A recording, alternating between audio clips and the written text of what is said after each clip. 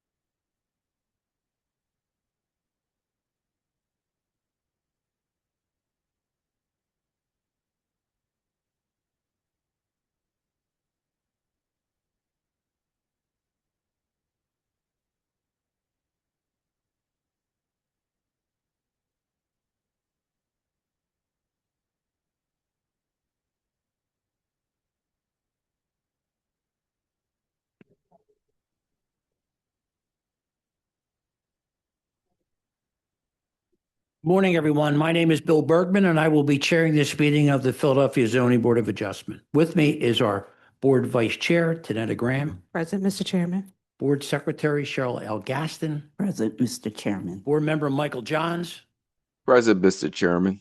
Board Member Taya Wynn, Present, Mr. Chairman. and Board Member Ryan McAdams. Present, Mr. Chairman. Also here is our Board Attorney Hillary Emerson, our Zoning Board Director Ian Haggerty, and our Board Administrator Lakeisha Dandy. Recording of this hearing will be posted on the ZBA website. By participating, you consent to be recorded. This is an in-person meeting with remote capabilities. Whether remote or in person, if you're called to speak, you must state and spell your name, then wait to be sworn in. Once you've been sworn in, please state your name each time before beginning your testimony. Any person may enter their appearance to become an interested party. You can identify the case property address in your Zoom webinar. You can see a staff member, or you can call the ZBA appearance line by the close of business tomorrow. Call 267-270-5548. Leave a message that includes your email address and the address of the property of the appeal case. Following guidance is for our remote attendees. First, when directed by the chair, you must raise your hand, your virtual hand, in order to be recognized to speak.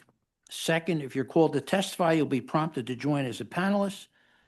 Please accept the request and turn on your camera. Third, the webinar Q&A is for questions about the hearing. Do not comment on cases in the Q&A.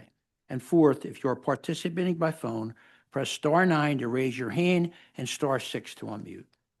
For our in-person attendees, please refrain from talking, eating, or drinking during the hearings. Verbal and physical aggression will not be tolerated. Restrooms are across in the elevators. A water fountain is just outside the room to the right. When speaking on the record, you must speak directly into the microphone in order to be heard by all attendees and the court reporter. In the event of an emergency, please follow the directions given over the public address system or by the staff.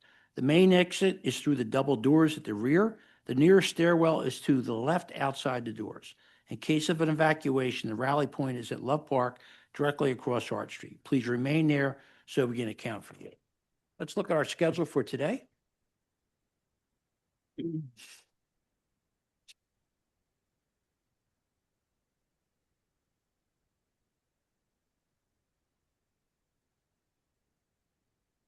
Number one, MI 2025 000479 5236 Rising Sun Avenue.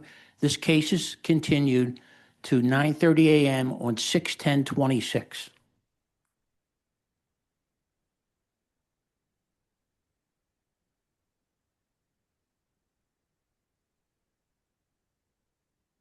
Number 8, MI 2025 000685 11920 Waldemere Drive. Vern Anastasio is the attorney, and I also see the council person's office in the audience.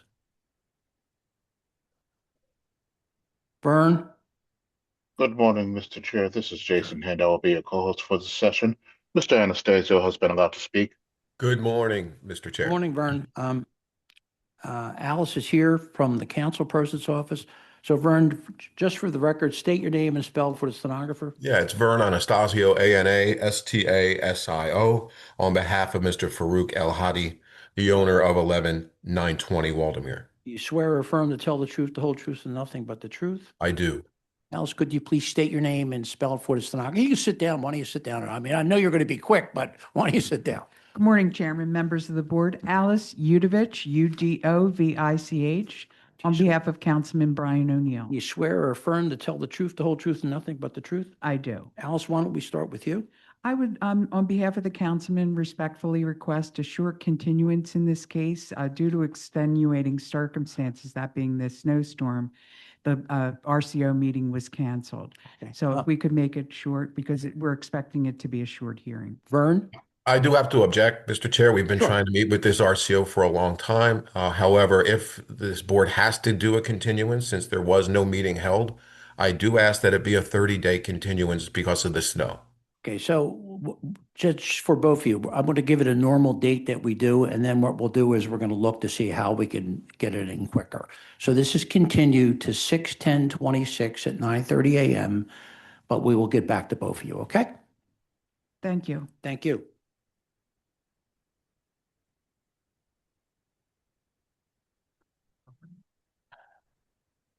This paper's sticking together here.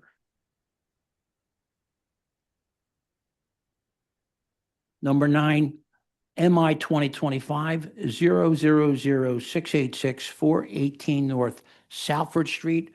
That case is continued to 6/10/26 at 9:30 a.m. And number 13,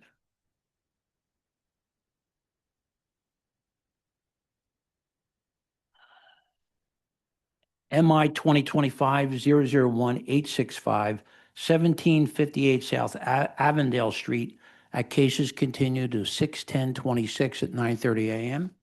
Are there any other requests for continuances?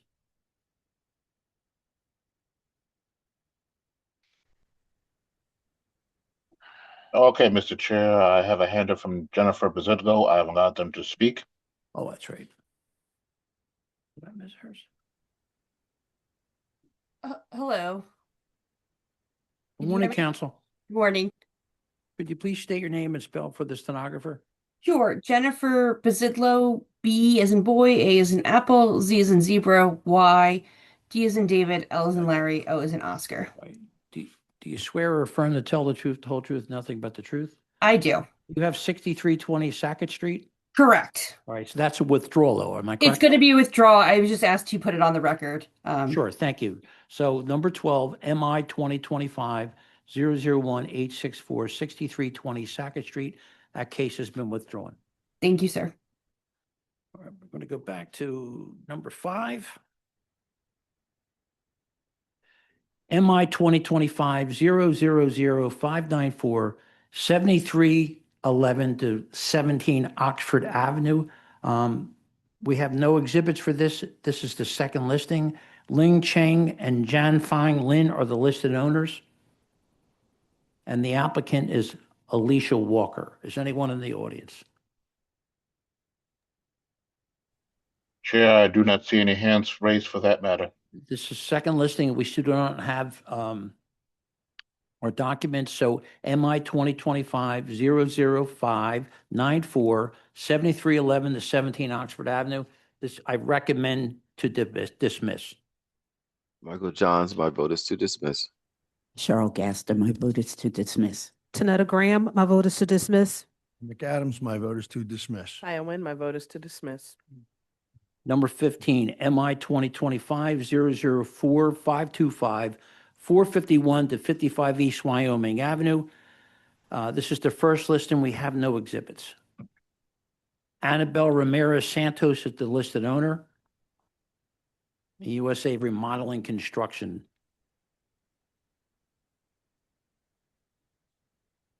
Chair, once again, I do not see any hands raised for that matter. So this is the first listing. So MI 2025-004-525, 451 to 55 East Wyoming Avenue. This case is continued until 6/10. Somebody's here? Oh, come on up. Come on up. I'm sorry.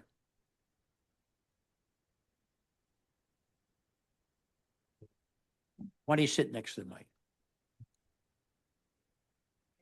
Good morning. So this is your first listing. First of all, state your name and spell for the stenographer. My name is Yeah. Luigi Castillo. I want to continue my case. Okay. Sir, can you just say and spell your name again, please? You can leave it on. It'll stay on. Just leave it on. Yeah. Luigi Castillo. Spell the name, please, for the stenographer. Sí, pero no sé en inglés, Okay. en Okay. Spanish. So do you need a Spanish interpreter for your hearing? Yes. Okay. Are you the owner of the property or are you renting the property? No, I'm not the owner. I got power. One second. ¿Cómo se? He's leasing the property? Okay. Okay. All right. So, are you leasing the property individually or through a company? Okay. All right. So, you can represent yourself, but we will make a note that you need a Spanish interpreter. We do not have any of the required exhibits for the case, so we cannot hear it today. We also did not know that you needed an interpreter. So we'll make sure we have an interpreter for you next time. Right, so MI 2025-004-525, 451 to 55 East Wyoming Avenue. This case is continued to 6/10/26 at 9:30 a.m. Thank you, sir, for Thank you. Have a coming good in. day. Number 16. MI 2025-004-643, 6144 Van Dyke Street. Alina Najin is the listed owner. This is the first listing. We have no exhibits.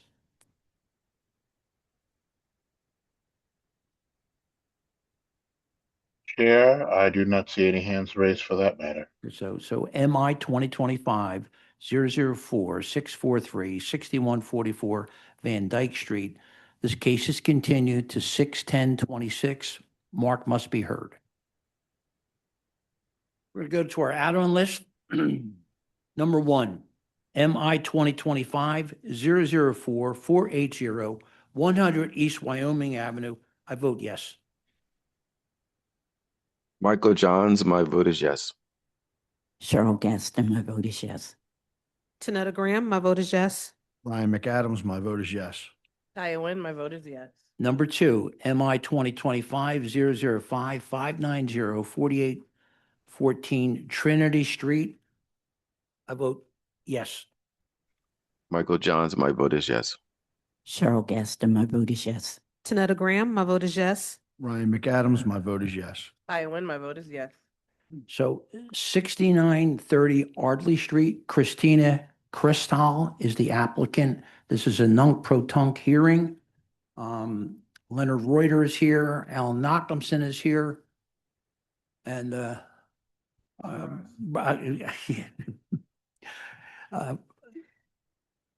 Mr. Whalen, are you representing the appellant in this case?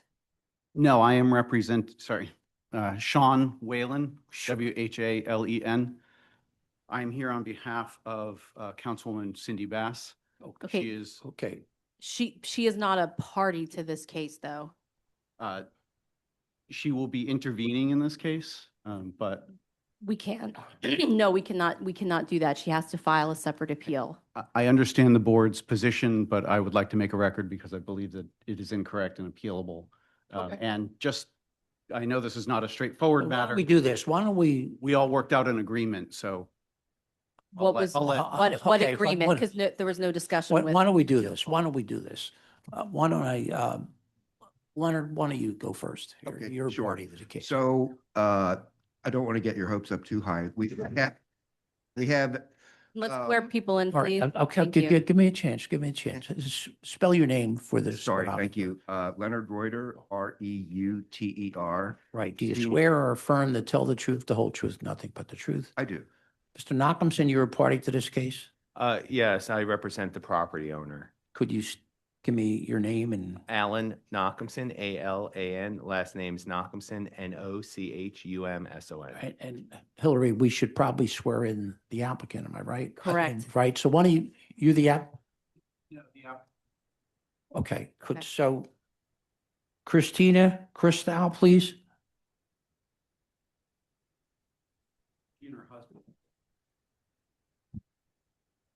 Okay, I'm Chair, sorry to interrupt, but I also have a hand up from a Richard Creamer. yeah, that's it. Why don't you let her on, please? Understood. I promoted them. They'll be coming back in shortly. Sure.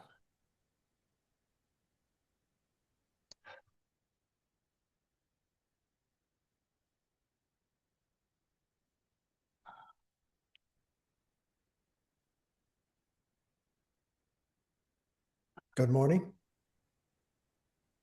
Mr. Creamer, is your Christina there?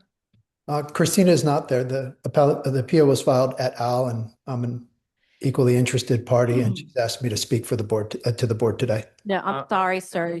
yeah. She filed the appeal in her name. We have been in communication with her. She has to present the appeal. Is there no recognition of the et al in the appeal filing? The et al would need to be explicitly listed. And in this case, it is not. Correct. Why don't, is she there? Why don't we She is just not swear here, her? otherwise she would be speaking. Then we'll have to continue the hearing then. Well, no, Okay, I would but- object to that. I mean, if she didn't show up to the. Wait a minute, act- wait a minute, wait. I started off by Leonard, could you comment here first? Sure. So just to get the main thing from our point of view, the city's point of view out of the way is the city's not taking a position on Sure. the request for the nunc pro tunc because that depends upon notice issues at the site that we don't have any independent Right, knowledge of. okay. In terms of when it was suggested that there is an agreement, I just want to say that we have reached an agreement to make a request of the board, which would be subject to the board and the board's counsel, which is to preserve. I would, and certainly the city would have no objection to preserving the issue of whether or not the appeal, a late appeal should proceed, but not necessarily, we wouldn't require the board to make a ruling on the nunc pro tunc and then just simply like roll that into the underlying case so that we can just have, well, again, I said it was subject to the board and board's counsel. The idea being because, if there's a ruling on the nunc pro tunc and then that gets appealed and then, who knows, it could come back and then we're back here like a year or 2 years later on the underlying case. We were just hoping there might be a way to just simply just deal with everything at once. And We haven't accepted the appeal yet, so we can't roll the nunc pro tunc into the merits. The nunc pro tunc is to determine whether the board Okay. will even accept the appeal. okay, then in that case, and that's fine. I totally respect. That's why, we weren't just saying we were doing this. We were asking the board if we could do that. Since it appears, and I totally understand that we can't do that. Again, we're not taking a position on the nunc pro tunc, but it does seem that, if the appellant's not here, that the matter should be dismissed. Does it impact the board's decision? Okay, I'm hold, the- sir, no, sorry. Yeah, You and can't Mr. testify. Chair, can I just, Go ahead. I'm looking at the cover letter that's dated December 26th of 2025 that was sent to the Philadelphia Zoning Board of Adjustment. That's stamped December 29th. And it states, this appeal proceeds in the name of Christina Christo, an affected neighbor. That's on the cover. So I'm just, there is. Well, that's why I stopped Yeah, him yeah, from testifying. yeah. Okay, so do you have any other comments? No? Okay, I think we should continue it, right? I think Yeah. in fairness, to the appellant, Yep, we should right, continue we'll it because continue it for when the was, appellants she was uh, not to be represented. here. And I just want to say, she is not represented and did not understand her at all. And all of that did not include other people. I understand. Thank you. Um, Just want to put that on the Would we record. ever make this a resumptive? Okay, all Well, right. no, well, so if the board gets to the merits of this case, this is a frivolous appeal. The mere- Well, I'm not, No, no, that's no, that's but- okay. but- No, but- no. but- But here's the thing, we're going to continue. I get it, but my client he's lacking funding right now because of this I cloud on his title to the property.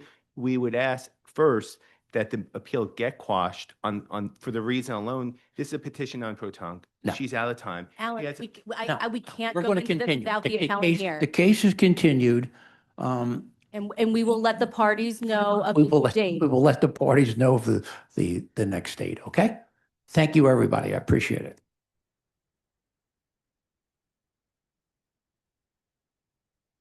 All right. Okay. Let's go to number 2. MI 2025-000-484, 4240 Edgemont Street. Holly Joe Harvey is the owner applicant. This is a pro se. Oh, okay. Good morning.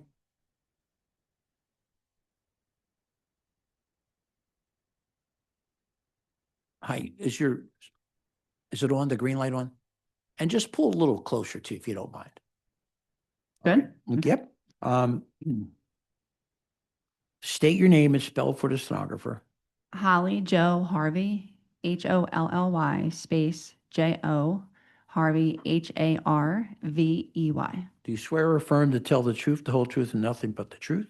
Yes. So this application is for use as a two-family household living within an existing structure, whereas the proposed use, two-family household living, is prohibited in the RSA 5 zoning district. There's a letter of non-opposition from the Bridesburg Community Action Group and our, I'm sorry, a letter of non-opposition, yes, of the Community Action Alliance. And our vice chair has a few questions for you, okay? Okay. Good morning. Have you submitted your documents and exhibits 5 days in advance of this hearing? Yes, the only thing that I just received was yesterday, but I did put it in the computer, but I also have a copy. It's my tax compliance. Okay, thank you. And do you waive the reading of the refusal and stipulate to its accuracy? Yes. Okay, thank you. You can begin your case. So we bought the duplex in 2000, or the house in 2007, and it was already built into 2 floors when we bought it. Okay. And we had family living there for years, and then we actually lived there for several years. And then, to be honest, I had no clue like what I had to do I mean, I had family there, so I didn't know what all the rules were and what direction I had to go to. And then recently, when we moved out, I wanted to do the right thing and zone it correctly the way it should be. Ian, you want to move some of these, if you could, maybe show us the photos? I mean, we have all the documents. Yes, Chair, no problem.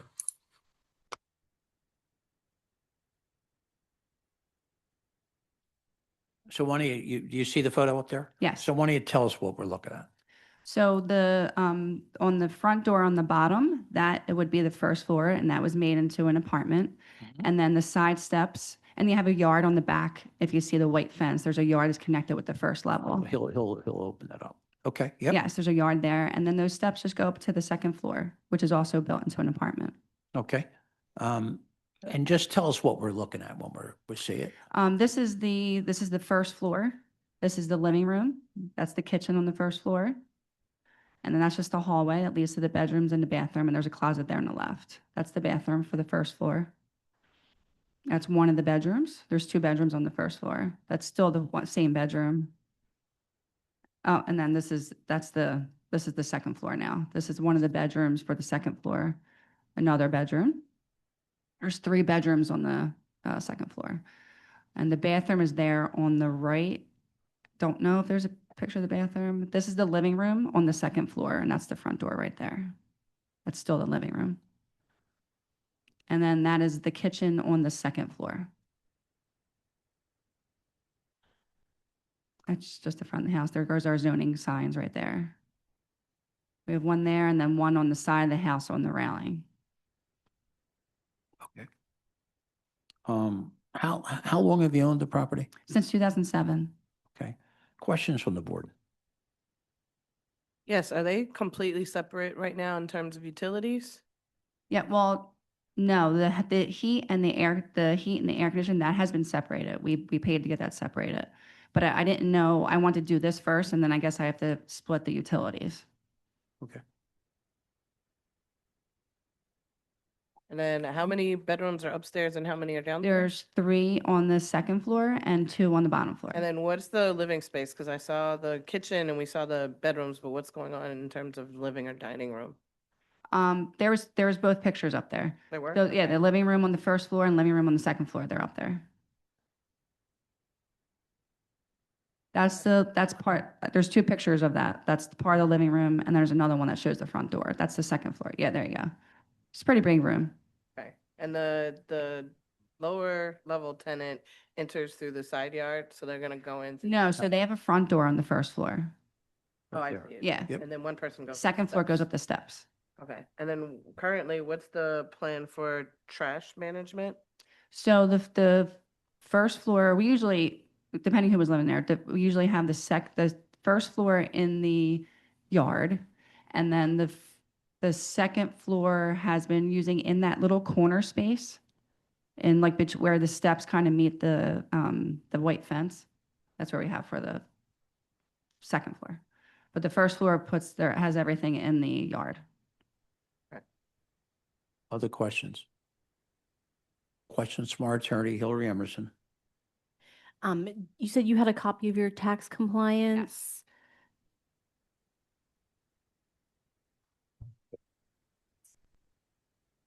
Okay. All right, thank you. So just make sure the staff can make a copy of that and we'll add it to the file before you leave today. Questions or Did comments? Send it, but I Oh, you didn't, did send it? I did it, I sent it on the exhibit file last night. Oh, I didn't you get this did. till yesterday. Oh, okay, Yeah. okay, no problem. We'll make sure we have it. They were having Thank a lot you. of trouble getting it. I didn't know I needed a tax ID number in order to get it. So I kept going online and it kept saying my information was incorrect. So finally I went down to the revenue yesterday and got it. Oh, okay. All right, well, thank you for that. Yeah, no problem. Questions or comments from the virtual audience? Actually, Chair, I have one more question. Mhm. When you subdivide, or when you changed the heating flow system from, assuming it went from a furnace to the ducted, to the mini split system? Yeah, so the actual duct system is for the second floor. They have the thermostat. Mhm. And then the first floor, we did the split. The splits? Yeah. Did they pull permits for the splits? I'm not even sure, to be honest. This is my husband, Joseph Harvey. Hi, could you please state your name and spell for the stenographer? Last name's Harvey, also Harvey. First name Joseph. Do you swear or affirm to tell the truth, the whole truth, nothing but the truth? Yes, we have licensed contract that did the work. Mhm. I could get a copy of it and send it in if that's something. So that I think when you're approved, you're going to have a certificate of occupancy to be obtained Yeah, and they'll this come was out. and gonna- check it. okay. Oh, okay. Okay. Okay, great. Thank you. Appreciate that. Questions or comments from the virtual audience? Chair, I do not see any hands. Planning Commission. Thank you, Chairman, and good morning. David Fecto, FECTEAU, with the City Planning Commission. Do you swear or affirm to tell the truth, the whole truth, nothing but the truth? Yes, sir, I do. Thank you, sir. Chairman and board members, the comprehensive plan recommends no change to the RSA 5 residential single-family zoning at this location. The city rezoned this neighborhood in 1970 in a council-supported map change. The previous owner appears to have converted the property into 2 dwelling units without the benefit of permits through no fault of the current owners. The City Planning Commission recommends that the board grant the proposed use variance for 2 dwelling units. MI 2023-000484, 4240 Edgemont Street. I vote yes with proviso. Certificate of occupancy to be obtained. Michael Johns, my vote is yes with proviso. Cheryl Gaston, my vote is yes with proviso. Tanetta Graham, my vote is yes with proviso. Excuse me. Ryan McAdams, my vote is yes with proviso. Taya Nguyen, my vote is yes with proviso. Number 17, MI 2025-004753, 2232 Fairmount Avenue. Thank you. Thank you. Thank you. Thank you. Thank you for coming in. We appreciate it.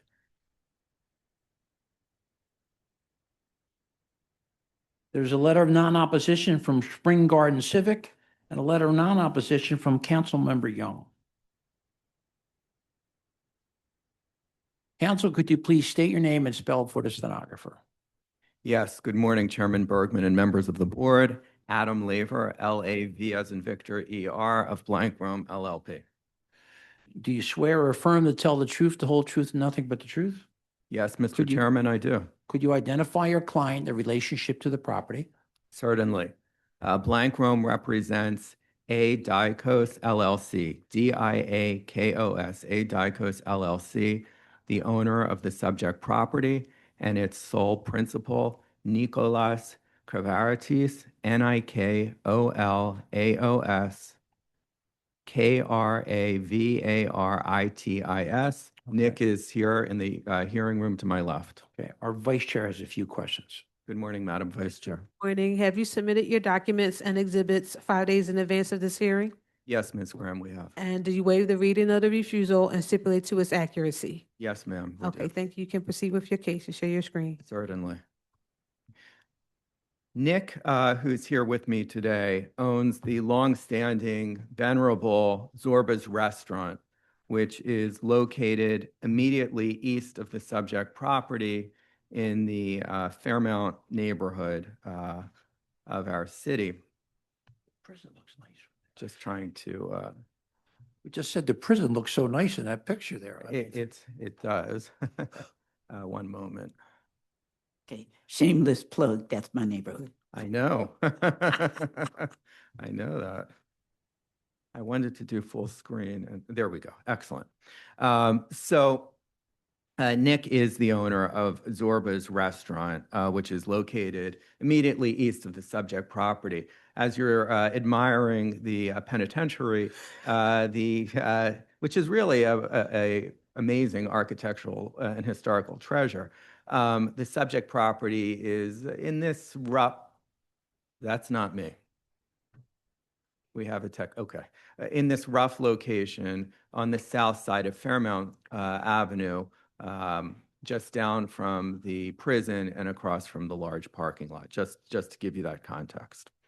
The subject property itself is housed a former chiropractor's office on the first floor, and that's what we're going to be talking about today, the reuse of that space.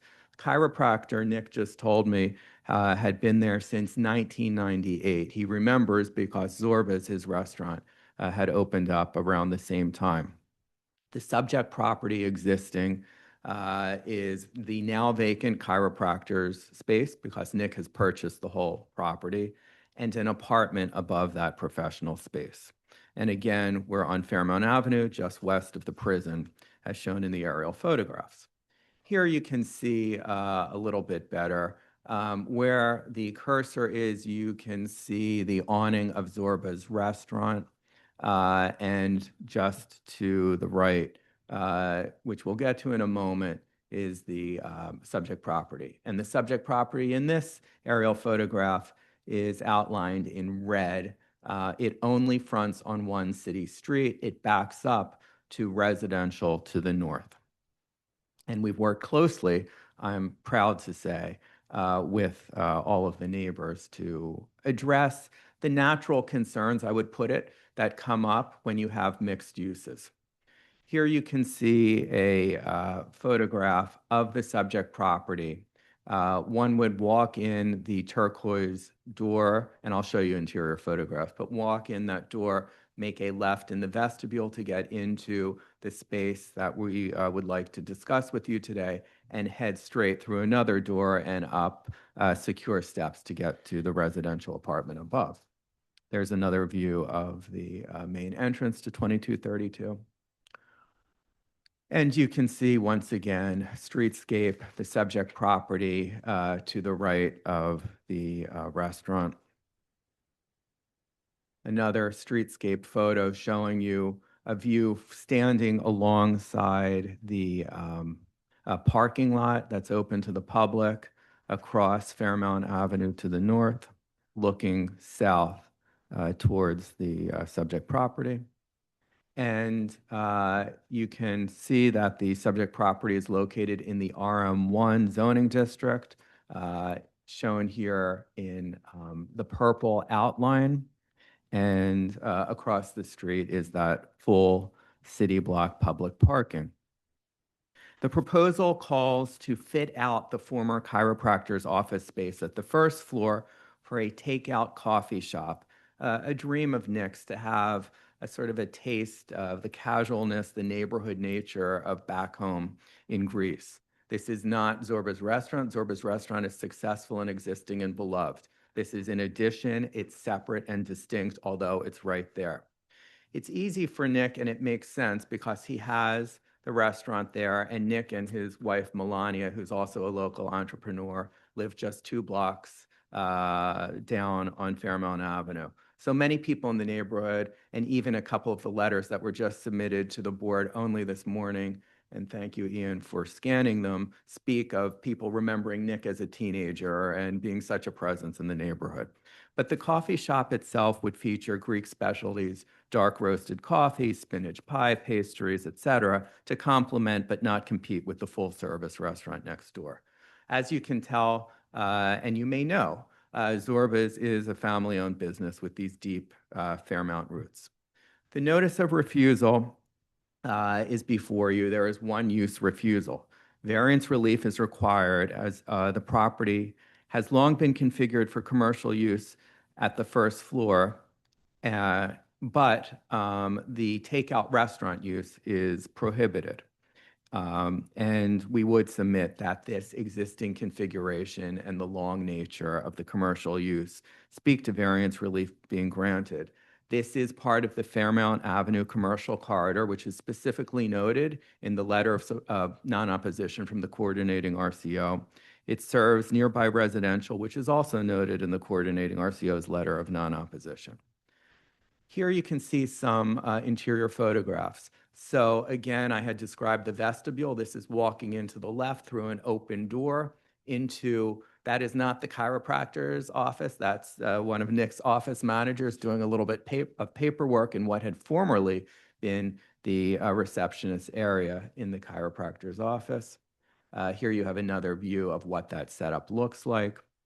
And Nick has already started to explore the potential beyond that space as you're heading south, if you will, towards the rear of the property of what the potential business might look like. Side note, the subject property is located in a historic district. And under the zoning code, as we know, there is encouragement to adaptively reuse existing historic properties. This would qualify, however, it falls just short of the 2,500 square foot requirement for past commercial use.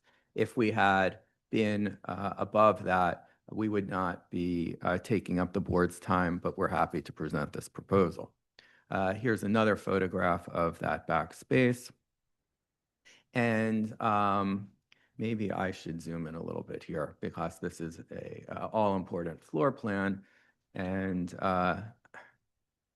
the basement itself is just storage. That's the pink utilities.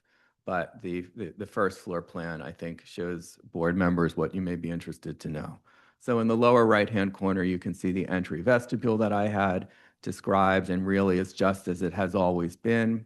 The cafe, the public portion of the cafe in tan with very little seating. This is a place in sort of the European tradition to stand up and have a coffee and talk and walk the dog, et cetera. It is not a place for lots of people to sit down. It's casual, neighborhood oriented. And then the green is the area where behind the counter where employees would be, and then the blue in the back is the kitchen, et cetera.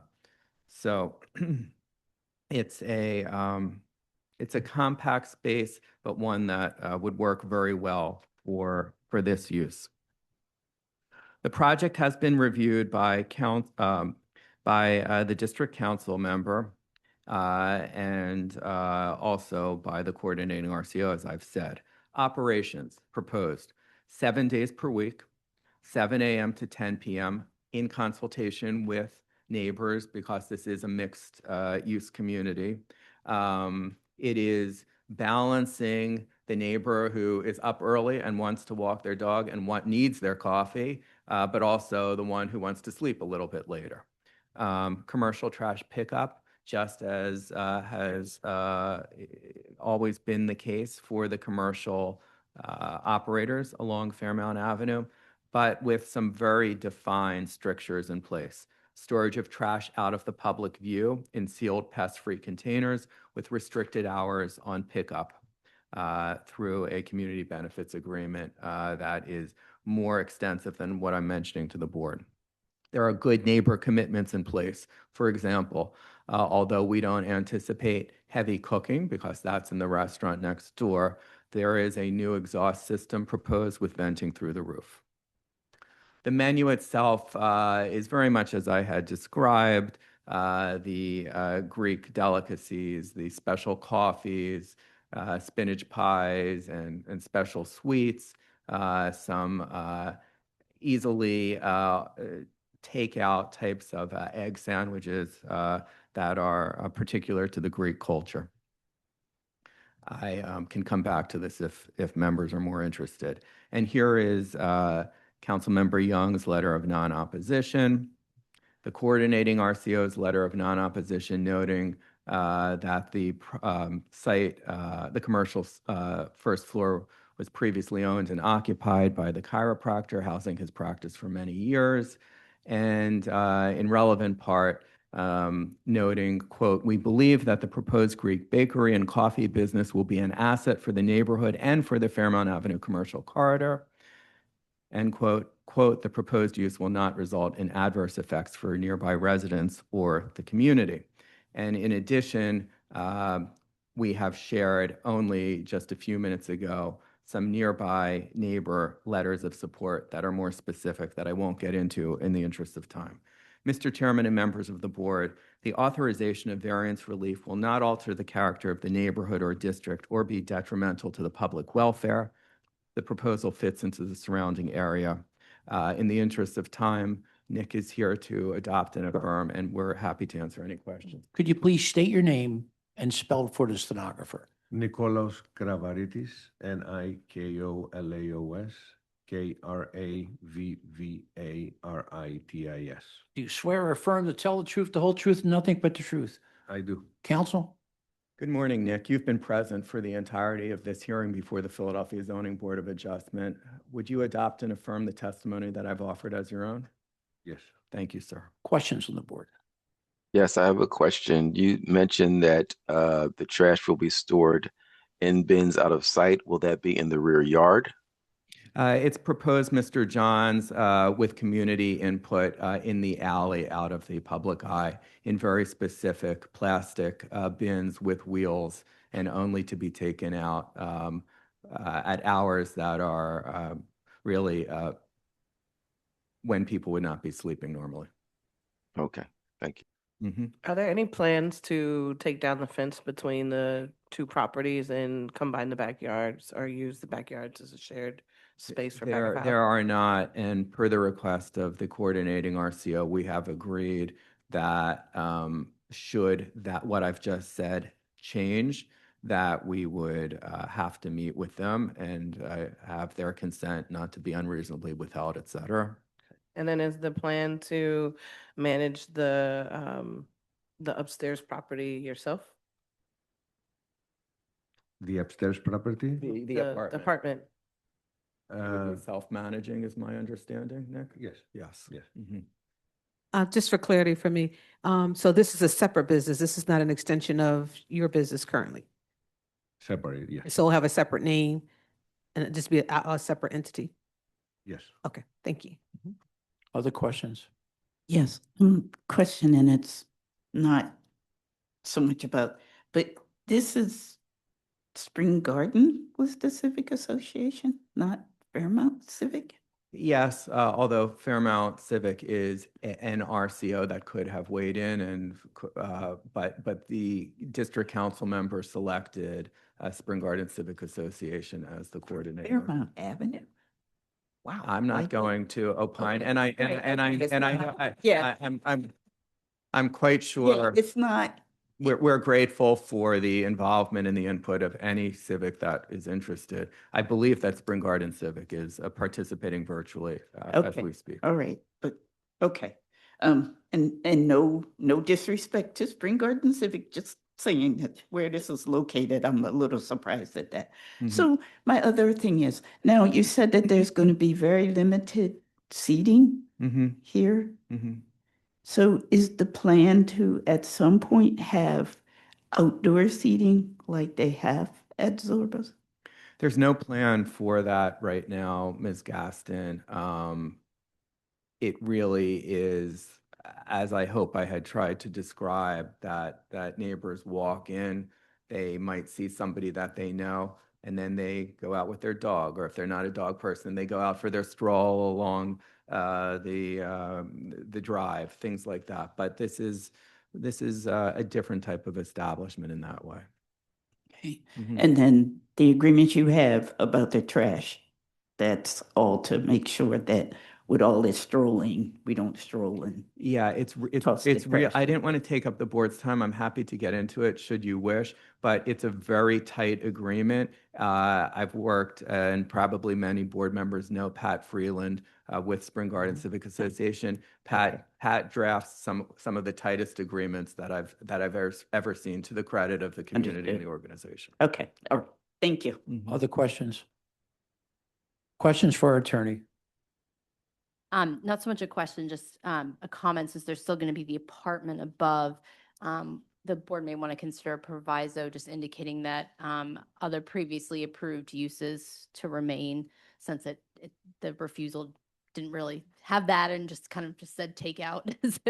I appreciate council's comment. Thank you. Questions or comments from the virtual audience or the current audience here? Chair, I have a hand up from Justino Navarro. Sure. Spring Garden Civic Association. Promote them right now.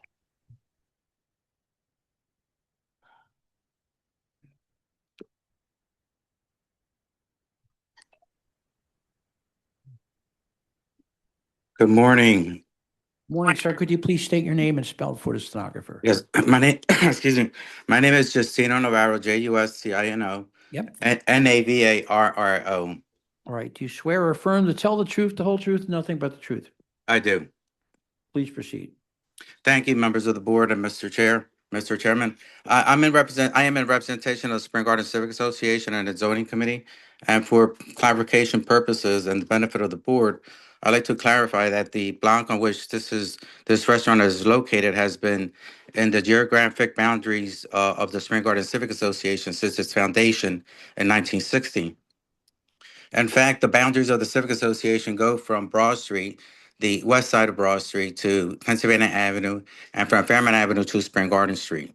So, and it's also part of the Spring Garden Historic District, a historic district recognized by the City of Philadelphia's Historical Commission for clarification purposes. We were designated as the coordinated RCO by the councilman's office, and we appreciate that as is customary. But I wanted to commend the council, Adam Naver, and also Mr. Karavaritis, because we've entered into discussions with neighbors that are right behind the property, and they had some concerns and issues regarding the operation of the proposed operation of this bakery, and even of the Zorba's restaurant, and to the property owner's credit and Zorba's owner credit.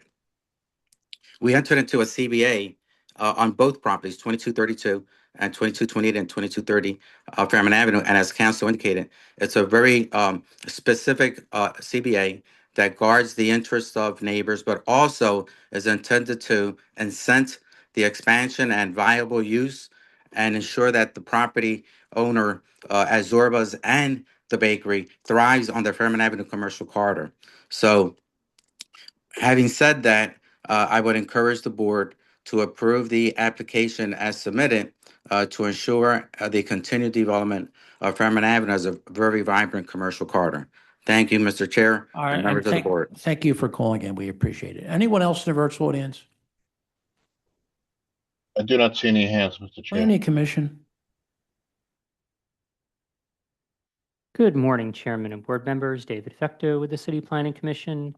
Chairman, the comprehensive plan recommends no change to the RM1 residential multifamily zoning at this location.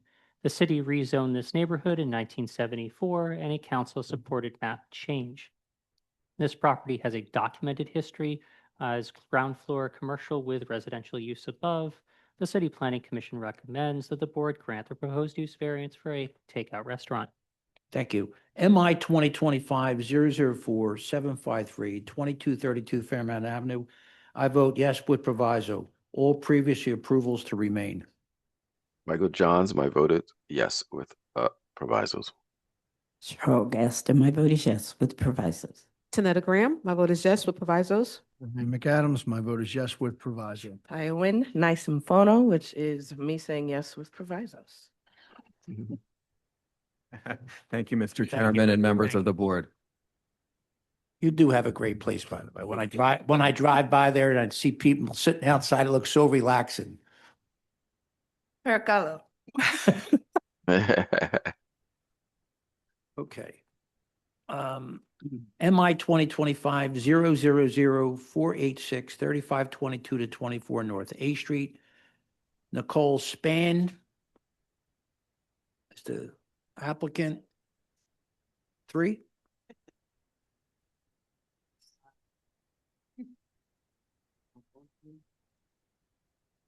Oh, good morning. Morning. Could you please state your name and spell for the stenographer? Nicole Spann, that's Nicole, Spann, SP is in Paul, ANN. Right. Do you swear or affirm to tell the truth, the whole truth, nothing but the truth? Are you going to use your computer or somebody's doing it for you? I can use my computer. Look, she's going to use hers, right? How do I do that though? Thank you.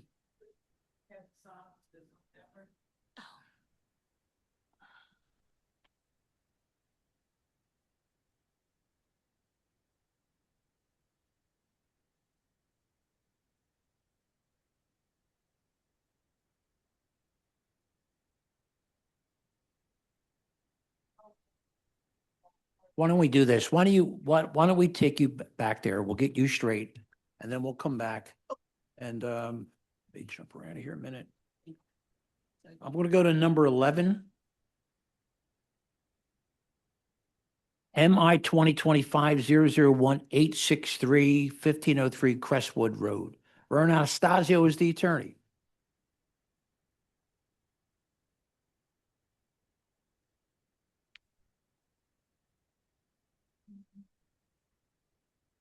They'll be coming back in as a panelist shortly, Mr. Chair. I'm just, I'll do 10 and 11 together, right? I just wanted to make sure that Silence was sitting there and I got this one. We'll have nobody left when we're done.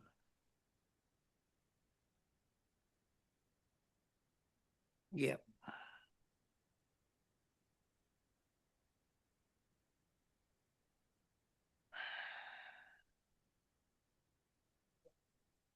Is that? Why are we doing 10 and 11 together? 10, 11. Yeah. Oh, yeah. So just the one. Yeah. I'm a little nervous there. Vern? Yes, sir. Vern, you've already been sworn. Could you state your name for the record? Yep, it's Vern Anastasio on behalf of Claudia Schutte, the owner. All right, thank you. Our vice chair has a few questions for you. Thank you. Good morning. Morning. Have you submitted your documents and exhibits 5 days in advance of this hearing? I have. And do you waive the reading of the refusal and stipulate to its accuracy? I do. Okay, thank you. You can share your screen and proceed with your case. Thanks.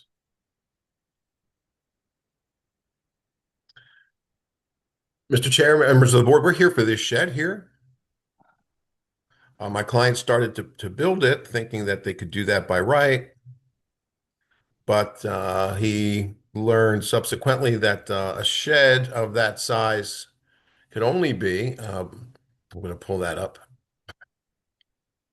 130 square feet.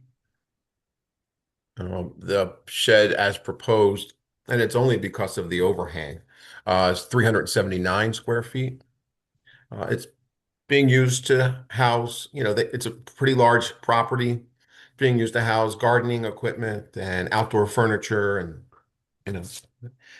the nearest home is literally 60 feet from the shed. So it's not a bother to anyone, which is why it enjoyed overwhelming double-digit support with absolutely no one attending the RCO meeting in opposition. And which is why the RCO sent a letter of support, why the council office was also generous enough to send a letter of support. And I believe you'll hear testimony today, not only from the council member O'Neill's office, but also Jack O'Hara of the Greater Bustleton. He's also present today to express overwhelming support for the shed. There were violations, so that my client then went into action and tried to legalize, and that's why we're here. It took us some time to get here, but of course this is unfinished product.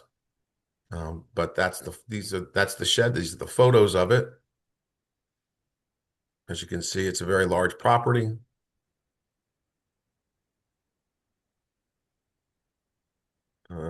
It doesn't impact adversely anyone at all. And in fact, many neighbors expressed an interest in getting bigger sheds themselves.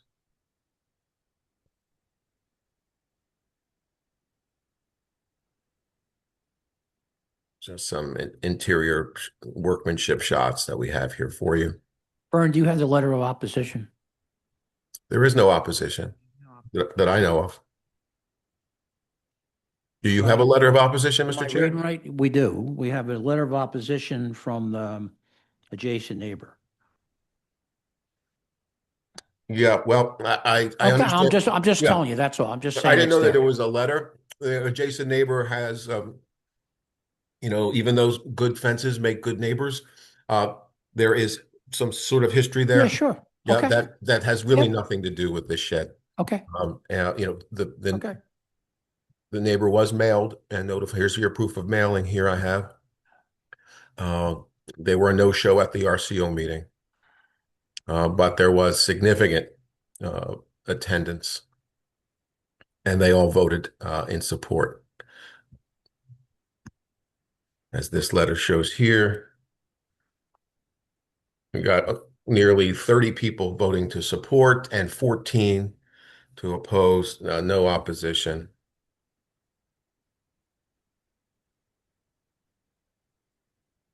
And the dimensional variance, as far as I'm concerned, it really is negligible. And the only reason why they count some of that is because of the overhang. So because this doesn't impact adversely anyone, and because the nearest home is literally 60 feet away, and because of the overwhelming support by the RCO, the Greater Bustleton, and the council office, respectfully requesting the granting of the variance. With that, I'd like Claudia Schutte to raise her virtual hand and be recognized.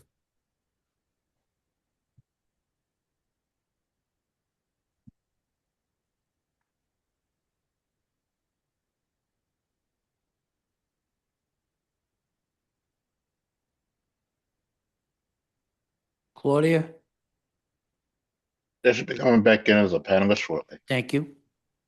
And here's the shed for the on the site plan to give you a better understanding. And here is the elevation showing the shed itself and then the open area there, just so they could have some furnishing out there to sit underneath and not bake. Just talking literally a couple 100 square feet difference.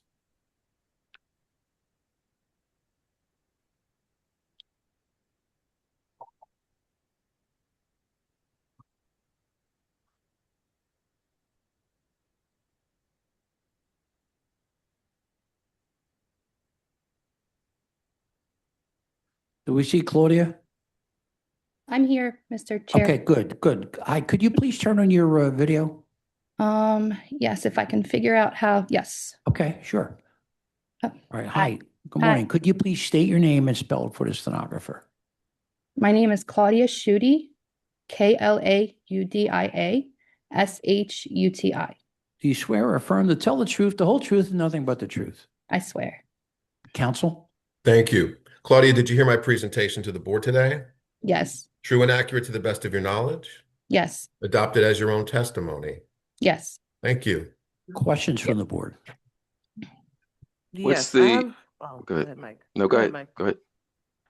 What's Oh. the difference between the allowed square footage and the proposed square footage? I'll bring You that said back it's up just a for you. couple- Yep, I'll bring that. couple I did hundred go, square feet. What is it? I did go by that pretty fast, so I'll bring it back up for you.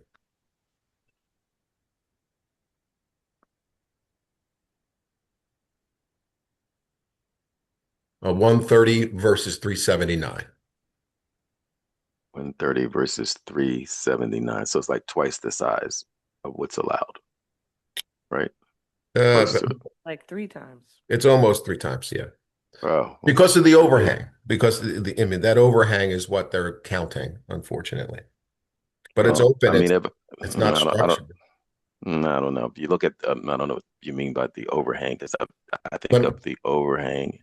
Are you Let me talking about show you. everything that's outside, the outside space and not Let me covered by the? I'll show you in the plan again. Hold on. Okay. Also, either Hillary or council, can we confirm, are we only talking about what you are referring to as the shed that has an indoor enclosed and a non-enclosed space? Are we also talking about the shed as well as the existing patio and the overhang over the existing patio that's attached to the house?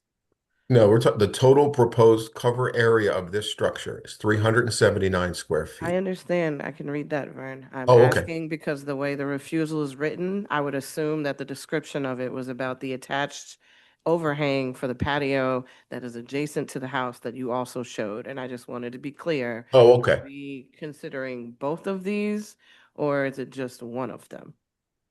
It 'Cause it'll appears. direct my line of question. Right, so it appears, and Vern, please let me know if I don't have this correct, but it Yeah. appears so that there's a covered patio that's being added to the existing structure, and then in addition, which is also an overhang to a detached accessory structure, and they're looking at the detached accessory structure plus that overhang, that is giving the total square footage. It does not include the rear roof covered patio attached to the home. Is that Right. correct? The rear roof covered patio attached to the existing structure is a by right thing. The only issue with regard to the refusal for zoning is that independent shed with its own overhang, and that whole covered area that I showed you on the plan, that is the subject of the refusal, and it's why we're here. That's the 379. Okay. The patio area is a by right situation. And that I understood. I'm reading the description as written and it was confusing. So thanks. Yeah, my client did that pro se. I wouldn't have put that in there because it's two separate things, but nevertheless, that's the answer to that question.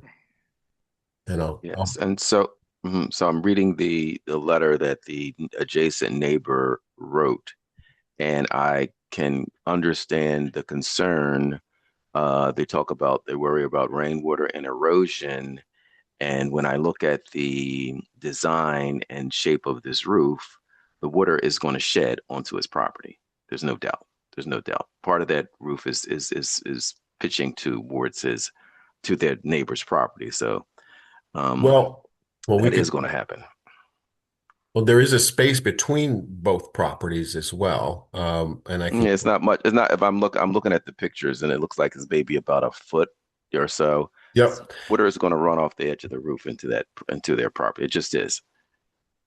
And if that thing catches on fire, there's no fire separation distance between, their property and this shed. His home is 60 feet from this shed. Wow, but his shed is right next to it. It's not far. Yeah, you understand what I'm saying? There Right? could also it's not far. So also it's an unfinished structure, so there's no reason why there can't be sort of stormwater sort of direction with which would be pretty common, Mr. Johns, right? If that were done. Yeah. Well, depending on the size of the roof, yeah, but doesn't necessarily have Well, to. that's also part of the RCO's recommendation, having a runoff system. And that's what we would, that was what the presentation was at the RCO meeting. Yeah, but I think the larger issue is that this was done without permits and review, right? All of the things that we're talking about are possible and go through a pretty strong review from both the water department and the planning department to ensure that all of these things happen. I think the amount of construction and the type of construction that was done negates, and this is why these issues are coming up at this point. To do this correctly, the whole thing would mostly need to come down and start over. So I just that's our plan. I mean, after we get the zoning, we're going to have to go through the the retroactive building permit phase. My client thought he could just do it, which is unfortunate, but that's the fact. I guess a clarifying question I have is it looks like the current accessory structure shed that this was built over it and that there's according to the plans, it looks like there's an attempt or a desire to make it bigger. Correct. Okay, so is the existing shed going to get torn down because the renderings don't match? Right. the Why partial existing don't I shed? have my client come back on so that she could talk about the detail? Ms. Schutte? Or her husband? Yeah, my husband's here with me. He will kind of explain. He'll need to be sworn in. All right. Okay. Hi, sir, could you please state your name and spell for the stenographer? Hi, my name is Gentian Rustemi, Gentian RUSTEMI. Do you swear or affirm to tell the truth, the whole truth, nothing but the truth? I swear. Please proceed. Thank you. Sir, can you explain the structure that's the shed itself, the plastic shed? Is that being is it proposed that that actual shed itself would be expanded, or will it remain as is? So the shed is going to stay like it is. Okay. So I'm sorry, we're just not really understanding. So you're talking about the existing shed. Are you talking about, are we going to take that existing shed out and make a new one? The chair, yes. The board member asked if this shed is being taken out. Oh, yeah, we are going to take this out, the old shed. It is the old shed. Okay, and you're going to be putting in something a little larger, is that right? It's not. It is almost already from the wood that is on the middle and on the right side. Yep. Okay, so it'll be about that big. Okay. That will be the new space of the shed. Understood. Thank you. Say that again, Vern. Yeah. Okay. The size of the shed will be in fact larger than the old But it existing. won't go bigger than the 379 that we have. No, it's going to be 379 total, but it's 379 is Yeah, this yeah, all. that's okay. 379 is all of this here. Okay. The yeah, I actual got it, shed I got it. itself will end about here. Okay. Where my cursor is, and that is reflected on the plan. Okay. Any other questions? Questions from our attorney, Hillary Emerson? Not at this time, Mr. Chair. Can I'd like to call Mr. Jack O'Hara, if I may. Vern. Yep. The council person's office is sitting here now. I am so Alice is sorry. here. I'm So so what sorry. I'll do is I'll go to Alice, then we'll get to Yeah. him, okay? Alice, Thank just state your name, Alice, Thank you, please. Chairman. Alice Udovich on behalf of Councilman Brian O'Neill. The Right. councilman has no objection to the granting of the variances at this location. Thank you very much. Questions or comments from the virtual audience? Yes, I have a hand up from David Rodriguez. I will allow them to speak. Sure. Promote them. Please accept the promotion to panelist. Sure. Thank you.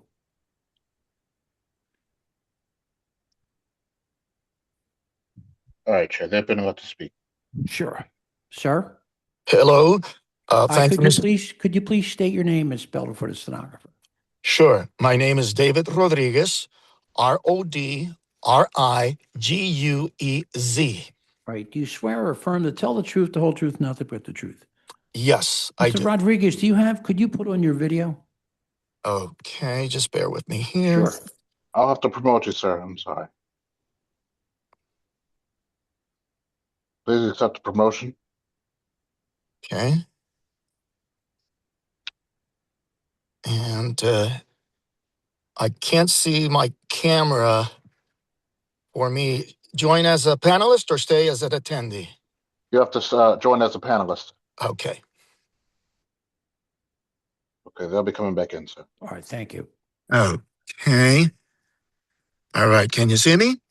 We can now, sir. Yep. Okay. Thank you so much. All right. Are you a neighbor?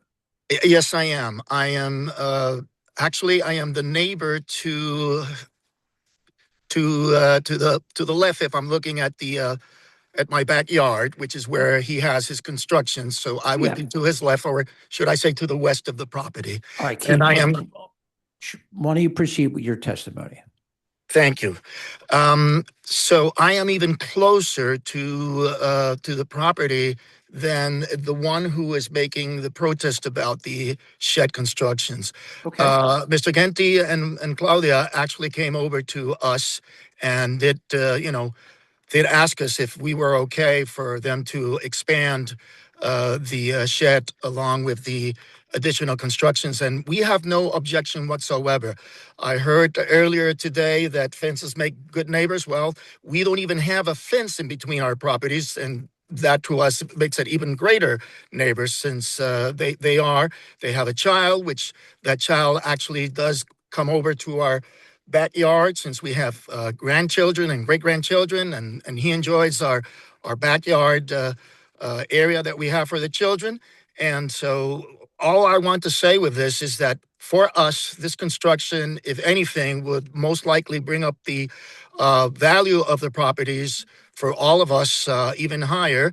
And I do understand that the neighbor who's making the complaint may have some water coming over, but understanding that Mr. Genti himself is a builder, is a constructor, I'm quite sure that he'll be able to adjust that properly. So from our point of view, my wife and I, we do understand that there is no problem with this shed. I don't see any reason why the shed would be a problem for the neighbor in lieu that his house is even a lot further from ours. That's all I have to Okay. say for now. All right, thank you very much for Mr. taking the Chairman time to and call us. members. We appreciate it. Is there anyone else in the virtual audience? I think Yes, Jack. I have a hand up from Jennifer Moran. Sure. I'll promote them.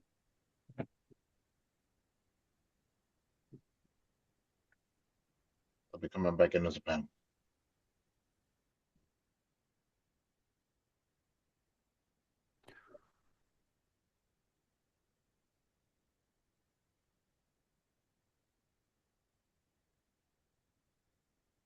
Hello, this is Jennifer Moran. Jennifer, could you turn your video on? Is that possible? How do I?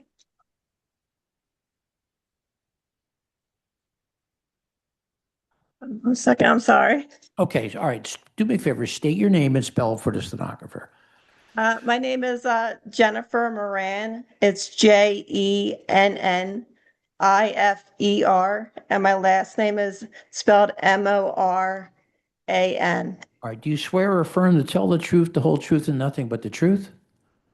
Yes, I do. Okay, and Jennifer, we do have a copy of your letter. Okay. So please proceed. All right. Well, good morning. I'm the adjacent property owner. I understand that people are saying that my house is further, but unfortunately, my biggest issue is the water runoff, and also that the shed is on it's 10 inches from my fence. I'm concerned about water runoff. I'm concerned about safety. I'm concerned about if something catches on fire, my fence will go on fire. I have others, I think and I would like, if the variance is approved, I would like for that shed to be moved away to have more additional setbacks, so it's not right on my property line. Okay. My client. Do you have any questions? Just that my client has already committed to doing all the mitigation as far as water runoff is concerned. Again, it's basically, we're talking about the size, not the location. So, if it were 200 square foot smaller, we wouldn't even be here. The fact of the matter is, because it's slightly larger with that overhang, and I think we can mitigate any concern with the plan that we've presented to the RCO with respect to, the water runoff. All right, thank you. Is there anyone else in the audience? No further hands, Mr. Chair. Planning Commission. Hold on for a second. Hold for a second. I have a comment. Is this owner is a builder? I don't know what that's for a living. Someone mentioned that they were a builder, and so if they're a builder, it's very concerning that they would go through this to build this and not have permits and not go through the process. So if they are a builder, clearly they do decent work because it looks good, right? The framing looks. Yeah, looks I don't good. think he's a Clearly you can do professional. construction. Well, I don't think he's a professional builder, but the fact of the matter is, he did believe, and we could put that on under oath on the record, that he was in compliance when he was building this out. I'm not a builder. Okay, there you go. He's just a handyman. Yep. Handyman. All right. Okay. Okay. Planning Commission. Thank you, Chairman, and good morning. David Fecto with the City Planning Commission. Chairman and board members, the comprehensive plan recommends no change to the RSD3 residential single-family zoning at this location. The city rezoned this neighborhood in 1991, and a council-supported map change. The appellant proposes to legalize a structure in the rear yard built without the benefit of permits. that is nearly 3 times as large as the code allows. They have not shown that they will suffer an economic detriment if forced to comply with the dimensional requirements in the zoning code. The City Planning Commission recommends the board deny the proposed dimensional variance. All that beautiful work would have to be torn out, and we would hate to see that. That's certainly an economic hardship. All right, so we're going to hold this to next Wednesday. We'll take it to executive session where everybody have a chance to voice their views on it, and we'll come to a conclusion, okay? And we'll Thank vote you. at 9:30 a.m. Just want to Thank move you. my entire exhibit packet into evidence It is. as well as the letter from Council Member Brian O'Neill. All right, thank you very much. Thank you. Number 3, Nicole Span.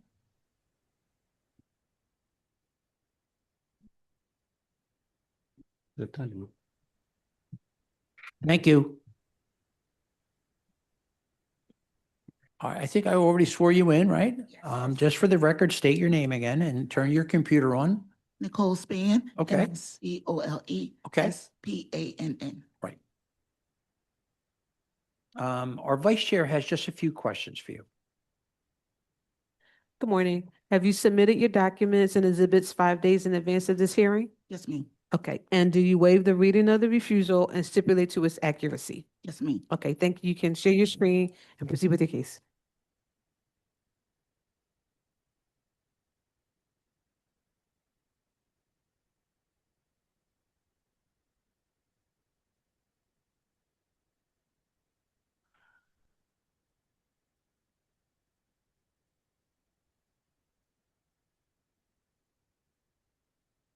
Okay. All right. So that's your posting, right? Yes. Okay. So that was the close-up of the posting. Yep. Then there was just another picture of the posting. That's the property right there, right? That is correct. And that's a duplex? No, it's a single-family home, and I'm here today for the duplex issue. But it already is a duplex and you're trying to, it's a duplex that you want to legalize? Correct. Okay. So my story, bought the property with my fiance at that time, went to Illinois to get the rental license, and that's when they informed me that it was not a legal duplex. Okay. How long have you owned it? Since 2021. And it was a duplex when you bought it? Correct. Okay. Here is a copy of the deed. Yes. We have all your documents. Okay. I think where you should be is show us the photos of the property. My pleasure. So here's pictures of the property. If you notice, like in this very first picture, where this is the downstairs, the first floor, and back here, like through this walkway, those are the steps to the second floor. It's a clearer picture in this bottom right screen here. On the first floor is 2 bedrooms, 1 bathroom, living room, kitchen. Same thing for the second floor, 2 bedrooms, living room, kitchen, bathroom. This is the porch to the first floor. Right. What do you have in the basement? In the basement, Yeah. right now it's just tools. There's no access to the Okay, basement okay. from in the unit. This property, which drew it to our attention, it has a 5-car garage, a 6-car driveway. But it does not have access from either of the units. Okay. Oh, I'm sorry. I keep scrolling the same picture.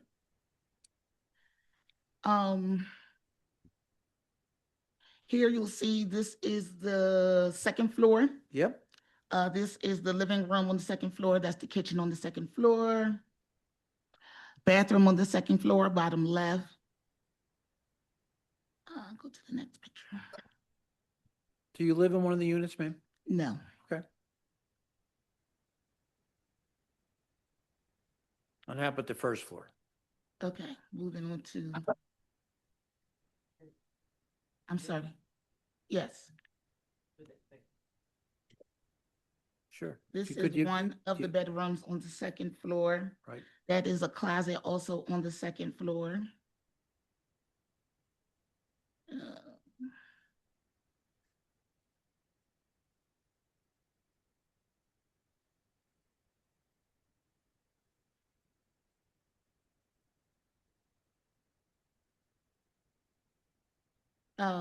This is another bedroom on the second floor. Here, So 2 bedrooms on the second floor. correct. That's the second floor as well. That's the garage. This is the living room on the first floor. That comes in off the porch, am I correct? Correct. The living room, the kitchen area. More pictures. This is bedroom number 1 on the first floor.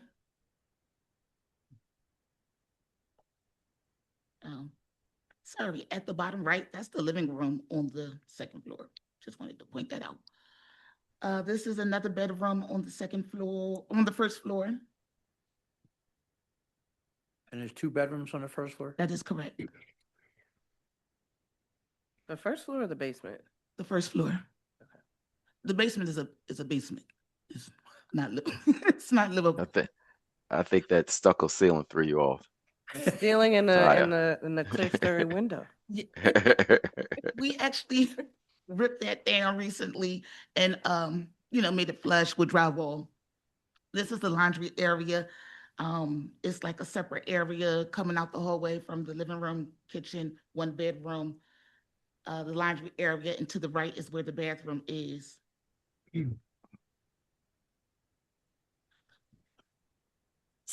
This is just a storage area. Like I said, that ceiling, yes, we pulled that out, made sure everything was good. That's the bare basement there. Like I said, there's no access from the unit to the basement. We pretty much use it for storage. At the bottom right, that's the driveway area. Like I said, it holds about 5 or 6 cars there.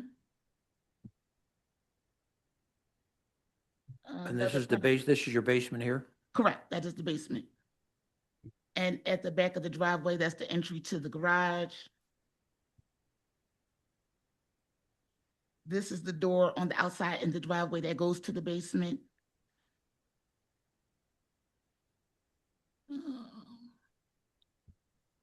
And that's about it. And this is the, like I said, the garage area.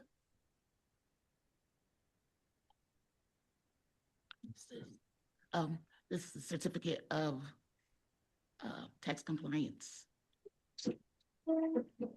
Certificate of tax? clearance. All right. Questions from the board? Are the units completely separated? Yes, So like there's separate utilities for the first floor, the second floor, and the garage separately? yes. Yes. When you purchased the property, did you get title insurance? And did any of this come up on the inspection report? Surprisingly, no. Okay. None of this came up until I went to get a rental license. And the plan is to keep this as sort of a rental property for both units? Correct. Are you using any parts of the property personally? The garage. The garage? It's in the basement. And then how are you all using the garage in the basement? As storage space. Storage space, okay. Other questions? Yeah, question for you. So that first floor extends all the way to the garage, or is that a separate? Because I mean, it was kind of looking at the building, and it looks like the first floor extends all the way back to that 1-story garage area, right? Correct. And is that part of the apartment? No, sir. Until you get to, it's not, okay. No, so the garage, right. There's no access to the garage to the unit. From the unit at all, okay. Correct. Okay, and then how do you get to the second floor unit? It was a How do walkway you- on the left-hand side. On the other side. So right here at the bottom, you can see where. You got a close-up shot of that. Why don't you look for it? I saw the close-up before. Oh, okay, gotcha. Okay, yeah, there you go. No, that was good. I see the door. Okay. So that door at back there goes to the second floor, That is correct. all the way in the back. That goes to the second floor, and this door That- right here in the front goes to the first floor unit. Correct. Okay, yeah, it's interesting because the house looks small from the front, but it's actually pretty long, and because the rooms look pretty decent, look like a decent size. Yes. So all right. Where's the trash stored for your tenants? So there's a driveway, and that's where the trash cans usually sit. Let me The see. driveway going into the garage. I'm sorry, say that The again. driveway where the garage is. Correct. Right. Okay. Other questions? Do the tenants have use of the driveway Yes, so they can park? yes, that block, unfortunately is parking limited. Got it. Okay. Yes. Questions from our attorney? Not so much a question. I just wanted to note that the refusal doesn't say anything about the parking, and that there's existing parking. So that may need to be recognized. I don't see any permit history relating to parking on here. So that may need to be done through a separate zoning permit application. And this is RSA 5 and it's access from a main street. So you might actually need a separate variance to legalize the parking that's already there. I just wanted to flag that for you. Okay. So there's unfortunately anything we can do about it now, but I just wanted to make a note because I noticed it wasn't on the refusal and I checked the zoning history. Clearly it was put there at some point well before you, and the garage is there and all of that, but just wanted to note that there isn't a record of that parking being approved. So just wanted to flag that for you because you may need to do something about that in the future. Okay. All right. Questions or comments from the virtual audience? I see no hands at this Planning time. Commission? Thank you, Chairman. Good morning. David Fecto with the City Planning Commission. Chairman and board members, the comprehensive plan recommends no change to the RSA 5 residential single-family zoning at this location. The city rezoned this neighborhood in 2019 in accord with recommendations in the comprehensive plan. This block face has a mix of single-family homes, duplexes, and triplexes, so the proposed 2 dwelling units matches the character of this block face. The City Planning Commission recommends that the board grant the proposed use variance for 2 dwelling units.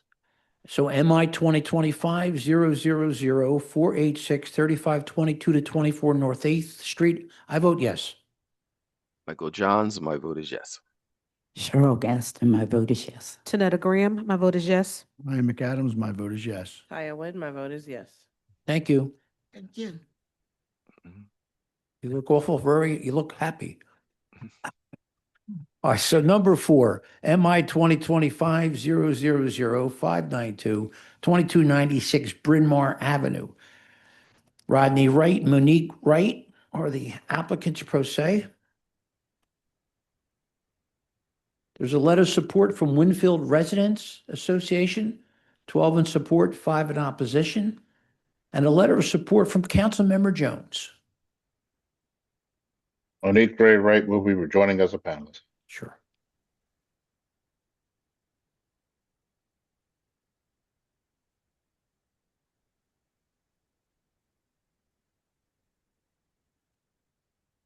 We're here. Well, that's great to hear. Thank you. Could you, thank you. Could you please state your name and spell it for the stenographer? Monique, are you going to testify? Yes. Okay, please state your name and spell it for the stenographer. Monique, Monique, Gray, Gray, Wright, Wright. Do you Good morning. swear or affirm to tell the truth, the whole truth, nothing but the truth? I do.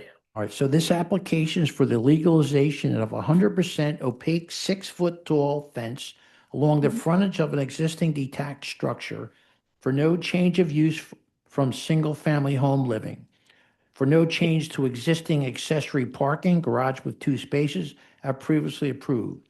Whereas any fence located nearer to the lot line than the required building setback or the actual distance of the building from the lot line, whichever is greater, shall be no more than 4 feet high, no more than 50% opaque. Whereas fences on any side of our corner lot, building facing a street, shall comply with the front setback rules set forth by section 14-706, apostrophe 3, apostrophe A, 1. Our vice chair has just a few questions for you, okay? Yes. Good morning. Have you Good morning. submitted your documents and exhibits 5 days in advance of this hearing? Yes. Okay, and the chair just read your refusal, so do you stipulate to the to the reading of the refusal further and do you stipulate to its accuracy? Yes. Okay, thank you. You can share your screen and proceed with your case. Okay.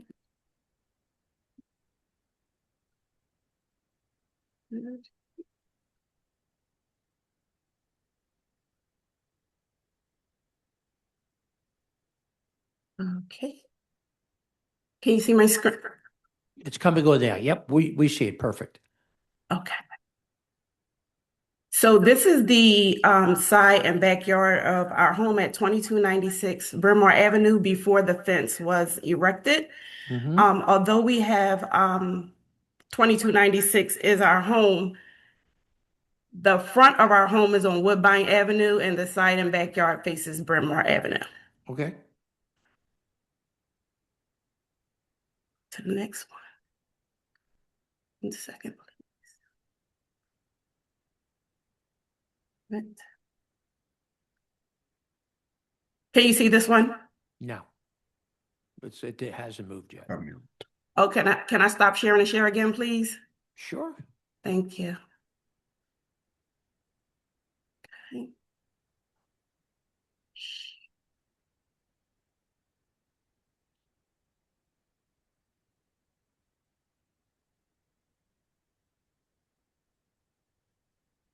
Please.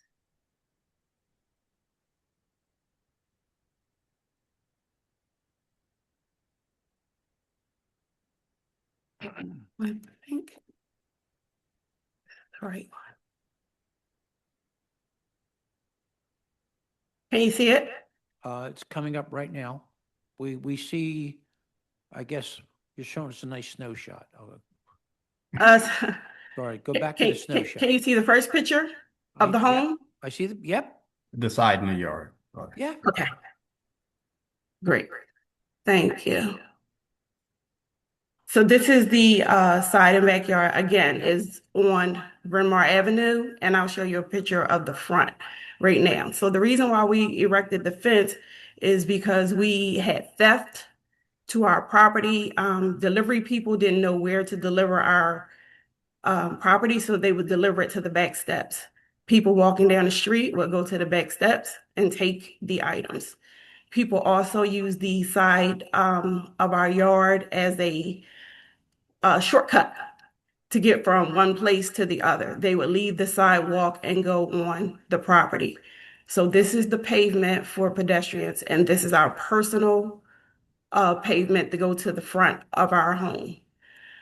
They would also leave dog feces. Animals would come on to our property. But the most reason is because in the snow, we have seen footprints to the back of our home. And animal prints to the back of our home, which is quite dangerous when people should not even be back there. People take it upon themselves to walk back there. That made us less secure in our home. They've also stolen things from back here, so we can't leave anything outside. It's really unusable from this perspective before the fence. After the fence, this is the front of our home that faces Woodbine Avenue. And the fence is located behind our front yard. So our front yard is huge and substantial. And the fence is behind that, which is lined up directly with the property. Once we put the fence up, delivery men were able to walk on our private path to the front and deliver packages so that they would no longer be stolen. People no longer had the ability to walk past and take things from our property that was not theirs. But the main issue was when we would have family functions and things like that on the side of the property, there would be pedestrians and people walking past that would literally, drive up, park, and come and start asking us questions. So we felt that that was a lack of privacy and unsafe. They would say, "Oh, is this a barbecue? When should we come back? Can we have some?" They would not only speak to us, they would speak to our guests. And in a way that's kind of frightening because people walking up and down the street, you really don't know what the motive is. And you don't want to have to get into, any conversations with people that you really don't know. Okay. So this is our property from the corner perspective. So you would walk down Woodbine Avenue, you would be able to see directly to the corner. Around the corner, you would have to pass our front yard in order to even to get to the backyard. This is another picture as well. So the walkway, you would walk down the street. We wanted to show you the intersection. So if cars were coming past, they will be able to see fully around the corner and down the street. I'm sorry, my exhibits are going too quick for my fingers. Apologize. So if cars were coming down the street, they will be able to see around the corner. And as you can see right here, the city put 3 lines in the street right here. So which means that you can't even park in this distance so that cars can see around the corner. They also put a street sign over here for no parking so that when cars approach the intersection, they can also see around the corner. So cars as well as pedestrians can see around the corner when they come up to our property. This is a picture from Bryn Mawr Avenue, and you can see from across the street, you can see all the way down the street. So pedestrians were crossing the street or cars were coming down the street, you can see without obstruction. There are no obstructions to sight lines where the fence is located. Monique, that's a fence right across from you too, right? Yes, it is. It's a fence right across from us, and that fence is right there. Yep. So you can see in conjunction for our fence and theirs is here, close to the intersection, and ours is all the way back to the side yard of our property. We wanted to make sure that when we put up the fence, that it would not obstruct pedestrians or sight lines for cars. Okay. And here is a picture of the intersection to show you the distance from the fence. I'm standing on my sun porch steps to show you the distance from the fence to the intersection. So when cars are approaching, here is the sign where you can't park here, and here are the lines where you can't park there. So all of that is unobstructed for sight lines as well as walking purposes. And here is the intersection showing cars coming to the corner. And it shows that the fence has no obstruction to that. All right, questions from the board? I guess I don't Questions or have a comment? que- Go I ahead, guess I Mike. don't have a, yeah, I do have a comment. I guess it's not really a question. I understand your concern and all the things that you raised. I guess I'm just it just this is my own opinion. I think the fence takes away from the neighborhood completely.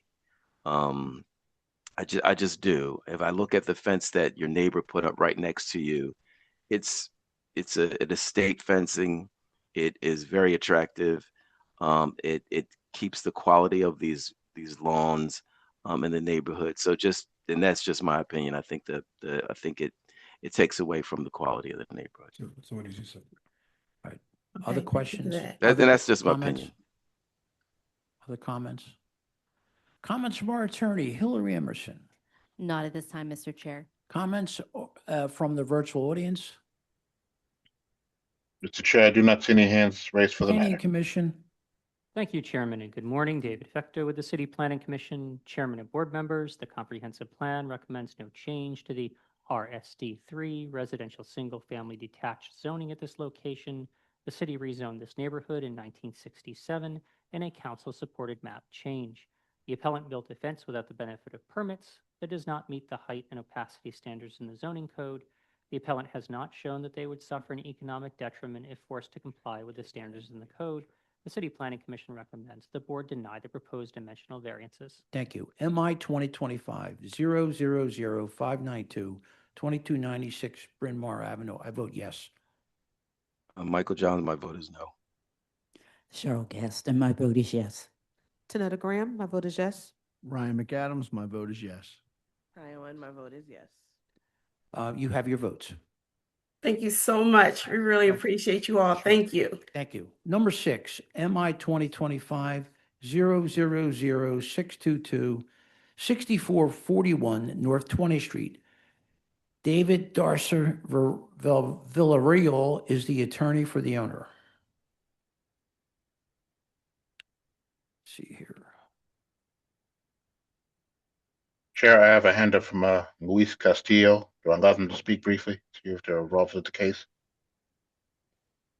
No, that's an expediter, but why don't we see if we can get, unless the owner's with the expediter. I'll let them speak briefly. Luis Castillo, please unmute. Yes, I'm here. Can you hear me? Is the owner there? I am the applicant. The attorney, is the attorney there? Yeah, no, the applicant. I've been hired Mr. Ramon Jaques. He's the owner of the property. Sir, I need the attorney. We have an attorney listed for the owner. We don't have the attorney listed in this case. We have the owner. All right, then put the owner, put the owner on, please. Yes, sir. Mr. Jaques.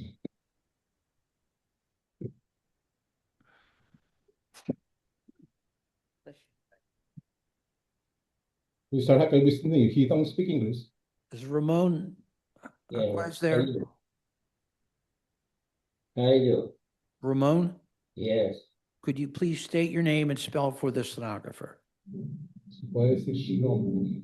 Es Manuel Ramon Jaques. I'm Yeah, sorry, hold on. we're having difficulty hearing. Can you please turn on the video so we can see Mr. Ramon Vasquez?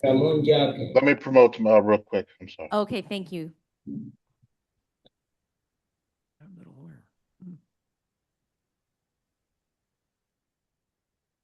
They'll be coming back in as a panelist shortly.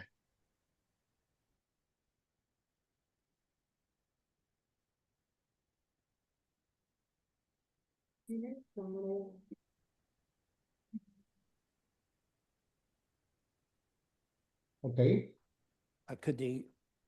Is the owner in the orange shirt? Yes. Could you please state your name, sir, and spell for the stenographer? Su nombre otra vez. Hold on. No. You can't do that, right? I mean, if he needs an interpreter, we'll have to get him an interpreter. Perfect. And Luis Castillo, L-U-I-S. Oh, no. Answer my question. Can he understand, or do we need an interpreter? He need interpreter because he don't speak English. He understands? No, he doesn't. He doesn't. Okay, all right. So this case is going to be continued. Okay. And we'll have to have an interpreter the next time, all right? So Yeah. this case is continued to 6/10/26 at 9:30 a.m.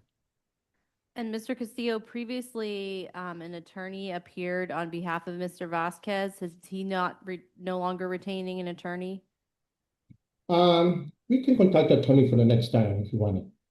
If you need it. Okay, well, has he retained an attorney? Is he paying someone to represent him in this case as an attorney? Yes. Okay, well, then the attorney, if he's doing that, the attorney is the one that needs to appear. Okay. Yes. Thank you. Thank you. Number 7, MI 2025-000 6299 3465 North 3rd Street. Joseph Vaccaro is the attorney.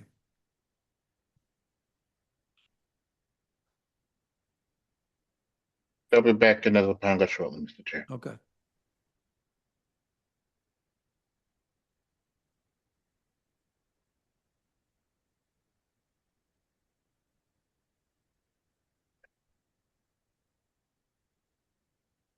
Good morning. Can you see and hear me? And counsel, could you please state your name and spell for the stenographer?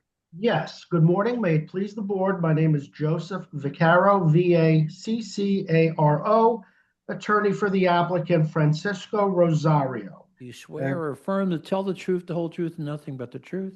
Yes, I do. RCO is in non-opposition, and also the council member is in non-opposition. Our vice Thank you. chair has a few questions, Mr. Vaccaro. Thank you. Good morning. Have you submitted your documents and exhibits 5 days in advance of this hearing? Yes, with the exception of the tax clearance. We anticipate being able to submit a tax clearance certificate, if not later this afternoon, this week. Is that okay? Okay. In that case, we'll need to hold we can hear it, but we can hold it we'll need to hold it until we receive the tax clearance in terms of having a vote. Much appreciated. Okay, and do you waive the reading of the refusal and stipulate to its accuracy? Yes, Okay, thank you. You can share your screen and proceed with your case. thank you very much. Just let the record reflect that I have Mr. Francisco Rosario. He's sitting right next to me in the office where I am. Can you see? It's coming up now. Yeah, we have it. Okay, so you see what the screenshot of the property from Yep. No, I see the City of Philadelphia property. Yep. City of Philadelphia property. Okay, so if I could start the presentation, my client owns this property, and it's technically an empty property. It's a vacant lot technically, and that's why I'm showing you on the first 3 pages, going back to 2015. There's no improvement on the property. It's an empty lot. It's the property is approximately 840 square feet with a 14-foot frontage, zoned as RM1. Here's a satellite view of where the property is, so I could zoom in. It's on the far north block. It's on the far north of the block of the 3400 block of North 3rd Street, just south of the Amtrak line. That's the Amtrak line with Glenwood Avenue, just south of Tioga. It's the second lot in from the corner. The property on the corner, which is owned by Luz Ramos, she participated at the RCO meeting, and she was in support of my client's application. By way of history, this property was sold in 2019 by way of sheriff sale to Alberto Caro, and then Mr. Caro sold the property to Luz Caldazilla in 2020, and in 2022, Francisco had purchased the property from Luis Caldazilla. I've included those deeds in my packet. I'm showing where the property is. Here's a screenshot of the property. It's right behind the tree, at least as of when the Google people took the photograph. Here's another view of when the Google people took the photograph. The stop sign where my cursor is floating here, that's Glenwood Avenue, and then you have abandoned factories and the Amtrak line going further to the left. Here's the refusal. Here are the proposed plans. Here's a picture. My client had put up the gate to the building, and I have some other photographs which I could show you as I proceed with the presentation. My cursor is over the neighboring property, that's Luz's property, who was in support of my client's plan. With the application for appeal, if I could just scroll down, here are the deeds that I had described. And when my client had purchased the property, here's the gate that I was describing. Another view of the gate. And the purpose of this application, yes, the refusal in the application describes a garage. Under no circumstances does my client want to use this property to store any vehicles. There is no curb cut. There's no intention to put in a curb cut. This is the neighboring property. This is Luz's neighboring property. She uses it basically as a backyard where she stores her vehicles. Francisco was in the metalwork business. He has a shop at 3006 North 6th Street. It's about a mile away. If you make a left at the intersection of 3rd and Glenwood, make a left on Glenwood, make another left onto 6th Street, and just north of 6th in Indiana is where my client's metal shop is. He has a lot of metal, a lot of equipment, and a lot of materials. His intention is to legalize the use of this property for materials and equipment and tools. Showing you some of the materials and equipment inside his property. Here's a view of the inside.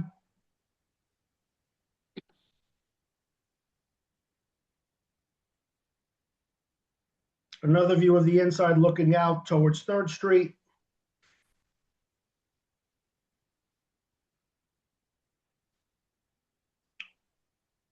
He had put up these two plywood doors after he had purchased the property. Here's a view of the back alley. He's not encroaching onto the back alley. Here's another view of the back alley. That trash is not on his property. Here's a view of the back alley looking towards Glenwood Avenue. And again, this is Luz's property. My cursor is over Luz's property with the fence and the short wall. This is looking south, along with the other photographs. So he's not doing any work on the property. He doesn't plan on doing any work on the property. The work hours and work days are from 8 a.m. to 5 p.m. Monday through Friday, and all the metal work is being done at 3006 North 6th. Any work is done off-site. This particular site on 3rd Street is strictly for storage of materials and equipment and tools.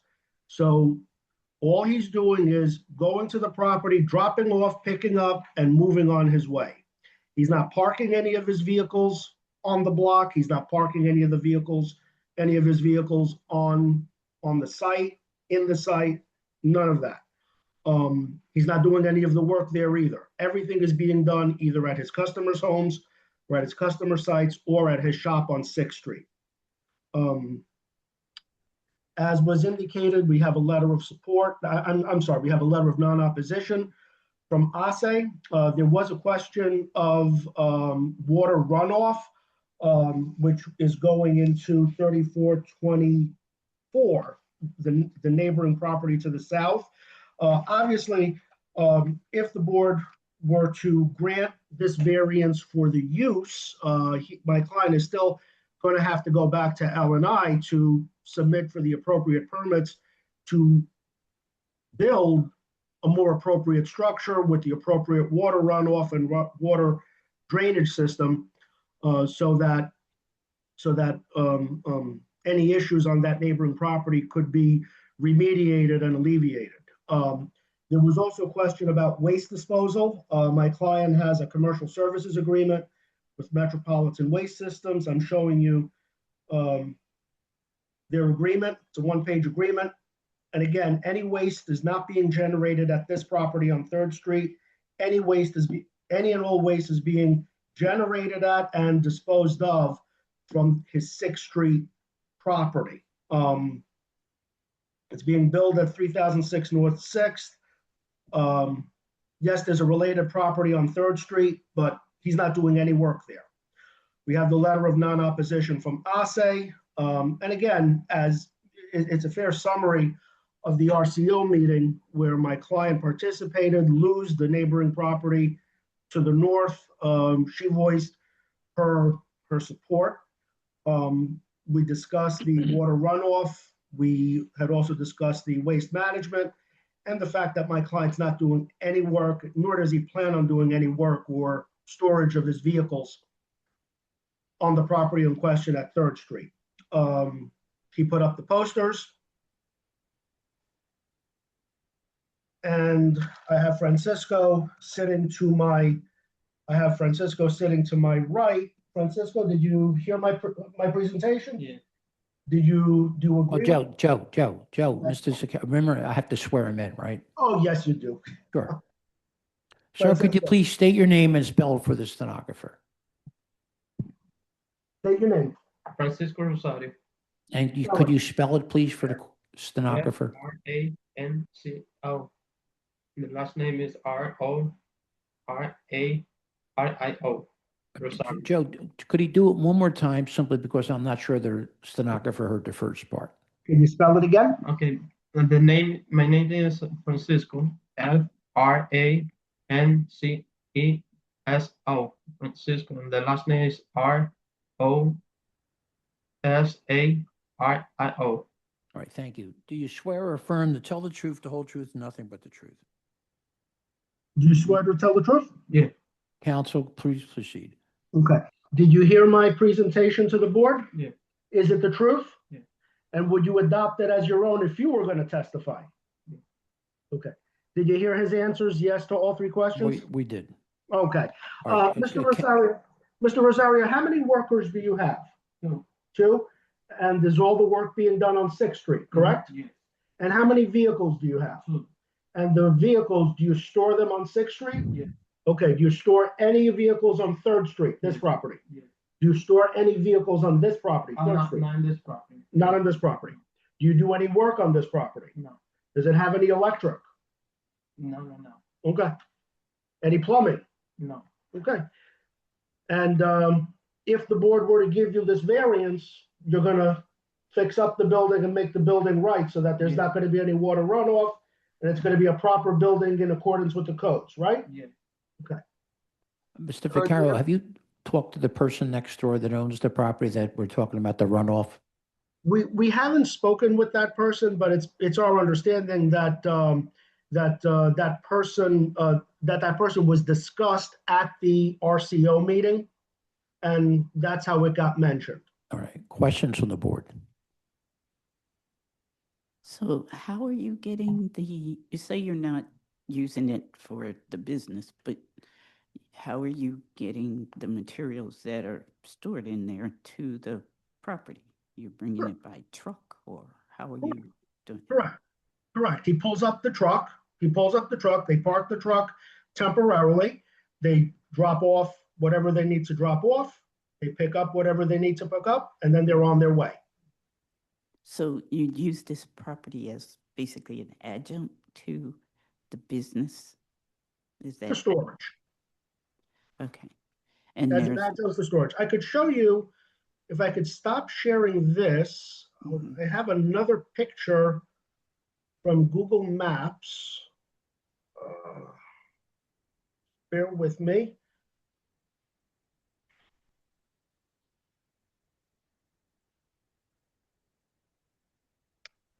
Do you see a Google Maps screen?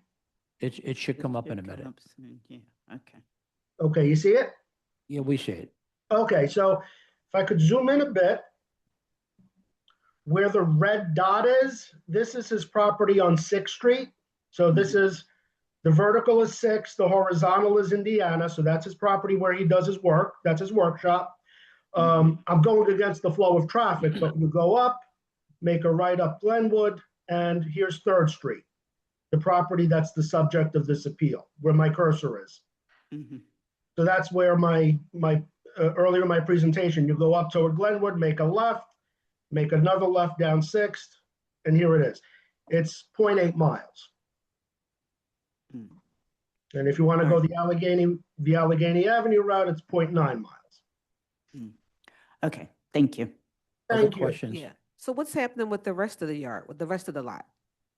Well, the rest of the lot doesn't belong to him. The rest of the lot belongs to Luz Ramos. She's using it as her backyard for her business. Let me see here if I could. So the structure covers the whole lot? That one-story structure covers this whole parcel? No. Let me go back to the screen sharing of the photos that we took of this lot. We're not encroaching on her property. We're not using her property for anything. Nope, not this one.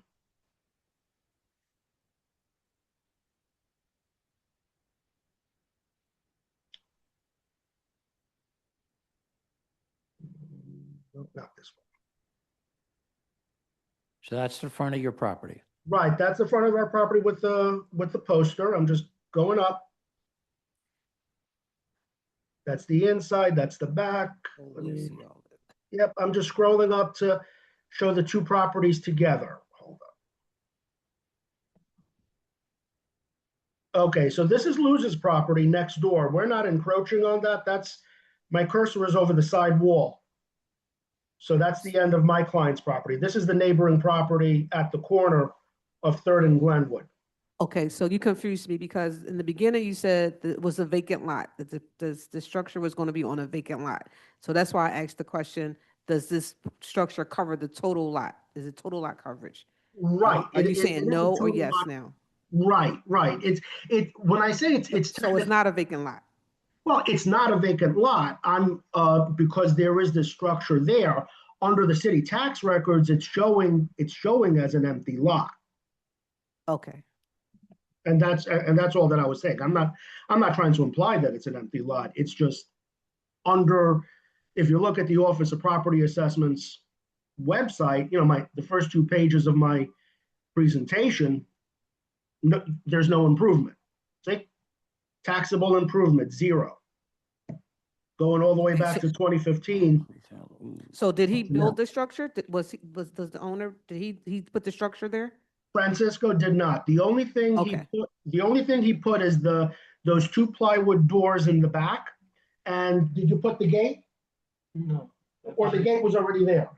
So the gate was already there when he had purchased the property back in 2022.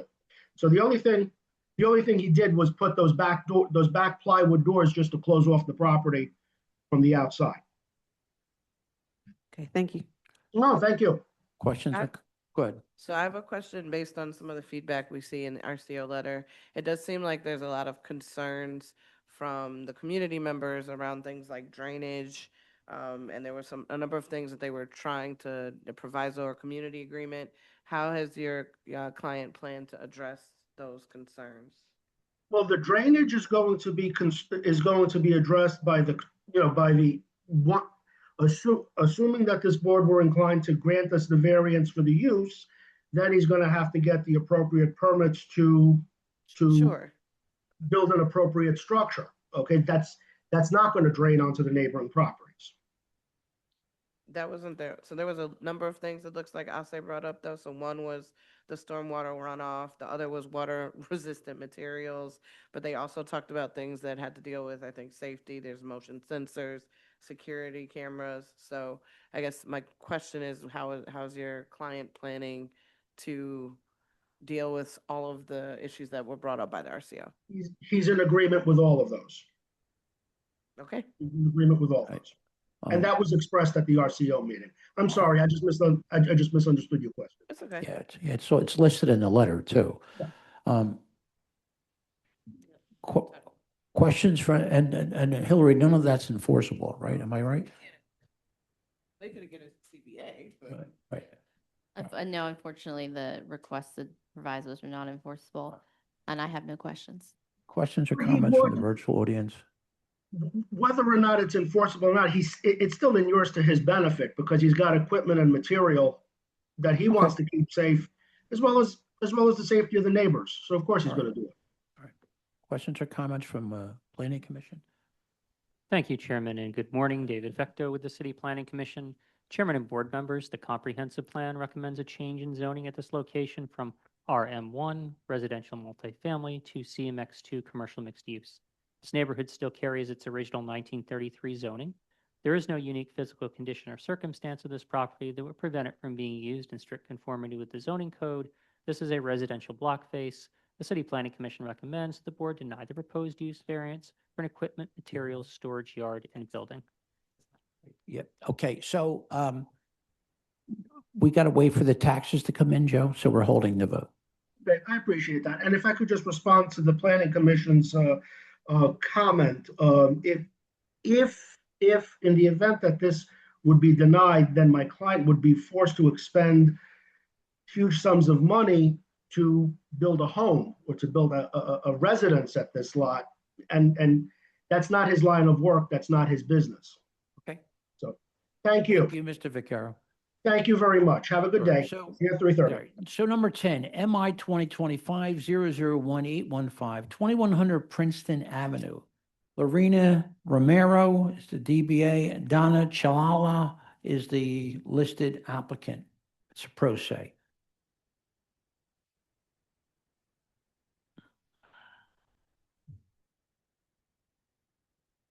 Hillary, we still don't have the proof of mailing? We have proof that one letter was mailed to one address, but there are 123 affected addresses. That's okay. So I'm not sure that the requirement was met. I've asked for clarification. But I don't. And we need a lease too, right? We did receive the lease. Okay. but I have not received clarification that the mailing was properly done. Thank you. They've been promoted to panelists. They Thank should be coming back in shortly. Hello? Hi, Donna. No, Lorena. Is Donna there? No, it's Lorena. Lorena is the right person. No, it's Lorena. That's I see it. I see it. But yeah, doesn't it say DBA? Yeah, that's the name of the business. Okay, but all right. she- Could you please state your name and spell it for the stenographer? It's Lorena, L-O-R. Hold on. This is misspelled. Lorena. That's the first name. Segura is Segura.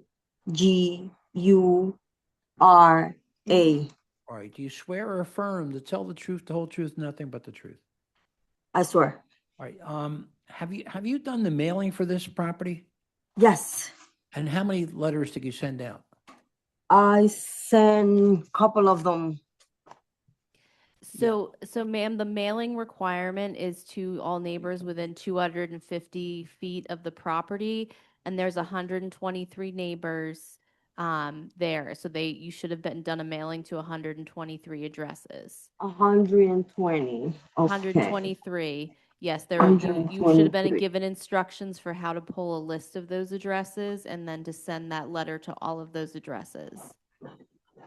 Unfortunately, if you did not do that, then we will have to continue this case because that is a requirement.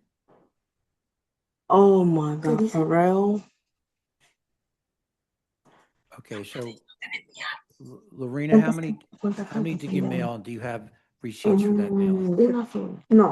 No, ¿cuánto? Fueron no sé cuántas me dio. Hold on, please. I have the Lorena? links here. Yes, How many letters did you mail? I mail. Hold on, because I have a copy here. We saw proof of mailing for one letter. Yeah, I only say for one, but I didn't send one. No, se mandaron más. I'm looking here. Lorena, you need to be the only one speaking. It's making us difficult for us to hear. Lorena? Yes, All right. How many letters did you mail? I sent 110. All right. Okay. All right. So here's what we're going to have to do. We're going to have to continue it. And before the next date, make sure you touch base with the staff and they'll make sure that you know exactly. Okay. Okay? All All right. So right. this is going to be, listen to me, this is going to be continued to 6/10/26 at 9:30 a.m. 16. 26, 6/10/26 at Mhm. 9:30. Okay. Okay? And then check with the staff and they'll make sure that you have the appropriate things to do. Okay. All right. Thank you. You're more than welcome. Thank you. That's the only thing basically that I'm Okay. missing, right? Thank you very much. You're welcome. Thank you. Right here. Let's see. MI 2020, this is number 14, MI 2025-001-878, 1126 Harrison Street. Jermaine Harris is the attorney. There's, well, wait till he gets one. They'll be back in as a panelist shortly, Mr. Sure. Chair.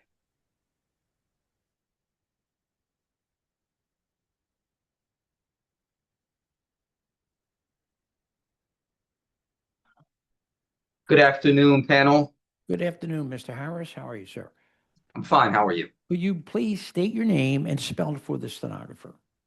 Sure. My name is Jermaine Harris, and that would be Jermaine, and I am the attorney for the applicant. Okay. Could you identify your client? Well, hold on. Do you swear or affirm to tell the truth, the whole truth, nothing but the truth? Yeah, sure. Could you identify your clients? My clients are Gianna Diodardo and William Villa. Okay. And for a point, we have a letter of unanimous opposition from Northwood Civic Association, 24 votes, and a letter of opposition from Councilmember Lozada. Our vice chair has a few questions.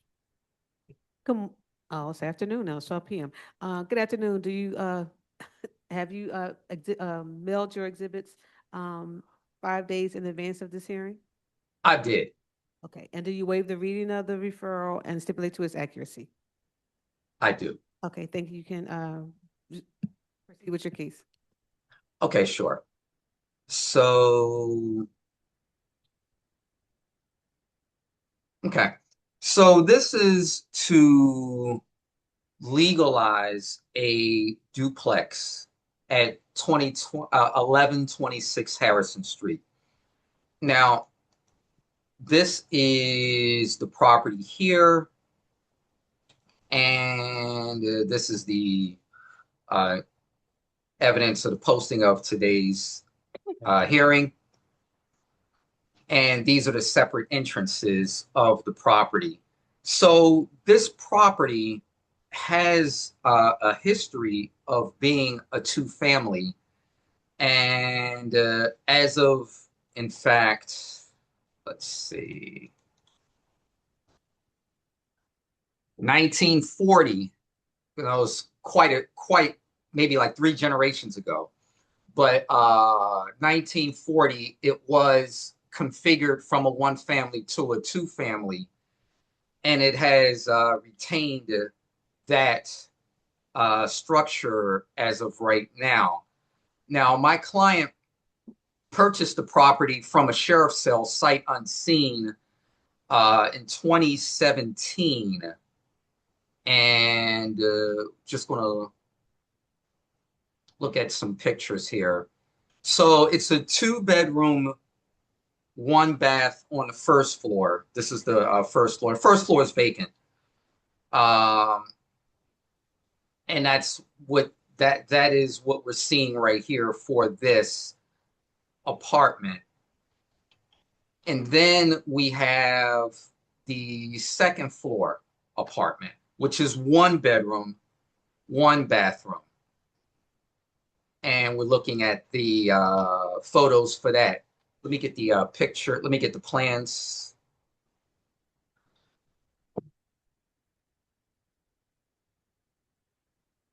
So these are the floor plans for the particular building.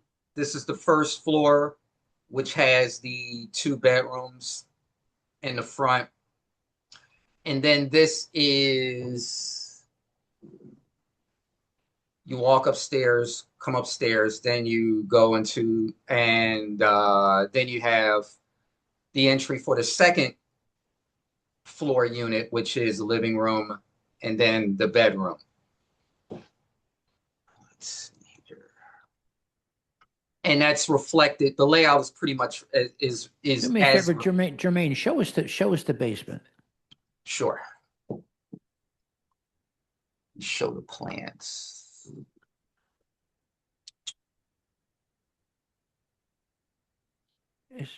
That's the basement? This is the basement right here. There's not any living space for that, and I can have my client testify when I do promote her, when I have her promoted. But there's no living in the basement. It's only... I mean, it's laid out, right, as a 3rd apartment? I mean, there's a bathroom, a kitchen. I would have to ask my client about that. Sure. Okay. I'll have to ask her about that. And Jermaine, I know. Let me ask you this. What happened at the RCO? Okay, so what happened at the RCO is that it was more so an opposition, not necessarily, mainly not because of the presentation itself, just because, but solely because of the fact that they just did not want a 2-family, and they didn't want a multifamily, despite the fact that there are some multifamilies that are on the block. They don't want any multifamilies on it. So that's really what it was. Now, since we are talking about that community meeting, I have it notated that there was only one nearby neighbor that voted. So, and I've included petitions of 22 nearby neighbors that are from that block and the adjacent block who are directly affected by this, and they supported this particular project. So they pretty much, they understood that there was a history of it, that it had been laid out that way.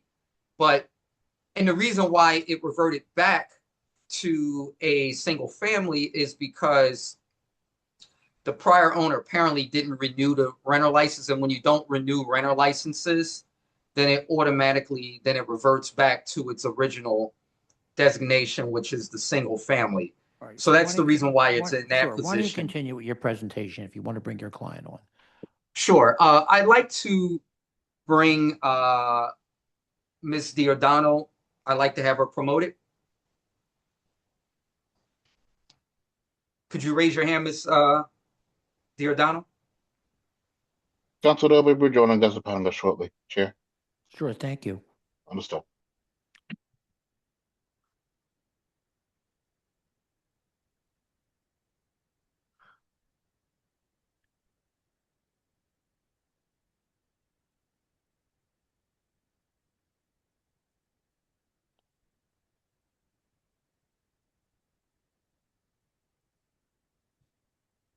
Hello? Hello, can you Hi, hear me hi, now? Hi, Ms. O'Donnell, are you going to testify?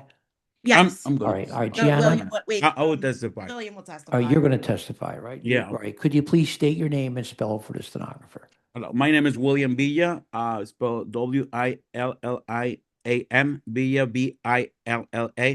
Right. Do you swear or affirm to tell the truth, the whole truth, and nothing but the truth? Yes, I do. Counsel? Yes. So did you hear the testimony that I just gave to the board? Yes, I do. Okay. Do you agree with that testimony that I gave? Yes, I do.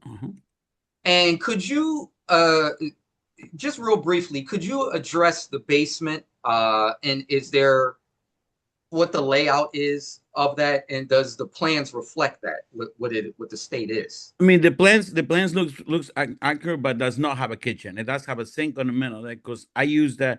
I live around the corner in 1114 Fulmer Street. Well, not longer. I used to live there, and I use that for entertainment. I used to have like a little pool table or watch sports with my friends, because my house is small, 1114 Fulmer Street. So I used to hang out there because it has a private entrance, and that's all I did. Oh, I'm pretty much as a storage now. And no one lives in the first floor, no one lives in the basement. It's only use in the second floor, correct? It's usually the second floor now. Yep, just the second floor. Okay. And would there be any, what kind of hardship would this be if this property were to be converted back to a single family? Well, it will be very hard for us, like especially the money to spend on the property already, because as a young agent in 2017, it was new, all made for dinner. We just purchased our first house around the corner. So I was driving by every day. I saw the sign for sale on the auction. I entered by my luck, and then I ended up winning. We don't even know if there was a duplex. We don't have a key or anything. When we get the documents, I open the property, and I find out there was a duplex. It was already laid out as a duplex. It has 2 kitchens, and I thought it was my luck. And then because we spent all the money at the time, so we leave the property for a couple of years just vacant, and we start fixing little by little as I earn some money and then start fixing until like I finish, just finished. I like painting and flooring and just appliances. So when after I find out that I was trying to rent and get the rental license, and it says because of violation, but my mistake was because I thought it was a violation on the block. It has a tree on the back. The wall is collapsing. The whole neighborhood is affected by that, and that's what the reason I wasn't getting the violation. But as I said, I think it's a whole neighborhood is on violation. So that's what I thought. I couldn't do anything with that until actually I got the letter that says it was getting me sued by the city, and into like, you know, in an escalator. So that's what I'm trying to do the right way, put it like how it was before. And then I thought it was a very like simple because as I say, had the documentation. That's what it was before.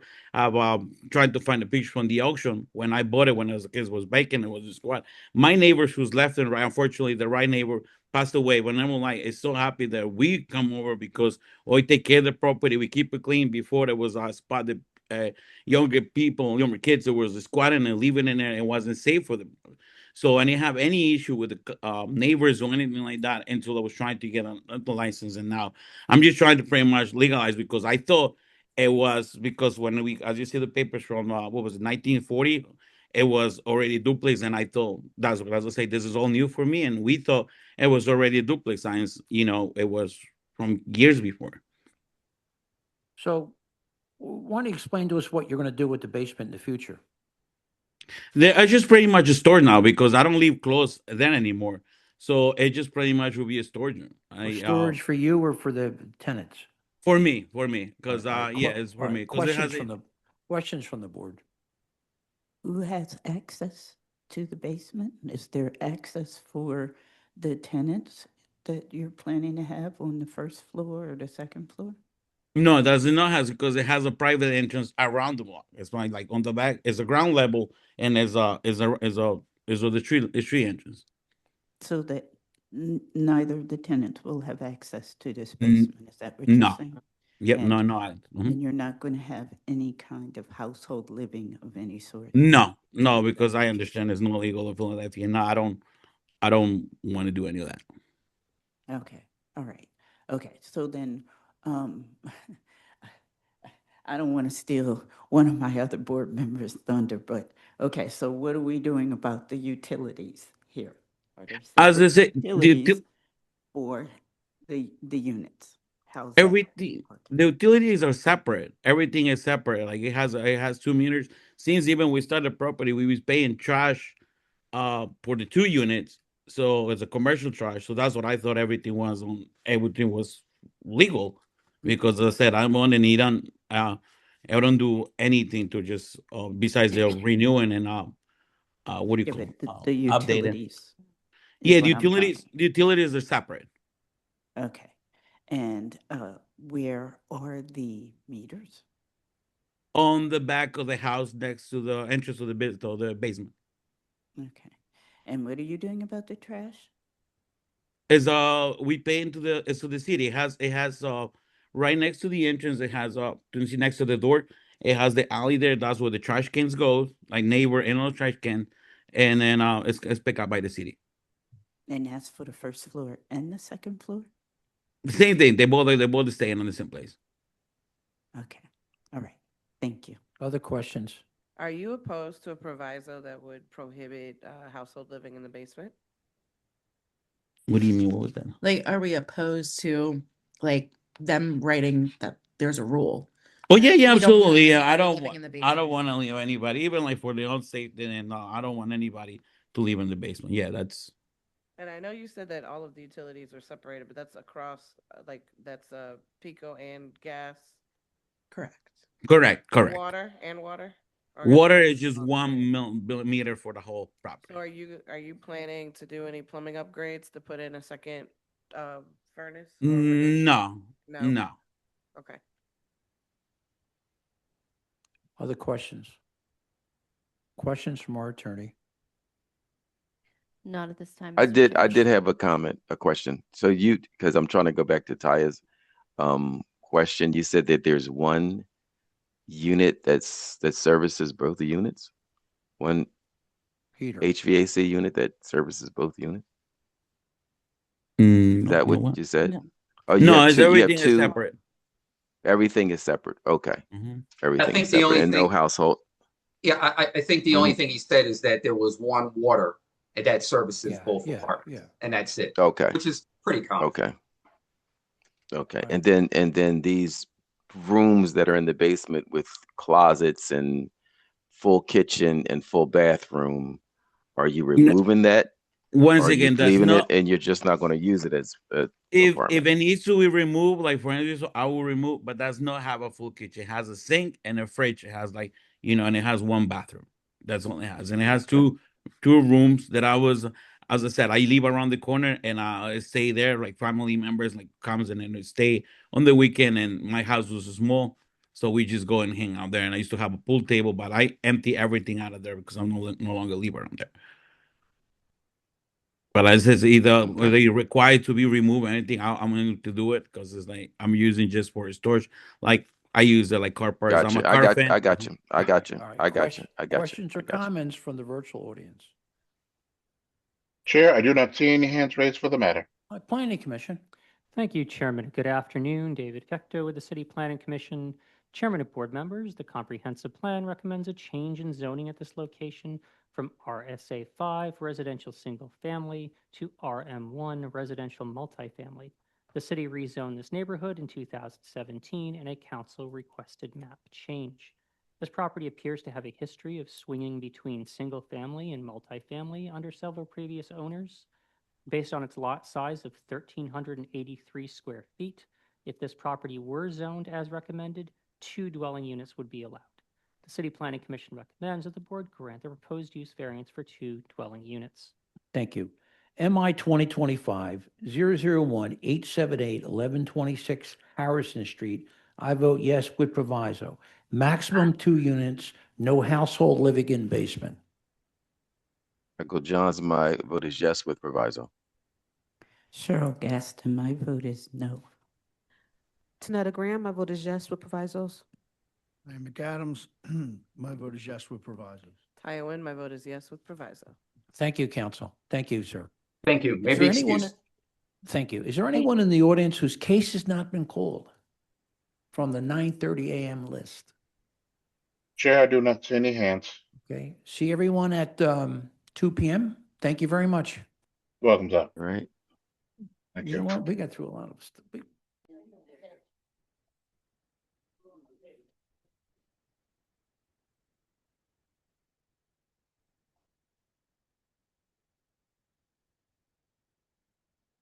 it. Good afternoon, everyone. My name is Bill Bergman, and I will be chairing this meeting of the Philadelphia Zoning Board of Adjustment. With me is our Board Vice Chair, Tanetta Graham, Present, Mr. Chairman. our Board Secretary, Shell L. Gaston, Present, Mr. Chairman. Board Member Michael Johns, Present, Mr. Chairman. Board Member Taya Wynn, Present, Mr. and Chairman. our Board Member Ryan McAdams. Present, Mr. Chairman. Also present is our Board Attorney, Hillary Emerson, our Zoning Board Director, Ian Haggerty, and our Board Administrator, Lakeisha Dandy. A recording of this hearing will be posted on the ZBA website. By participating, you consent to be recorded. This is an in-person meeting with remote capabilities. Whether remote or in person, if you're called to speak, you must state and spell your name, then wait to be sworn in. Once you've been sworn in, please state your name each time before beginning your testimony. Any person may enter their appearance to become an interested party to a case. There are 3 ways. You can identify the case property address on your Zoom webinar. You can see a staff member, or you can call the ZBA appearance line by the close of business tomorrow. Call 267-270-5548. Leave a message that includes your email address and the address of the property of the appeal. The following guidance is for our remote attendees. When directed, you must raise your virtual hand in order to be recognized to speak. If you're called to testify, you will be prompted to join as a panelist. Please accept the request and turn on your camera. The webinar Q&A is for questions about the hearing. Do not comment on cases in the Q&A. And if you're participating by phone, press *9 to raise your hand and *6 to unmute. For our in-person attendees, please refrain from talking, eating, or drinking during the hearings. Verbal and physical aggression will not be tolerated. Restrooms are across from the elevators. A water fountain is just outside the room to the right. When speaking on the record, you must speak directly into the microphone in order to be heard by all attendees and the court reporter. In the event of emergency, please follow the directions given over the public address system or by the staff. The main exit is through the double doors at the rear of the room. The nearest stairwell is to the left outside the doors. In case of an evacuation, the rally point is at Love Park, directly across Arch Street. Please remain there so we can account for you. Let's look at our schedule for this afternoon.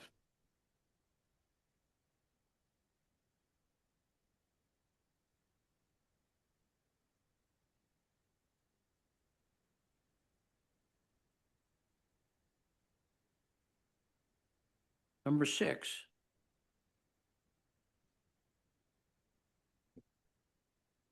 Number 6, MI 2025-005-993, 6100 Wissahickon Avenue. This case is continued to 5/20/26 at 2 p.m. Number 8,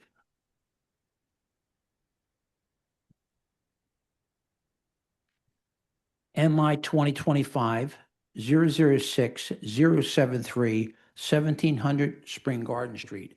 This case is continued to 5/20/26 at 2 p.m. Are there any other requests for continuances?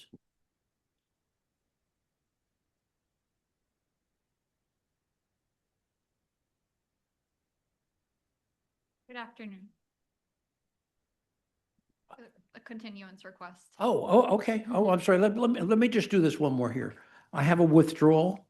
MI 2025-005-913, 913 North 16th Street. This case has been withdrawn. And are you the McDonald's? Yes, the McDonald's, 1401 66th Avenue, to continue discussions with the RCO, the 10th Democratic Ward. So you're going to continue it. Okay. All right. So MI 2025-004-571, 1401 66th Avenue. That case is continued until 5/20/26 at 2 p.m. Thank you. Thank you. And you still have one more case, right? Yes. Okay. Thank you.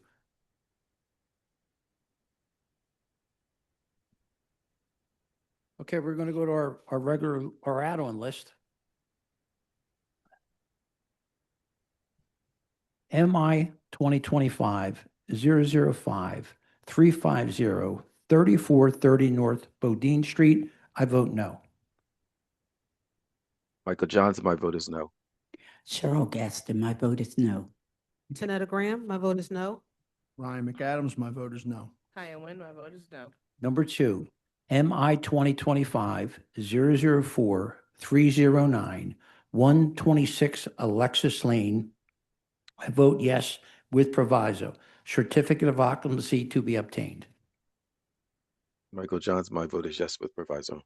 Cheryl Gaston, my vote is yes with provisos. Tanetta Graham, my vote is yes with proviso. Ryan McAdams, my vote is yes with proviso. Taya Nguyen, my vote is yes with proviso.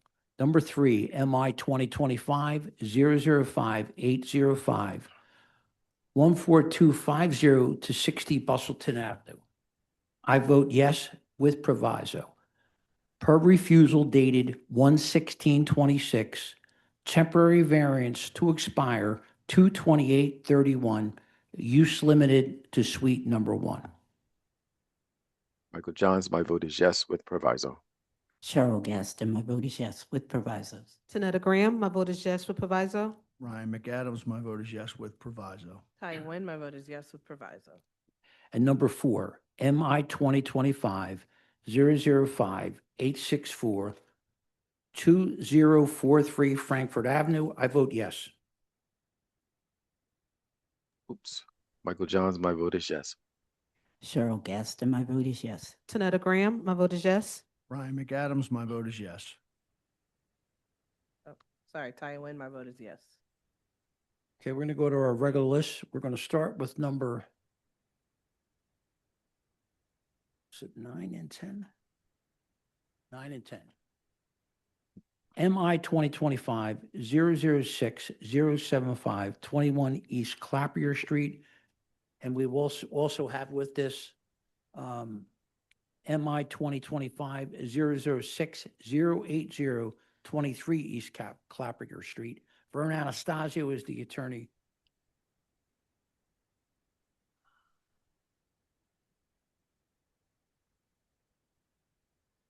Chair, Vern is being promoted to panelist. Sure.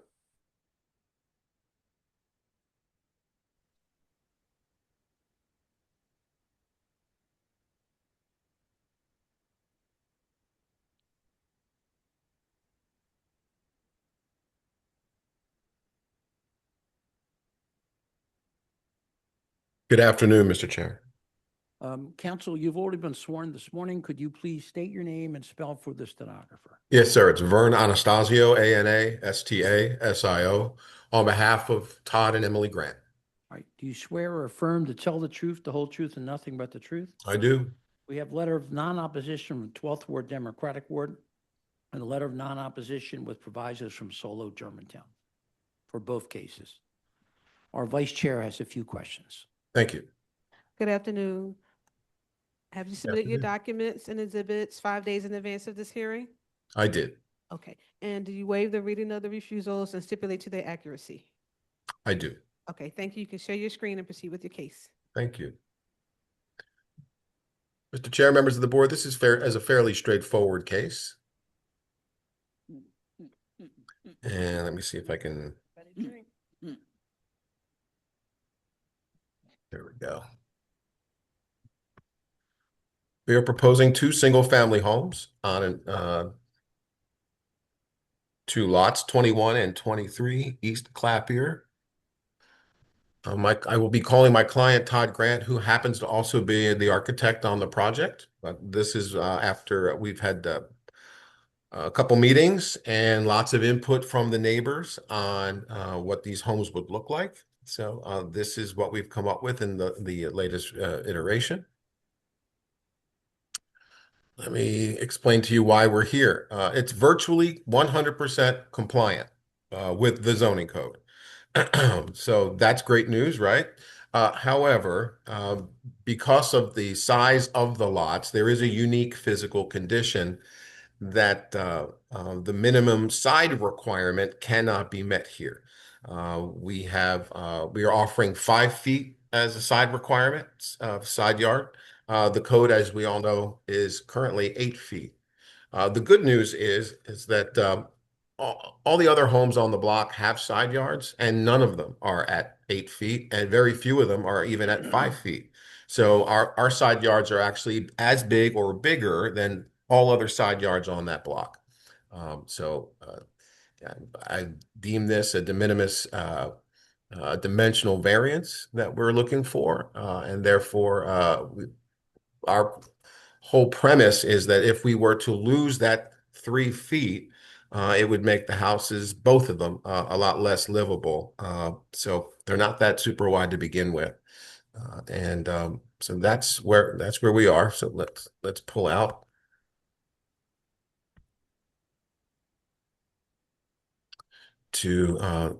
This is some interior layout. As you can see, we have the garage. Hold on for 1 second. I have something else I want to share, if you don't mind.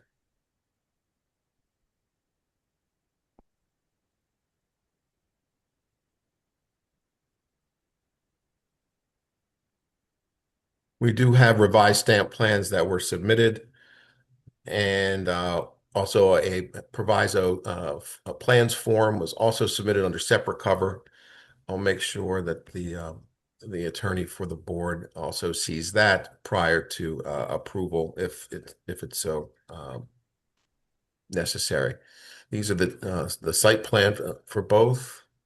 We have a side rendering, elevation, rear and front.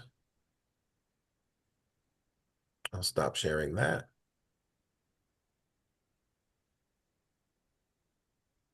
Second.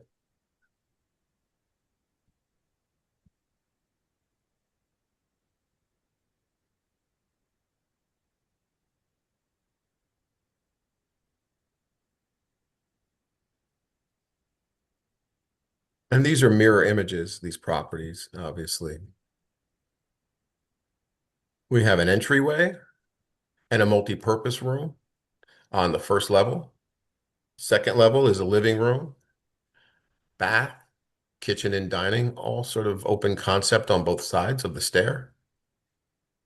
And then a modest 3-bedroom, 2-bath at the top. As you'll see, one is a master and the other is a full for the hall for both kids.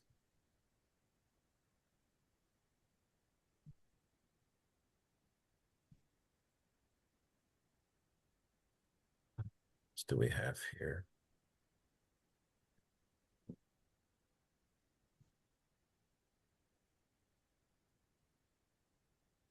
Also moving into the exhibit, the posting notices. And this was a second flyer that went out. Not only did we do one that was mailed, but then we did another one that was posted on the property and distributed by some of the members of the RCO. We met specifically after they voted to support. We met specifically again just to go over materials and design, even though that's not out that's outside the purview of the zoning code. My client wanted to make sure that we did in fact do that. So it was a little unusual, but we were happy to comply, and we were also happy to get the support of both RCOs in attendance. And with that, again, the unique physical condition being that the properties, if we were to lose the 3 feet on each, it would significantly impact the livability of the properties. So, and with that, I'd like to call my client, Mr. Todd Grant, to adopt my testimony. He'll also be available as the architect to answer any questions that you might have about the design. Todd Grant, you said? Yes, sir. Okay. Mr. Grant?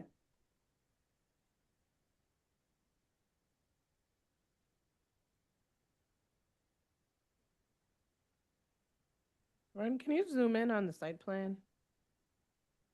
Say it again? Can you zoom in a little on the site plan? Yeah, sure. In that bottom right corner? This one here? Yes, please. Thanks.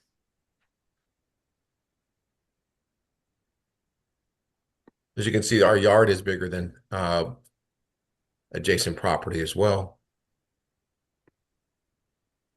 Mr. Grant? It's Todd Grant or Emily Grant. One of them should be present. Chair, they're being promoted. Thank you very much. Thanks, Karima.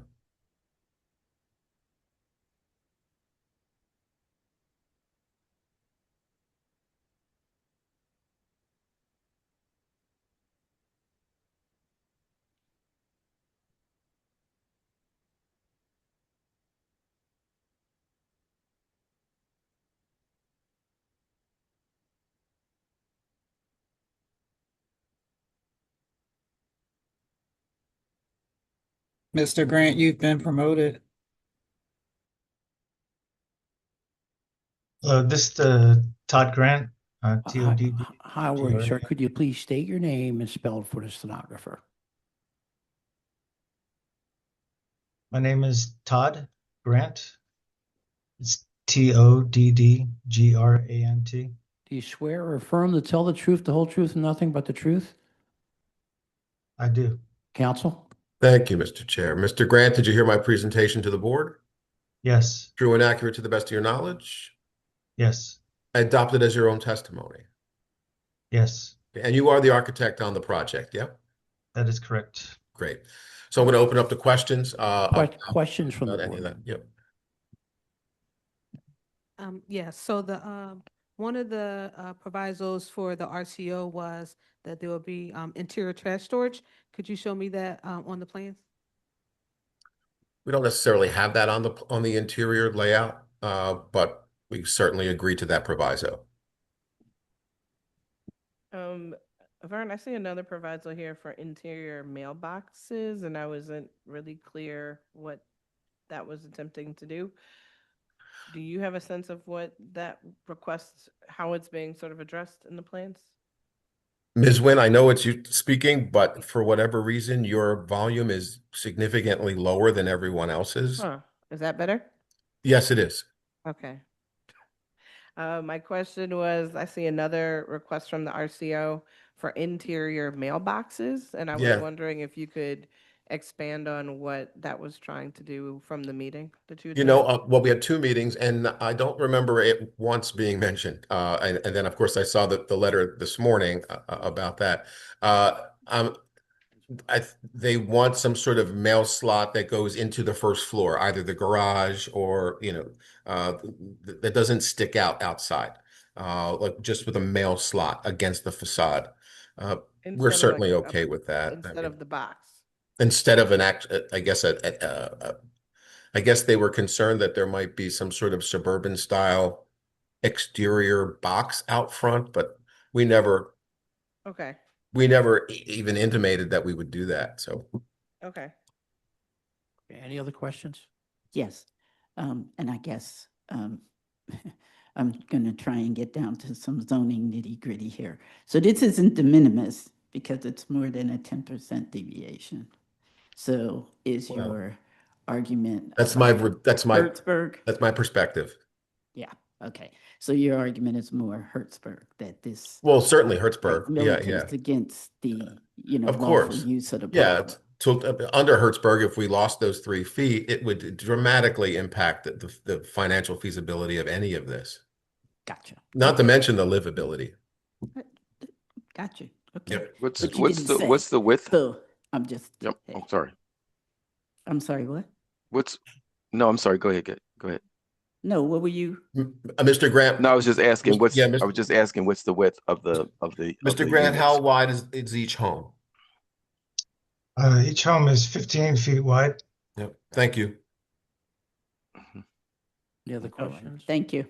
Wait, I thought the lot was 22 feet and the side yard was 3 But feet.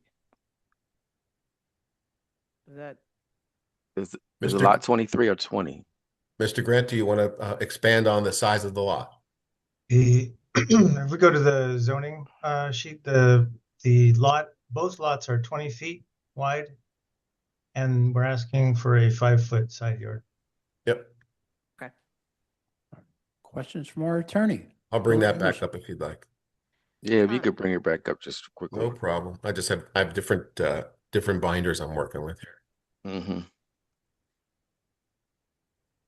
The units are decent, by the way. I was hoping you'd say They're that. laid out pretty. I was hoping they're laid out pretty well. So. Each lot is 20 feet right here. See. Hillary? Yes, just a couple quick things. One, just verifying that Mr. Grant is a principal with the Yes. owning entity? Okay. And second, we received what I assume are revised plans for just 21 East Clapier Street. We didn't receive any proviso forms. What are the changes that are being proposed? Yeah, I have I have that, and I could send you those if you'd like. Okay, yeah, because we didn't receive. I thought I sent it under separate cover, so maybe it did not get into the rest of the binder. Okay. I was unable to find it, so that's why I was trying to understand what changes were being made. Hillary, revised plans today's date? Yes, I believe it's just one page, but I Yes. need to look at them because I don't know what the proposed changes Oh, are. I see. Okay, hold on. I'll send it over again. Okay, thank you. Yep. Okay, go on. Okay. Pardon me? Questions or comments from the virtual audience or the current audience? Chair, there are no hands at this time. Thank you. Planning Commission. Amy Boyd with the Planning Commission. Oh, AMYBOYD. Yep. Do you swear or affirm to tell the truth, the whole truth, nothing but the truth? I do. Please proceed. Chair, would you like the testimony for both You- properties? You do both. Okay, so this will be for 21 and 23. The comprehensive plan recommends no change in zoning at this location from the current RSA 3 residential single family. This lot is 20 feet wide when 25 feet is required, creating a unique physical condition that constrains the site to meet the 8-foot side yard requirement. The Planning Commission recommends that the board grant the requested variance for side yard width. Thank you. I don't know if Mr. Anastasio is able to send them now, but I do like. I did send you the changes. Okay, I need to look at those before. Yep. Decides whether to. I just emailed them. It's a raw form, but it gives you the changes. The fully executed form I've already sent over, but it doesn't sound like you see it, so I'll send it over again after the hearing. Where did you send it to? I just forwarded it to you personally, the raw form. Okay. It just hasn't come through yet, that's all.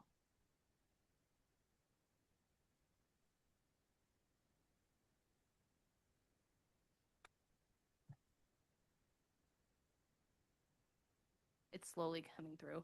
Hold on.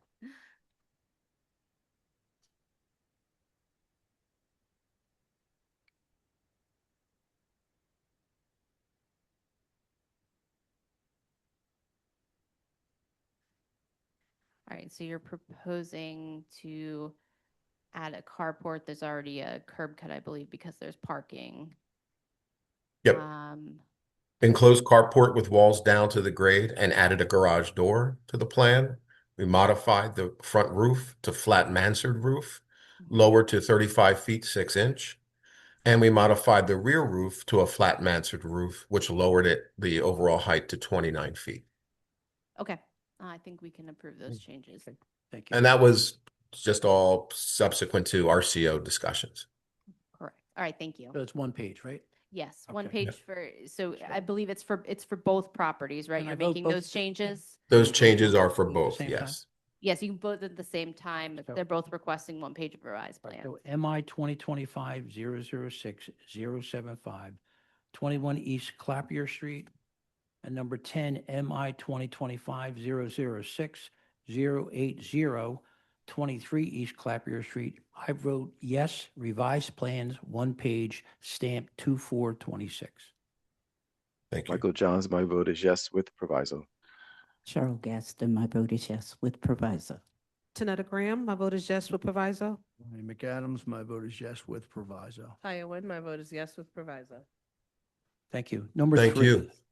Thank you, Vern. Yep. Number 3, MI 2025-005, 588-109 South 13th Street. Stephanie Boggs Bagna is the attorney. Hi. Is your mic on? No. There we go. Can you hear me now? Could you please, Sorry. There we go. could you please state your name and spell for the stenographer? Stephanie Magana, Stephanie, last name Magagana. Do you swear or affirm to tell the truth, the whole truth, and nothing but the truth? Yes, I do. Could you identify your client in relationship to the property? My client is the Philadelphia Building Associates LLC. They're the owner of the property. Right, and we have a unanimous non-opposition from Washington Square West Civic Association. Our vice chair has a few questions. Good afternoon. Have you submitted your documents and exhibits 5 days in advance of this hearing? Yes, And do you waive the reading of the refusal and stipulate to its accuracy? I do not. Okay. This application seeks approval to add one residential dwelling unit to an existing mixed-use building in the CMX5 district. We received a refusal for single-family use of the property, but single-family use is defined in the zoning code as use of a lot for one residence for a single family. That is not the proposed use of this property. We're adding one residential dwelling unit to the property. The lot will remain a mixed-use retail commercial with now one residential unit. In the alternative of that interpretation being confirmed by the board, we are asking for a variance to allow the proposed use. The board can't really consider the challenge to the refusal without the city being here, because that's more of an appeal against L&I. So we'll recognize that you made that challenge for the record, but the board will just consider it based on the variance. Understood. Thank you. Thank you. Share your screen and proceed with the case. I do need to be upgraded. I am logged into the Zoom, but I'm not able to share my screen at this time. I'll promote them to panelists. Great, thank you.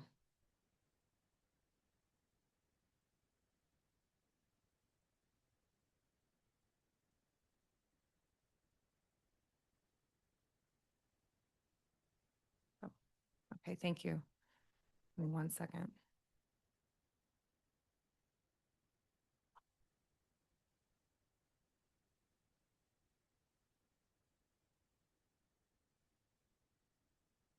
Okay. There we go. Can I see that? There we go. Okay. As I said, so here's a copy of our notice of refusal. Again, the refusal was issued for single family use. We are looking to change the use of one unit, unit 117 at the 3rd and the 4th floor of this building for one dwelling unit. The property is located at the corner of Sansom and 13th Street. It encompasses retail spaces 107 to 119. The address of the consolidated lot is 109 South 13th Street, but we have several retail frontages that are all part of this building and this property holistically. The main entrance to the unit is through Unit 117, which is where the bottled location is here. And again, this unit in particular is on the 3rd and the 4th floor. No changes are being proposed to any other uses of the building. You mentioned, as we got started, we have a letter of non-opposition from the Washington Square West Civic Association following our meeting with them. This is a copy of our key plan. You can see that the unit here, the 3rd and the 4th floor, this space was previously approved for office space. I think technically in the zoning archives, it's been vacant for many years. So ownership is looking to reposition it so that it can actually be rented. CMX5, mixed uses, this neighborhood can accommodate one additional dwelling unit, and it won't otherwise affect the existing uses or operations of the building. I did mention that the main entrance to the unit is on, I think, 13th Street through the 117 unit right by the bottled location. There's a secondary egress through the Sansom Street exit here through the courtyard, but there is elevator and stair access through the main entrance on 13th Street. We have some site photos of the interior of the unit. Like I said, laid out for what was previously approved as office space and will be renovated to accommodate a residential use, presuming that the board approves the application. Just an exterior picture.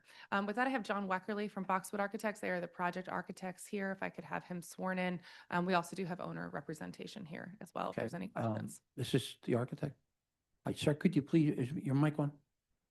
Could you please state your name and spell for the stenographer? John Weckerly, John-Weckkerly. Do you swear or affirm to tell the truth, the whole truth, nothing but the truth? I do. Counsel? John, did you hear the statements I made this afternoon? Yes. Are they complete and accurate to the best of your knowledge? Yes, just to clarify, the main entrance is actually adjacent to a retail concept called Bottled, which is just 2 doors. To Zio's Restaurant, which is actually 2 doors to the left of Bottled on the site plan there. I could point it out if necessary. Great. Okay. Thank you. The residential unit is above Bottled, though. Okay. Otherwise, would you adopt my statements as your own? Yes. Thank you. You going to bring your owner on or no? They're available to answer any operational questions if Okay, there but are any. But he accepted your testimony, all right. John Okay, did, all right. yes. All right, questions from the board? Are there any other residences in the structure? This was going to be my question. No. No? No, it's a mixed-use commercial building. So there's the retail on the ground floor. I believe there's office spaces elsewhere. And then I guess the question is, what is driving the decision to convert this? It's been vacant for a number of years. So I think it was last approved as office space, but has never been rented and utilized as an office in a number of years. Do we know why? Like, is there a hardship, or is it just it hasn't been rented? I can bring Daniel on to answer operational questions. Daniel White, I believe he's on the Zoom call. If he could be promoted to a panelist and sworn in, he's our owner's rep and he can answer some background context. Did you say that there were other residential units No, on not these at this floors property. above and Pretty other? sure there's none on Oh, that side. not that property, but along the block, or There's some in one building, but it's new across the street above a restaurant. But there's multiple apartments in that building, and everything above the restaurant is apartments. But I'm pretty sure every other second and third story on those 2 blocks are not residential, and it's a And that's the busy nature- corridor. Yeah, so that's the nature of the refusal, right? So this is CMX5. So multifamily is permitted here. If we were to have more than 3 units in this building, it would be by right. The reason for the variance, in lack of another alternative, is that we are only asking for 1 residential unit I here. think we understand that, but it's Gotcha. still weird to put a single residential unit into a commercial space, and that's a chaotic block, like from a residential standpoint, I think. But it would be adding 1 unit to a mixed-use block that includes residential use in CMX5. So to our extent, like, we're not changing the building otherwise, and we're certainly not changing its character as being mixed use that would allow for this space. If Daniel White has been promoted, I can have Hi, him. Mr. White, could you please state your name and spell for the stenographer? Good afternoon, Daniel White. DANIEL please? WH. Yep. Yeah, DANIEL WHYTE. You swear or affirm to behalf of tell the the property. truth, the whole truth, and nothing but the truth? I do. Counsel? Yeah, Daniel, could you provide some background on the rental efforts you've made here for this unit? I believe you provided the same to the RCO when we met with them. Yes, so we've had the property with the office broker for many years, and if I take a step back, we are Golden Properties. We have numerous properties in Midtown Village, along 13th and Sansom, including the Philadelphia building at 1315 Walnut Street. We own the building where Van Leeuwen is, Elvez, the Prunella, Pearl and Mary, Sampan, Double Knot, Alpen Rose. So, we're heavily vested in the neighborhood. That specific unit has been increasingly difficult to lease as an office. We've had it listed with an office broker for many years, and the issue really lies in the layout of the space. So if you can just go back to the pictures, so I can point it out. So it's a two-level unit, and the window shades are down, so it's difficult to see, but it's very hard to demise to actually build offices, conference rooms, other requirements that any regular office tenant would take. Specifically on the second floor, because of the A-frame roof, it's very difficult. And so, it's been vacant for years. We're completely out of options or ideas on what to do to lease it as an office. And so even our office brokers are the ones who said, this is a residential unit, and we're willing to make the investment to, put in kitchen and bathrooms and everything up to code to make an apartment.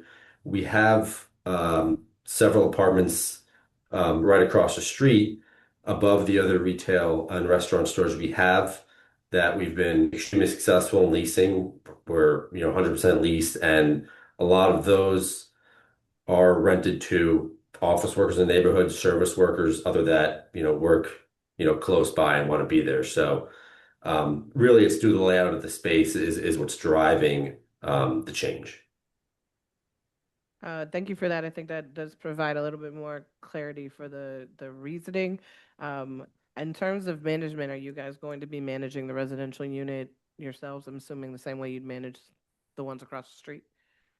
Yes, we manage all our properties in-house with a dedicated property manager who his office in our main office is at 1315 Walnut, and then we have a team of maintenance personnel and staff that are also on the properties and sites every day.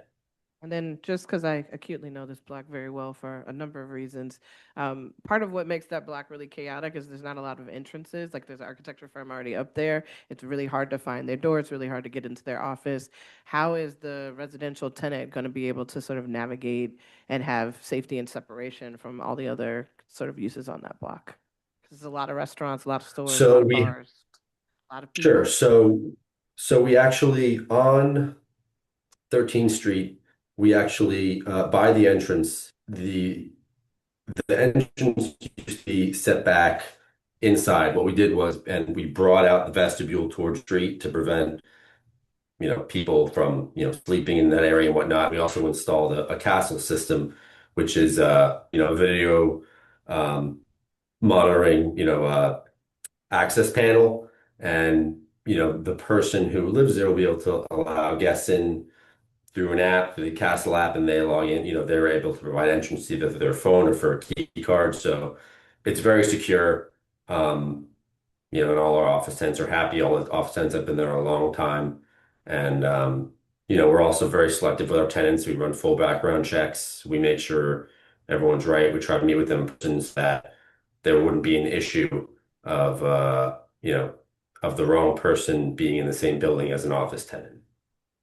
Okay, and then where will the residential tenants' trash go? Is it going to be distributed with the other offices? So there is not blocking, but there are areas within the kind of the stairwells are have large kind of platforms, and there are roll-out garbage cans that the office tenants use that our maintenance team takes out to the street on trash day, and they would just use that as the regular garbage.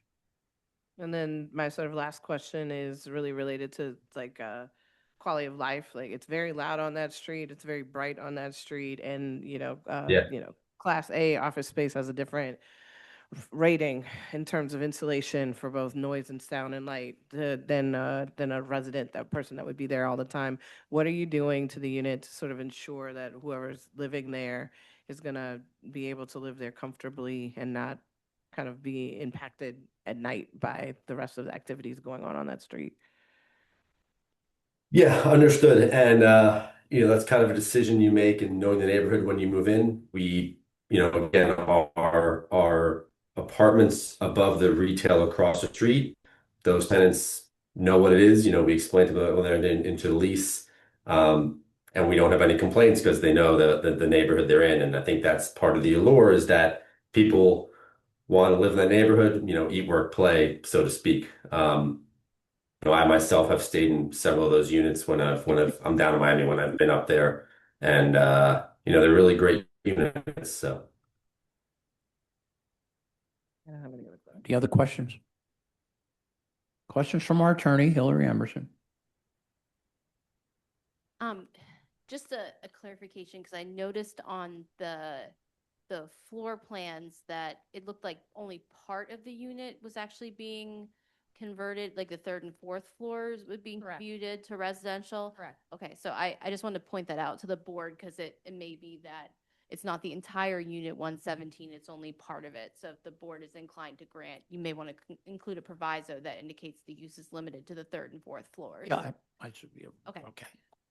yeah. Questions or So the comments? second floor are rented to bottled. Right. And there's no connection from the second floor to the third floor. Questions or comment from the virtual audience?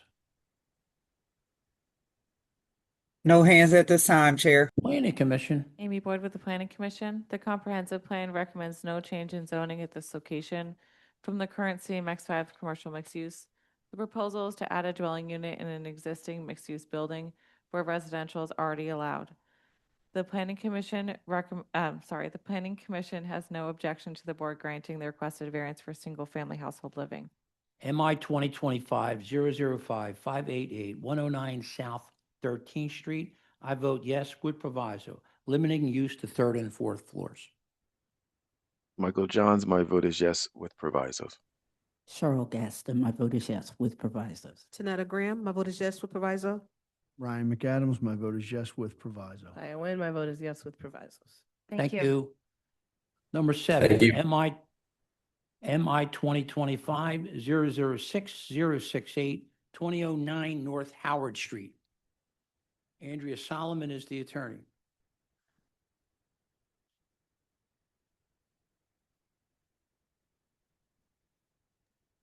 They're being promoted to panelist, Chair. Yep. Okay. Andrea, you've already been sworn. Could you just state your name for the record? Thank you, Andrea Solomon from Claire Harrison. With me today is the principal of the owner applicant 2009 North Howard Alpha LLC. Mr. Michael Myers. Unanimous support from Norris Square Community Action Network. And non-opposition from Councilmember Lozada. Our Vice Chair has a few questions. Good afternoon. Had you mailed your documents and exhibits 5 days in advance of this hearing? Yes, I'll just add that we submitted a revised exhibit package to include the letters of non-opposition and support. Thank you. And do you waive the reading of the refusal and stipulate to its accuracy? I do. Okay, thank you. You can share your screen and proceed with your case. Thank you. It's just allowing me to rejoin.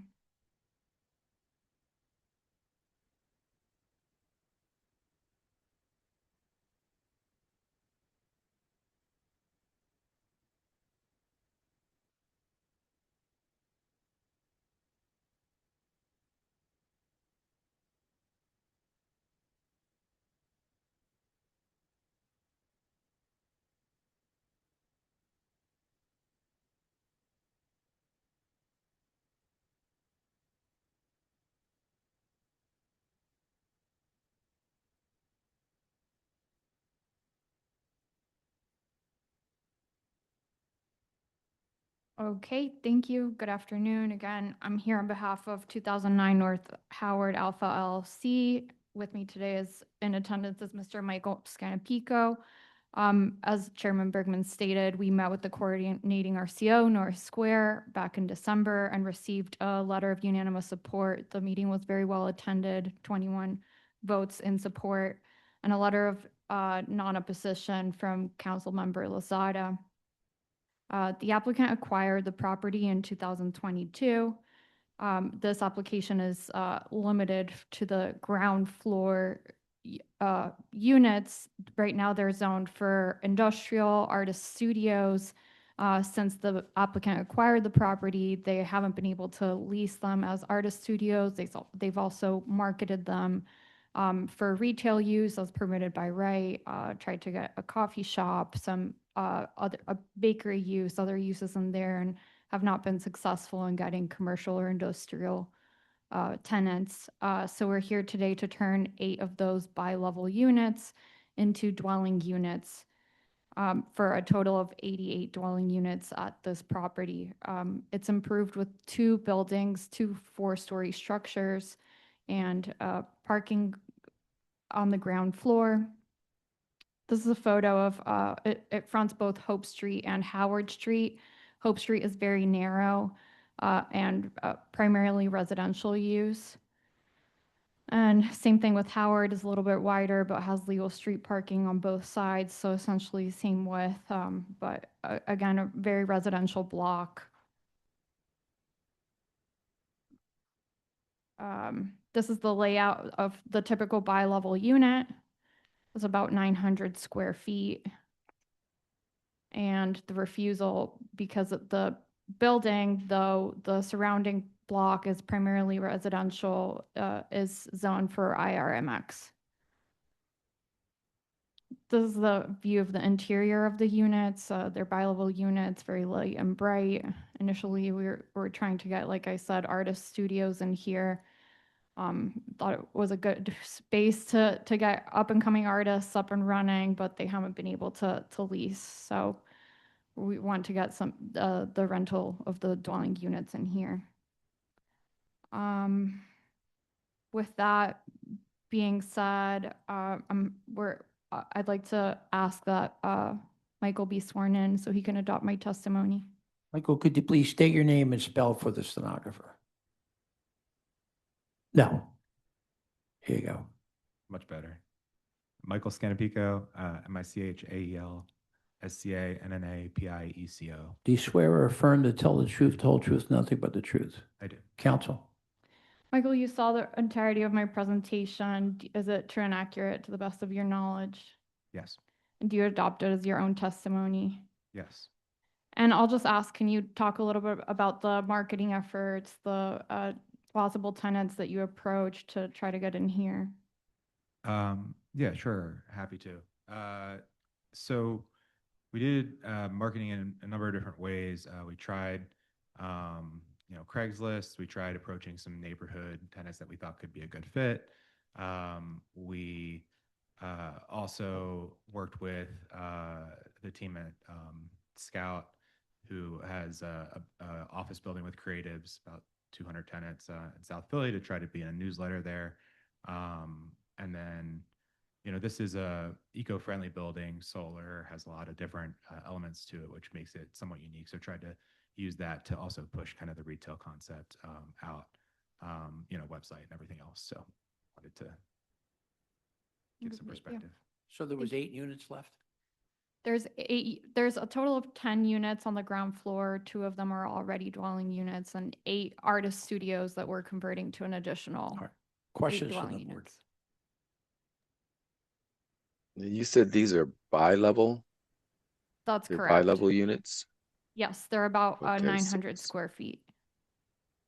Okay, so the pictures that we're looking at, one is the second floor, so it has 2 kitchens. Is that It's because it's the one of the same artists, or floor, what's ground going level on? floor on both angles. On 2 Okay, different so angles. So it does have 2 so what's entrances. Go ahead. I can show the floor plans. The ground Okay, yeah, level that's floor better. does have two egresses, one to the street side and one towards the parking, which is in the center of the ground floor. And is the intention that Okay. these are going to be live work? That'd be ideal, and make them more affordable for artists, yes. Other questions? Questions from our attorney, Hillary Emerson. Not at this time, Mr. Chair. Questions or comments from the virtual audience? No hands up at this time, Chair. Planning Commission. Amy Wood with the Planning Commission. When the district plan was written, this parcel was mapped I2 medium industrial. The plan recommended no change, and in 2016, the property was remapped IR Max industrial residential mixed use. The proposal for ground floor residential is in character with the surrounding neighborhood and will have minimal impact on surrounding properties. The Planning Commission recommends the board grant the requested variance for ground floor residential. Thank you. MI 2025-006068, 2009 North Howard Street. I vote yes. Michael Johns, my vote is yes. Cheryl Gaston, my vote is yes. Tanetta Graham, my vote is yes. Ryan McAdams, my vote is yes. Diane Lynn, my vote is yes. Thank you very much. Have a great day. Okay. Number 2, MI 2025-004573, 1715 68th Avenue. Olivia Gabriel is the attorney. They're being promoted to panelists, Chair. Okay.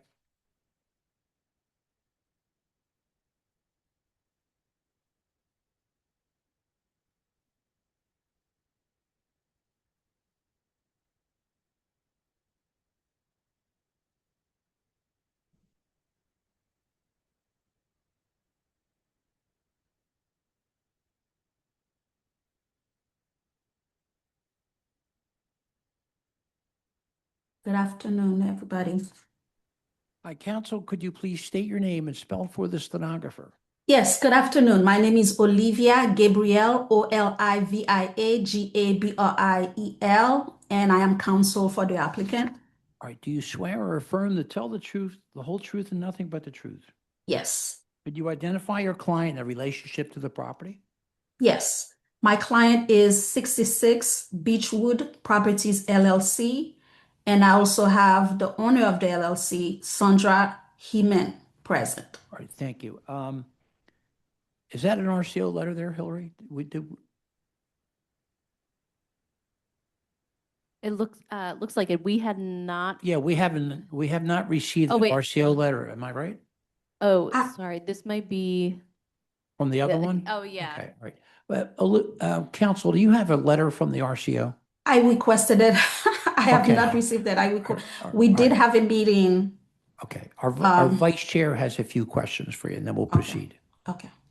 Good afternoon. Have you submitted your documents and exhibits 5 days in advance of this hearing?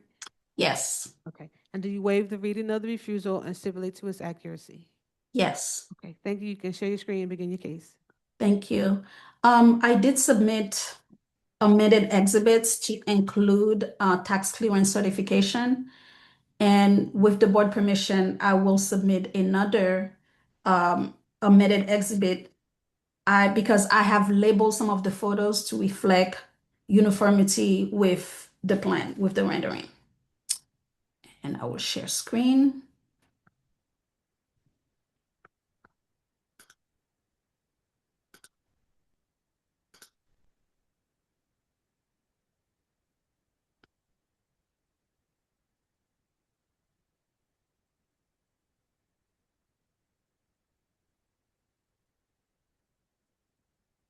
All right. All right. So the property is located at 1715 68th Avenue.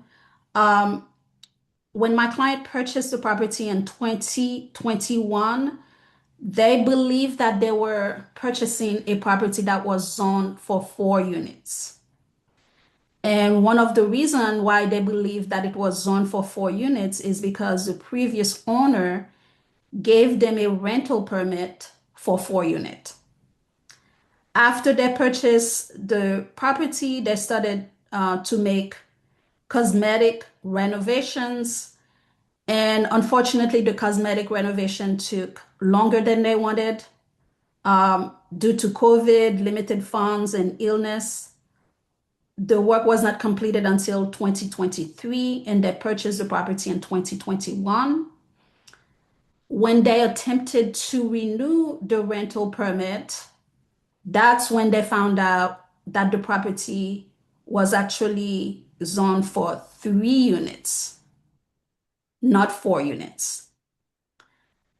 So this is the refusal. And the reason for the refusal, whereas the proposed use multifamily unit 4 unit is prohibited, but it's already zoned for 3 units. And this is our application for appeal. There is no renovation. All renovations have been made already. This is just to legalize what already exists. This was our letter for a public meeting. We did have a public meeting in November of 2024. This is her tax clearance. This is a copy of the rental permit from the previous owner. As you can see, number of units 4, 1715 68th Avenue. And this is dated 2020. And my client purchased the property in 2021. This is a posting, and this is what we posted on the property. All right, so I'm gonna go over the rendering just to show the layout of the property. So it's 3 floors. On the ground floor, there are 2 efficiencies. On the first floor, there is a 2-bedroom, 2 baths. And on the second floor, there is another 2-bedroom, 2 bath.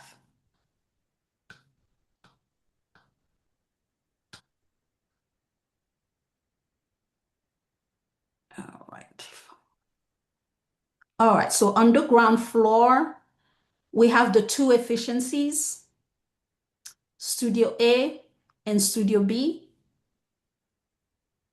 This is the general living area for Studio A. This is the bathroom and kitchen area. And Studio B is a mirror of Studio A. We have the living area, the bathroom, and the kitchen. On the first floor, we have a 2-bedroom, 2 bath. All right, so this is the living room area. This is the kitchen. This is the first bathroom. This is the first bedroom, the second bedroom, and there is an ensuite bathroom. And this is the second floor. The layout is similar. We have the kitchen area. We have the bathroom. And we have another bedroom here and a bathroom. I'm sorry. A living area. And there's the bathroom. The bedroom and the bathroom.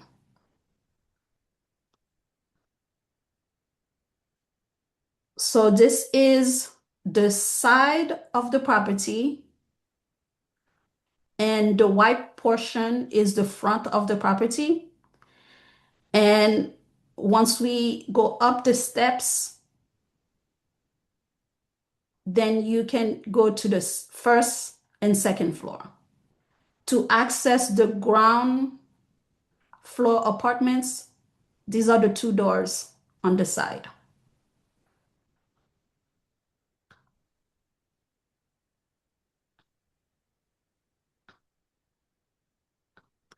And this is the overlay. As you can see in the neighborhood, we have many mixed-use properties. There are some buildings with 9 units, 7 units, and 4 units. We have taken some photos of the inside of the units. The first one, this is the ground floor studio A, the living area, the bathroom, kitchen, the bedroom area.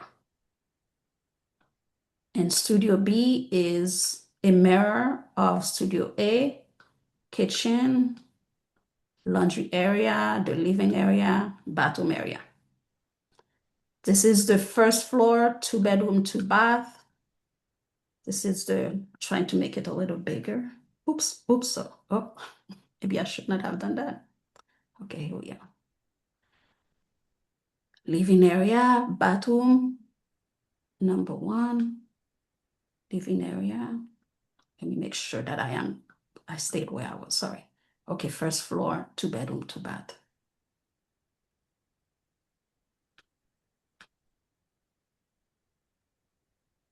Okay. Second floor, 2 bedroom, 2 bath.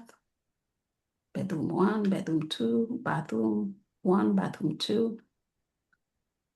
Kitchen, living area.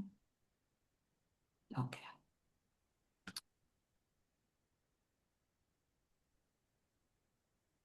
Okay, this is an outside photo of the property. I'm going to reduce this. Indulgence, please. Okay, here we go. Okay, so this is the side of the property. You can see a posting.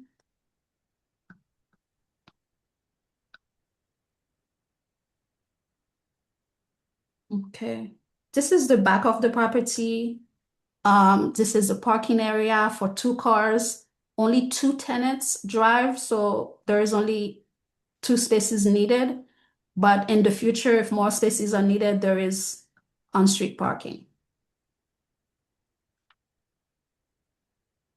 This is the front of the property.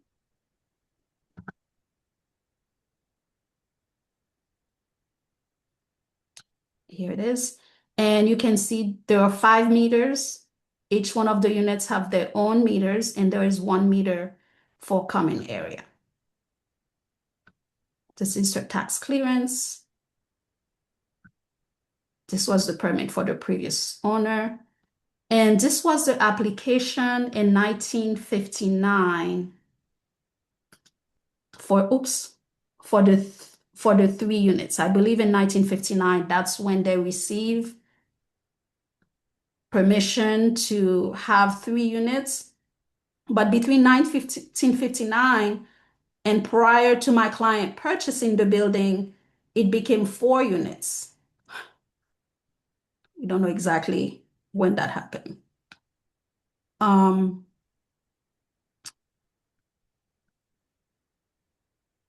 this was our notice for the meeting. This is the deed of the property.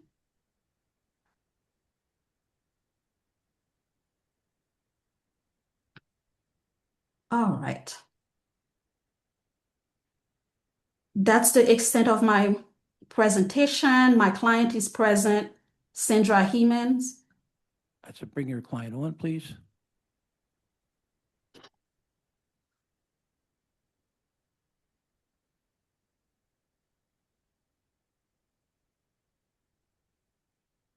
Can that person raise their hand?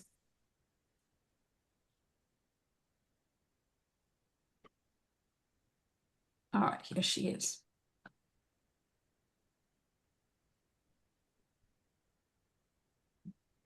Could your client please state your name and spell it for the stenographer? Unmute, please.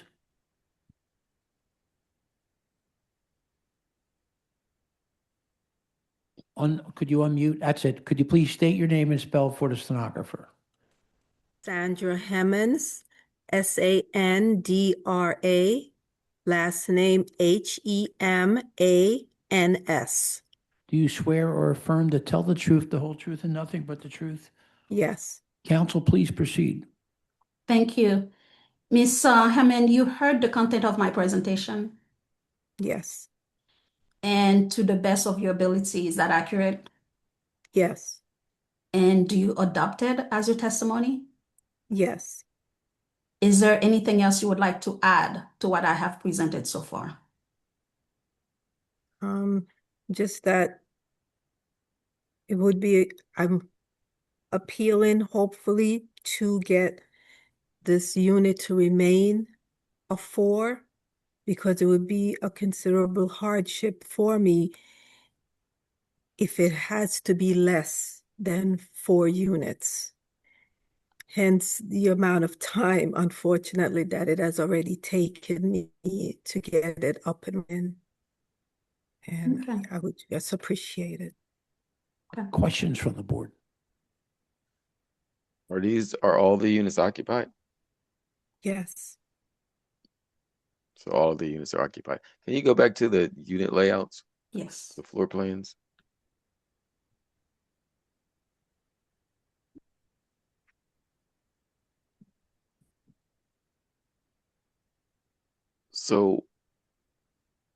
So you have the garage. What's the garage being used for? Because you've got parking in the rear for 2 cars, you said. So what's the garage being used for?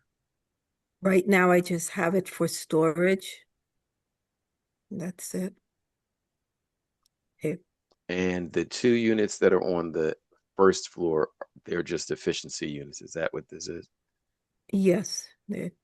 Because I see a bathroom and a room and a sink. I don't see like a full kitchen. Like where's the kitchen?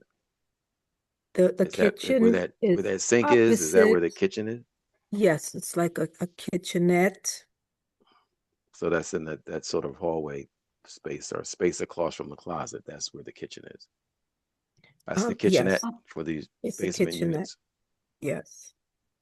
Well, the studios and the living, sleeping area is the larger room.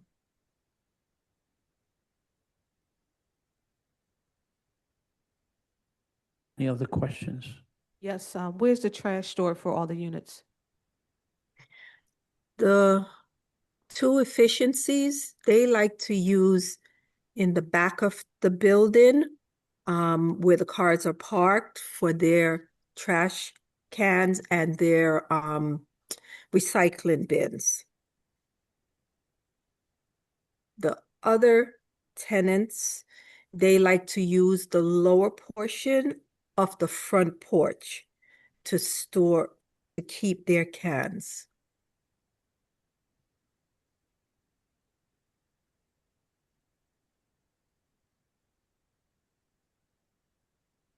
Other questions? Counsel, I'm sure our attorney's going to explain it, but we don't believe that the parking is legal in that back lot. Am I right, Hillary? So would you want to take Yeah, that? that's correct. There's no parking noted in the refusal, and it doesn't look like there's actually curb cuts there. It looks just like broken up curb from people driving over it. And I didn't see any prior permits for the parking. And because it's in the rear yard, this is an RSA 5, it probably would actually require a variance to have parking spaces there. Unfortunately, that's not something that we can add to this application because it's change of use, but I just wanted to flag that because you may want to submit a separate zoning permit application and get a variance to legalize that parking if you want to continue using it. Thank you. Questions or comments from the audience, the virtual audience? Chair, there are no hands raised at this time. Planning Commission. Amy Ward with the Planning Commission. The comprehensive plan recommends no change in zoning at this location from the current RSA 5 residential single family. This property has a documented history of multifamily use, and there is a 1959 permit to change from 2 to 3 family and a subsequent rental license for 4 family. The Planning Commission recommends the board grant the requested variance for 4 family. MI 2025-004-573 1715 68th Avenue. I vote yes. Can we proviso that the trash not be stored in the front of the house? It's not in, I'm sorry, if I may, it's not being stored at the front of the house. I believe it was moved from, here to Miss Jimenez. Is it here where you see the cursor? Yes, I originally placed all the garbage cans under the mailbox. They didn't like it there, so some put it in the back where it's convenient for them. And the other remaining tenants, they like to use this lower portion of the porch for their trash. Hillary, can we say where we wanted is in not say where not to, or? Yeah, it's hard because there's, 4 different units with different entrances and different ways to access the trash. In this case, it may be actually easier to say no storage of trash on front porches. Okay. So let's go back. MI 2025-004-573, 1715 68th Avenue. I vote yes with proviso. No trash stored on front porches. Michael Johns, my vote is yes with proviso. Cheryl Gaston, my vote is yes with proviso. Tanetta Graham, my vote is yes with provisos. Ryan McAdams, my vote is yes with proviso. Diane Nguyen, my vote is yes with provisos. Thank you, council. Thank you very much. Sure. Thank you. Thank you, ma'am. MI 2025-005-892, 1341 East Oxford Avenue. Kevin Goldsmith is the current owner. This is a pro se. There's a letter of support from Fishtown neighbors. The vote was 19 in support. 2 of them were near neighbors, 1 in opposition, 3 abstained. The letter of non-opposition from Councilmember Young. Chair, we have a hand raised from Trina Clark. She submitted the exhibits. We can see if the owner is with her.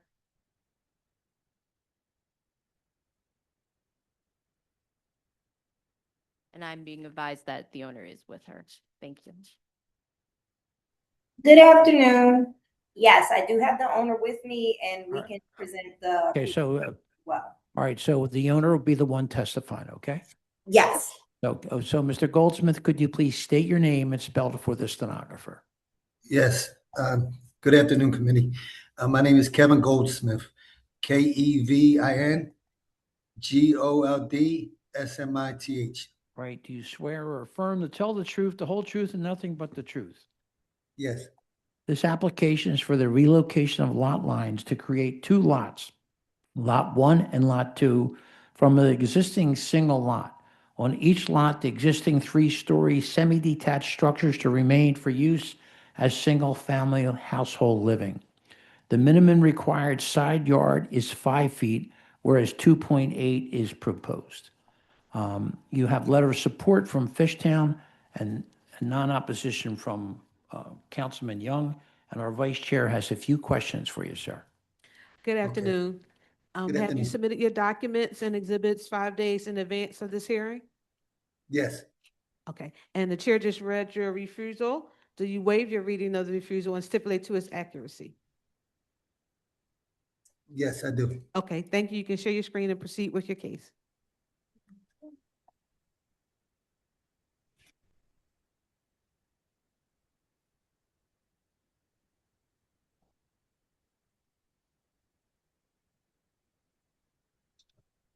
Okay. Mr. Goldsmith, why don't you start and tell us what you want to do? Okay. I'm having a hardship right now with a tangle title.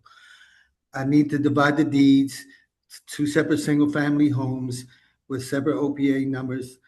And there's no development and there's no construction going on. Everything is the way we purchased the homes. And both are single-family homes. Yes, correct. They have their own entry, own yards, own individual side entries. We did no construction. They have 2 separate OPA numbers, 2 separate waters bills, and then 2 separate tax numbers already existing already. So you want to create 2 lots? Yes, because they're under one deed. All right, could you show us the rest of your photos? Okay. We have all your documents that you submitted.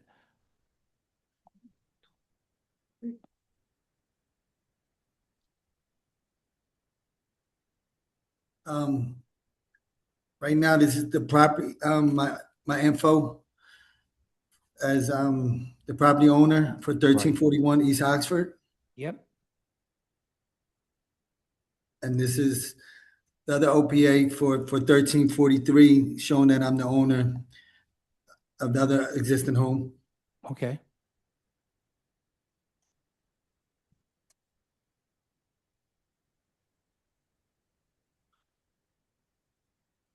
This is the deed. Yep. Now this is the ZBA posting that I put up for the committee, for the Fishtown committee.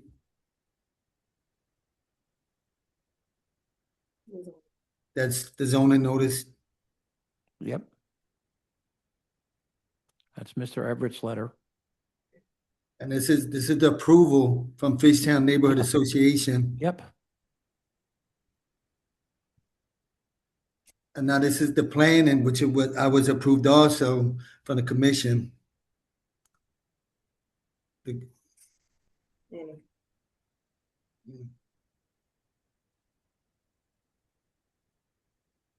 Now that's the survey report.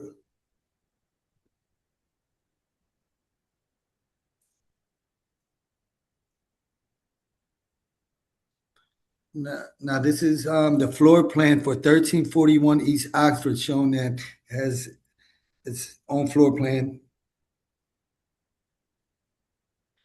And this is the floor plan for 1343 East Oxford Street, the one next door. All right. So now these are pictures of 1341 East Oxford Street of the bedroom, and kitchen and living room. Now these pictures are the house next door, which is 1343 East Oxford. Living room and kitchen also. Bedroom, bathroom. And this is the exterior of the homes. You can see one side is different compared to the other one, two separate properties. Now this is the information, the proof of my mailing, the receipts. Yep. And also all the addresses for the letters that we sent out.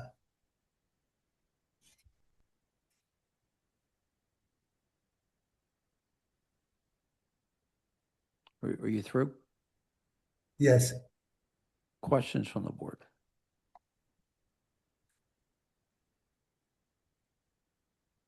Questions from our attorney, Hillary Emerson? I just wanted to note that there are outstanding taxes due on this property, delinquent taxes. So we will need to hold this until we have proof that those have been paid. I can't hear it, man. Okay, so yes, ma'am, I'm having trouble hearing you. I'm a little hard of hearing. So I'm gonna have my expediter try to help me interpret the questions so I can answer them correctly.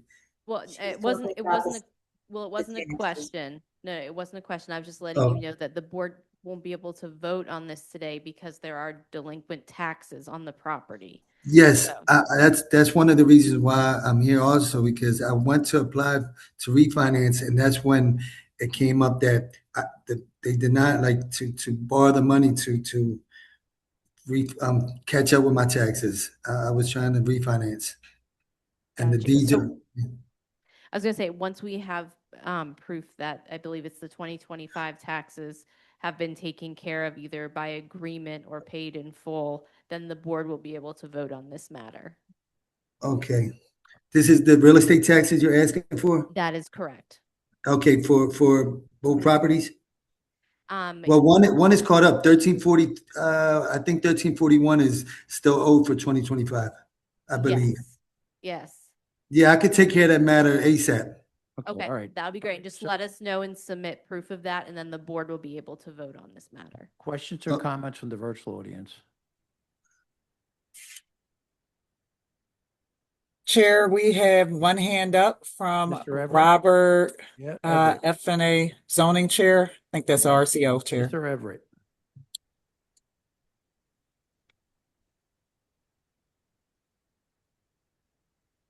They're unmuted. Mr. Everett, could you please state your name and spell for the stenographer? Yes, Robert, first name Robert, last name Everett, Everett. You swear or affirm to tell the truth, the whole truth, and nothing but the truth? Yes, I do. Please proceed, sir. Just short and sweet, we've thoroughly are behind Kevin and his efforts to get his tangled title and his issues cleared up. So as soon as he gets that done and gets back to you, we're fully in support. All right, thank you, Mr. Everett, as usual. Anyone else in the audience? Planning Commission? Chair, there are no hands at this time. Thank you, I appreciate that. Amy Boyd with the Planning Commission. The comprehensive plan recommends no change in zoning at this location from the current RSA 5 residential single family. The relocation of lot lines is proposed to reflect the separate attached row homes, bringing the properties more into alignment with the spirit of the code.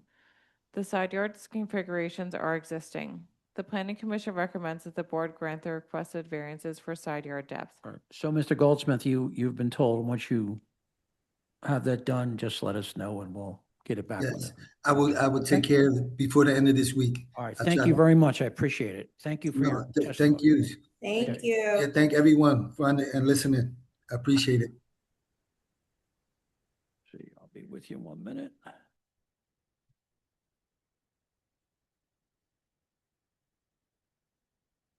MI 2025-006-132, 9533 to 35 Bustleton Avenue.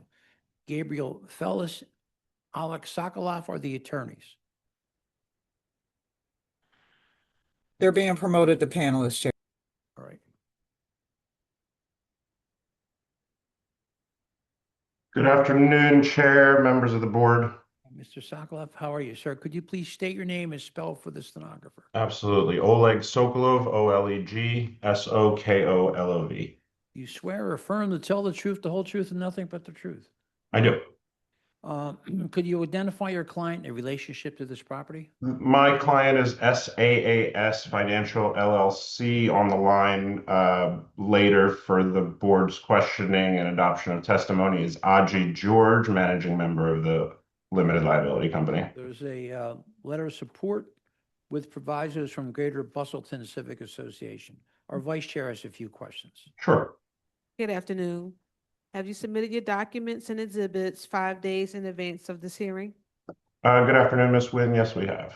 Okay, it's Ms. Graham, but. Oh, I'm sorry. That's okay. Do you waive the reading of the refusal and stipulate to its accuracy? Yes, we do. All right, I'm thank sorry, I had the wrong, That's okay. a She's different right screen beside up, me, so I couldn't see who was talking, but That's okay. You can share your screen, proceed with your case. thank you very much. All right, is everybody able to see that? Great. So here we have an amended refusal. We originally submitted this, well, let's go into the refusal. So this is located in CA1 district where personal vehicle repair and maintenance is prohibited. That is what we're seeking to do now. The original refusal, which I'll show, and just in the context of working with the RCO, was to use the property for both vehicle repair and a self-serve car wash. After meetings with the RCO and hearing the RCO feedback, we have decided to omit the car wash aspect of this request. So this is an existing structure. We're not building anything. A little bit about the history of this property. This property has been a car wash since 1990 when it was built. Just as a bit of novelty, I remember using this car wash when I lived in that neighborhood as a kid. So it's definitely been there for a long time. So I think and has been vacant for some time, so repurposing it now for vehicle repair, I think is a great use. As you can see, and you'll see later in the letter of support from the RCO, what we've agreed to is it currently has 4 bays. We are going to be using one of the bays for office and storage, and the 3 remaining bays that are currently just car wash ports will just be for vehicle repair. And then there's like a long vestibule that's going to be mechanical rooms, and there's a bathroom in the back. Let me just do a little.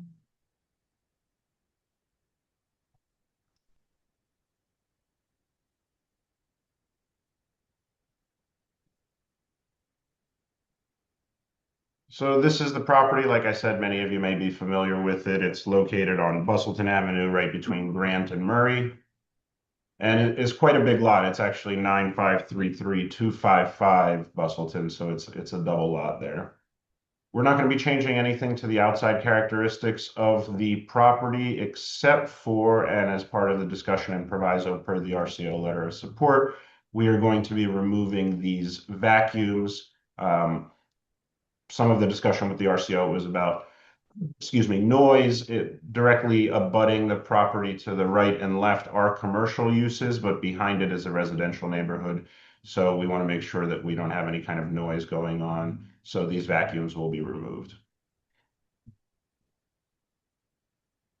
As the board well knows, this is a very commercial corridor here on Bustleton Avenue. There is a gas station, not quite catty corner, but a little further down on, I believe, Red Line right there. Oh, excuse me, not Red Line. Either way, a few blocks down. This is the inside of the ports. And the back of the property.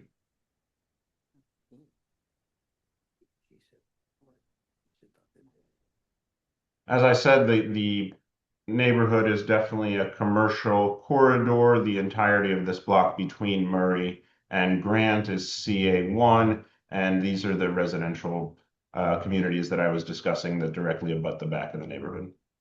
Of the property. The board has granted similar variances in the neighborhood. We could find 2 within about a mile radius, a little less actually, that were both CA1s where personal vehicle repair and maintenance was granted at 1614 Grant, and then personal vehicle repair, maintenance, and a car wash, an automatic car wash, was granted at 9201 Cruztown Road. This is our second letter notice to nearby residents. As I said, we had 2 meetings with the RCO, so I'll go through both of them. The second one was held just recently last Thursday on the 29th.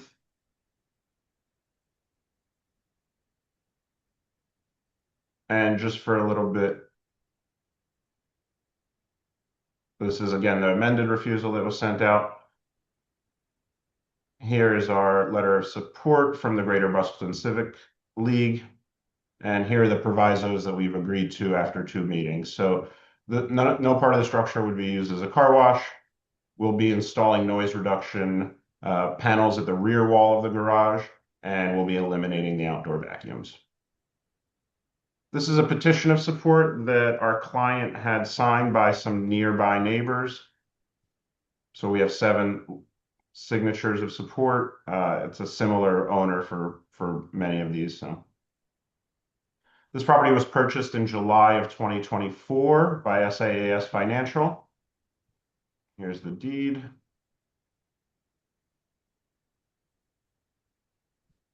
Our application for appeal. Our project information form.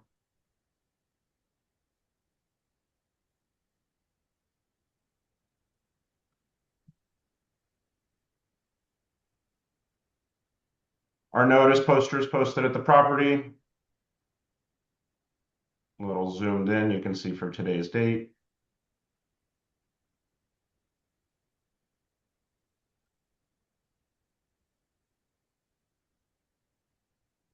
Proof of tax compliance.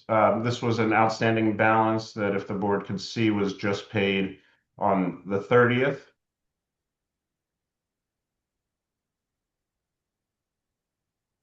And then we have two sets of our certificates of mailing, these being for the original meeting, which was in December. And then these being, you can see in January date for our January 29th meeting. That concludes my presentation before the board. If I could bring on the managing member of the Sure. LLC, Mr. Aji George, could you raise your hand, please?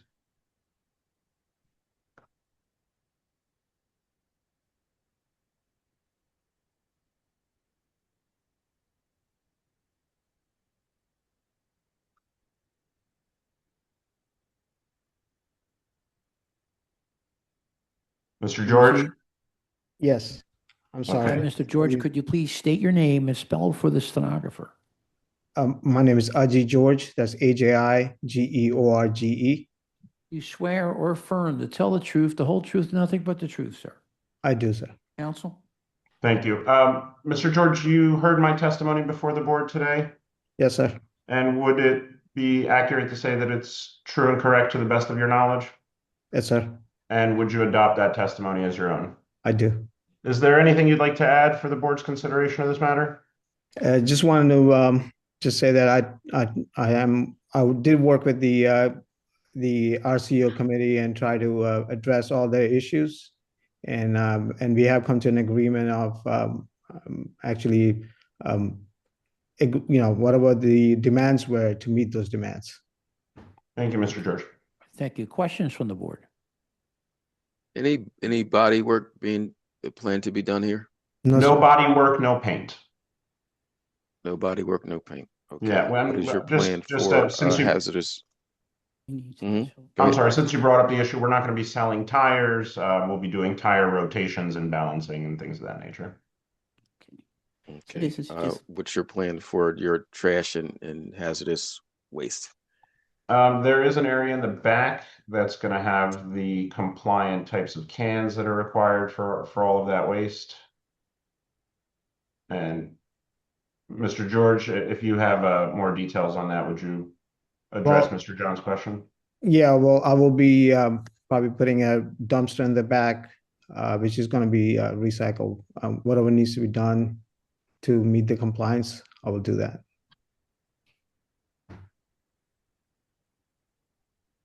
The trash I will be placing in the back anyway. There's plenty of property in the back to place those trash. So it will be out in people's. Yes, sir. All right. So this Is there a wall- plan for a removal like every week? I mean, understand you're going to be dumping in the back, but how often are you going to be removing the trash and taking it to the appropriate dump sites? Or do you have a We're gonna contract have a- in place or plan to have a contract in place? Yeah, we're going to have a service available for this. So it will be automated in the sense that, we're going to have someone come in and take the dumpsters. So it won't be myself practically removing it. It will be a company that will be doing it.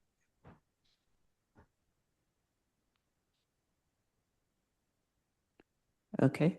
Are you done, Mike? Oh, go ahead. Go ahead. Yeah. Okay. All right. So you're removing the vacuum that I'm seeing here in this picture. Don't move. This is actually the back of the property. There is one vacuum here. All of the vacuums will be removed. This is the front of the property here. Let me make that a little bigger for you, Ms. Gaston. If you can see it, this is Bustleton here. So this area right in front of the shrub has two vacuums, I believe, which you're seeing here as well. Okay. So those will be removed. All right. And then where is this back wall? What is this noise reduction wall at the rear of the garage? So the rear of the property, although it's substantially set back from the residential neighborhoods that you'll see here in the zoning map. I don't know if that's too small, but you'll see that the lot line itself abuts a RSD3 district that has a PUD, a collection of homes. But we're talking about, Aji, what would you say is the distance between the building itself and the back of the I property? think it's about 70 feet, I believe it is. Okay. 60 to 70. So despite that, the way it's set up right now is this is a double bay. That's not going to be a double bay. It's going to be just drive in and drive out the front. So this back wall will have noise reduction put in to address the community's concern of any noise going back towards that residential area. So when you say you're going to install the wall, is the wall just that part of it, or? It will be inside those doors, so it will be the inside part. Yeah, they're like if you've ever seen like recording studios or anything like that, they're like sound insulation panels basically. Gotcha. Okay. And we already talked about the removal of like the hazardous. Are you doing like oil changes and Yes, things ma'am. like that? Fluids, that kind of thing? Is that? Yes, ma'am. I'm planning on doing oil change, brakes, inspection, Okay. And tire? tire, just will be rotations and balancing. Okay. So you won't be storing any tires? No, I No won't be storage. storing. Yeah. Okay. All right. Thank you. Thank you, Ms. Anyone Gasson. else? Hillary, are all these changes in the amended refusal? So personal vehicle repair and maintenance encompasses both a car wash and repair service. So I'm trying to remember what was exactly changed about the refusal. I can bring up the original refusal. Yeah, if for you don't mind. I think it was just a minor change if I recall. Yeah, so the way it was originally written is personal vehicle repair and maintenance in 2 bays, 2 and 3, with accessory office and storage in bay 4 and an existing car wash in 1 of the bays. And the amended just has 3 bays as repair and 1 as office. So Okay. All right. Is it okay with that, Hillary, then the amend? if you're able to Yes, see that. I think it's fine. Like I said, I believe that car wash is encompassed in personal vehicle repair and maintenance, but if they've agreed with the community to, I mean, they took that off of the refusal, so. Right. Okay. And if it behooves the board to approve this, a stated proviso that there will be no car wash here.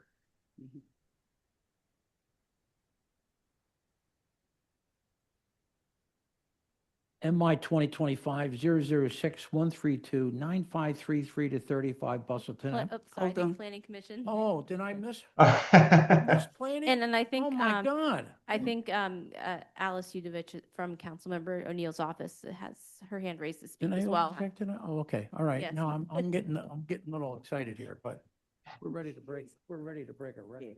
I'm tell you right now. No break, by the way. No. Comments from the virtual audience? Chair, we have Alice Udovich with their hand raised. Hi, Alice. Good afternoon, Chairman, members of the board. Alice Udovich on behalf of Councilman Brian O'Neill. You've already been sworn. Just start your testimony. Thank you. The councilman has no objection to the granting of this variance and agrees with the provisos requested by the Greater Bustleton Civic League. Thank you. Planning Commission. Board with the Planning Commission, the comprehensive plan recommends a change in zoning at this location from the current CA1 commercial auto-oriented to CMX2 commercial mixed use.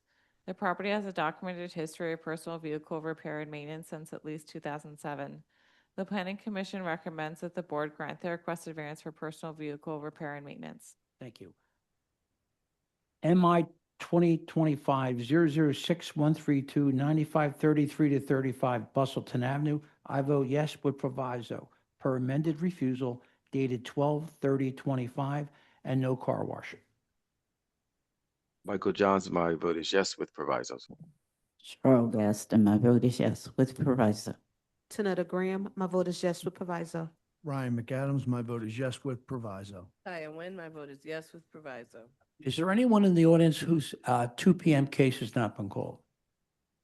Hey, members of the board, thank you. May I be excused? Yes, sir. Was nice to see And everyone. thank you very much. Thank you. Thank you. Take Thank care. you, everyone. Chair, there are no hands up at this time. Move right into the 3:30 list. Good afternoon, everyone. My name is Bill Bergman, and I will be chairing this meeting of the Philadelphia Zoning Board of Adjustment. With me is our Board Vice Chair, Tanetta Graham, Present, Mr. Chairman. our Board Secretary, Cheryl L. Gaston, Present, Mr. our Chairman. Board Member, Michael Johns, Present, Mr. Chair. Board Member, Ty Wynn, Present, Mr. Board Chairman. Member, Ryan McAdams. Present, Mr. Chairman. Also present is our Board Attorney, Hillary Emerson, our Zoning Board Director, Ian Haggerty, and our Board Administrator, Lakeisha Dandy. A recording of this hearing will be posted on the ZBA website. By participating, you consent to be recorded. This is an in-person meeting with remote capabilities. Whether remote or in person, if you're called to speak, just state and spell your name and then wait to be sworn in. Once you've been sworn in, please state your name each time before beginning your testimony. Any person may enter their appearance to become an interested party to a case. There are 3 ways to enter your appearance. You can identify the case property address on your Zoom webinar. You can see a staff member, or you can call the ZBA appearance line by the close of business tomorrow. Call 267-270-5548. Leave a message that includes your email address and the address of the property of the appeal. The following is a guide for our remote attendees. When directed, you must raise your virtual hand in order to be recognized to speak. If you're called to testify, you will be prompted to join as a panelist. Please accept the request and then turn on your camera.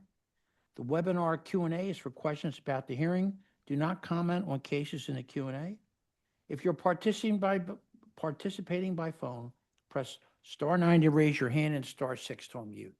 So let's look at our schedule for this afternoon.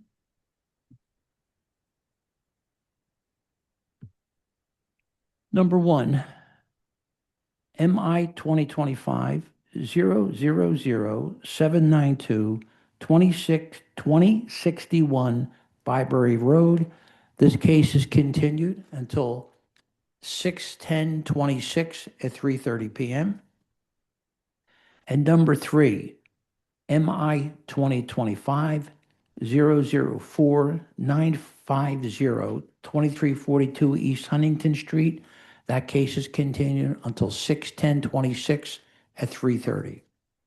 We're going to go to number 2, MI 2025-004-747 1966 to 68 Bridge Street. Joseph Vaccaro is the attorney.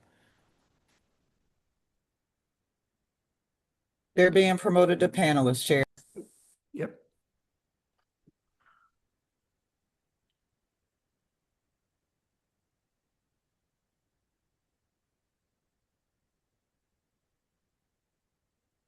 Good afternoon, members of the board.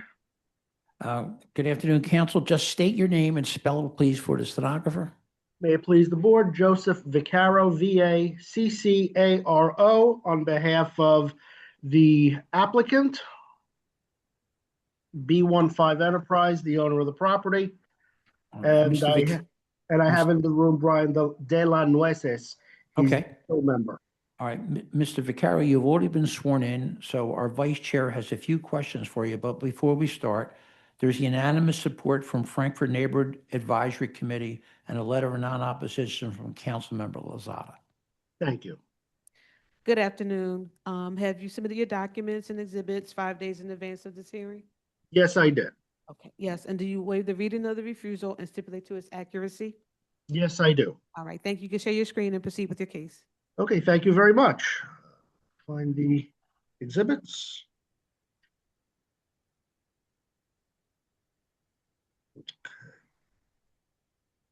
Do you see a refusal? Yes. Okay, very good. So Brian, through his LLC, B15 Enterprise, had purchased the property in question on February 11th of 2025, and he is here to seek approval for 4 dwelling units on the property. Let me get to the photos. So the refusal specifically states that the proposed 4 dwelling units is expressly prohibited in RSA 5. So the building is still zoned as RSA 5.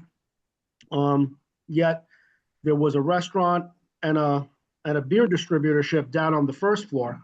He's currently not using the restaurant or the beer distributorship, either as a tenant or as an occupant. So those two spots, and I'm going to show you in the photographs, showing a Chinese restaurant and a beer distributorship, those two spots are still empty. Even though the signs are still up, they haven't been removed, those are still empty. Again, the proposal is for 4 dwelling units. If I could go to the plans.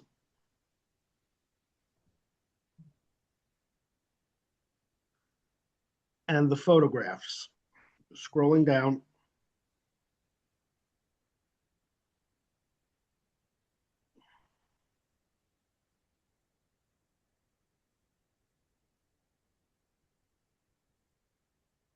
Here's a picture of the building. We're starting with a picture of the building. As I had testified earlier, here's the beer and Chinese food restaurant, which is closed. He has other plans for that at the appropriate time under separate applications. Here's the corner of the building on the Jackson Street side.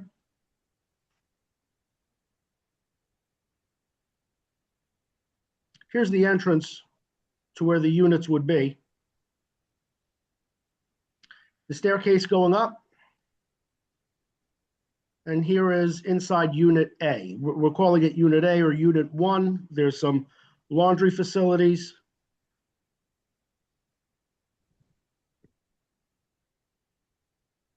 And the front door to Unit A with a restroom, bedroom, living room, another bedroom, kitchen and dining area.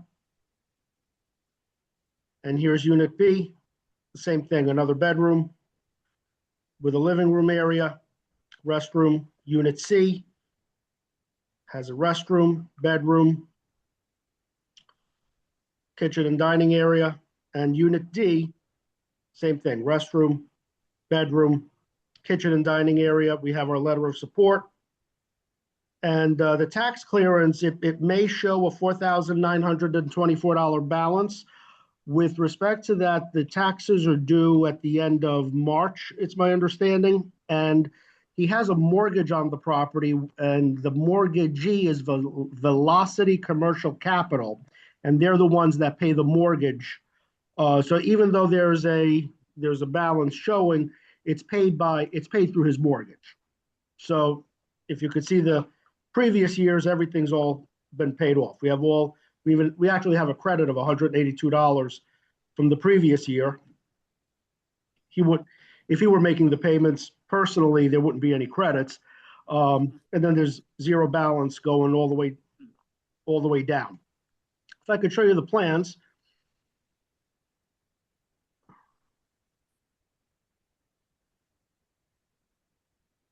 Mr. Vaccaro, this is existing, right? Yes, it is existing. And how long has it been 4 units? Well, he purchased it as such when he purchased the building. He didn't realize that there was no zoning. All right. Okay. I'm looking for the plans. They're in my packet, and I could point out where everything would be.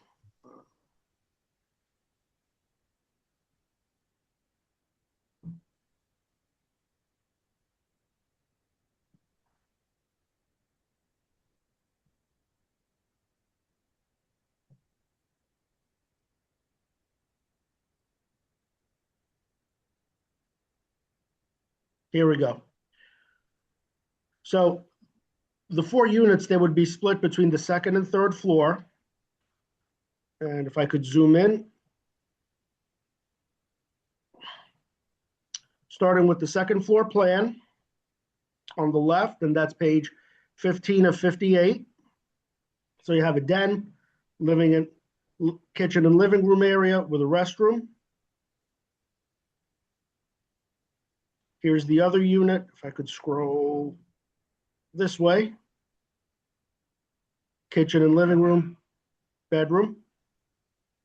So that's let me close this out. That's a third floor plan. I apologize. And then the second floor should be up here.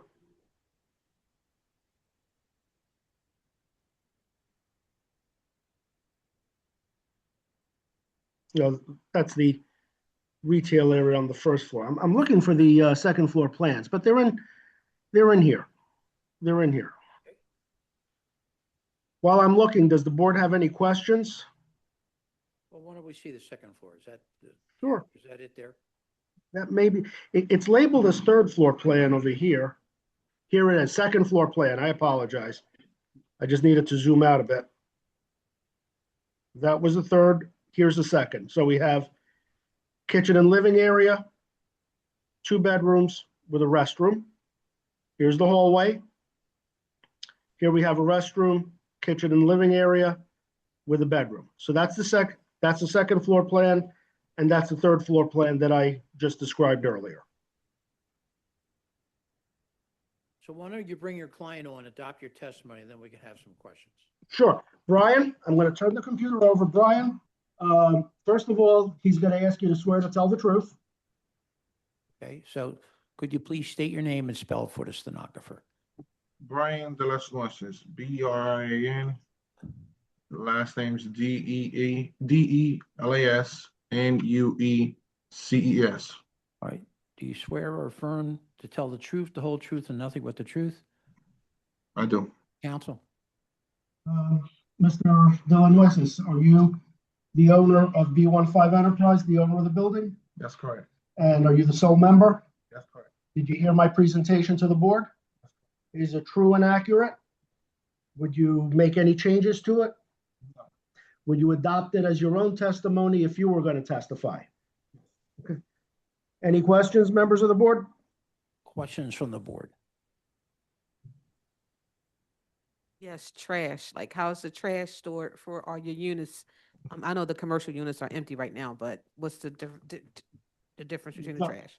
The property already has They come every month. So you already have commercial trash pickup? Yeah. And it's actually held in a parking lot that's part of this property, Yes. right next door. Okay. Did you hear that? No, why don't you go over where it is first? Sure. Again. There's a parking lot, which is part of this property, right next door, which is part of this property. That's where he keeps the dumpsters, where they get picked up, where the trash gets picked up. So the tenants have to bring their trash down to the dumpsters?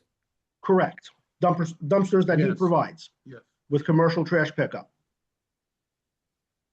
Any other questions?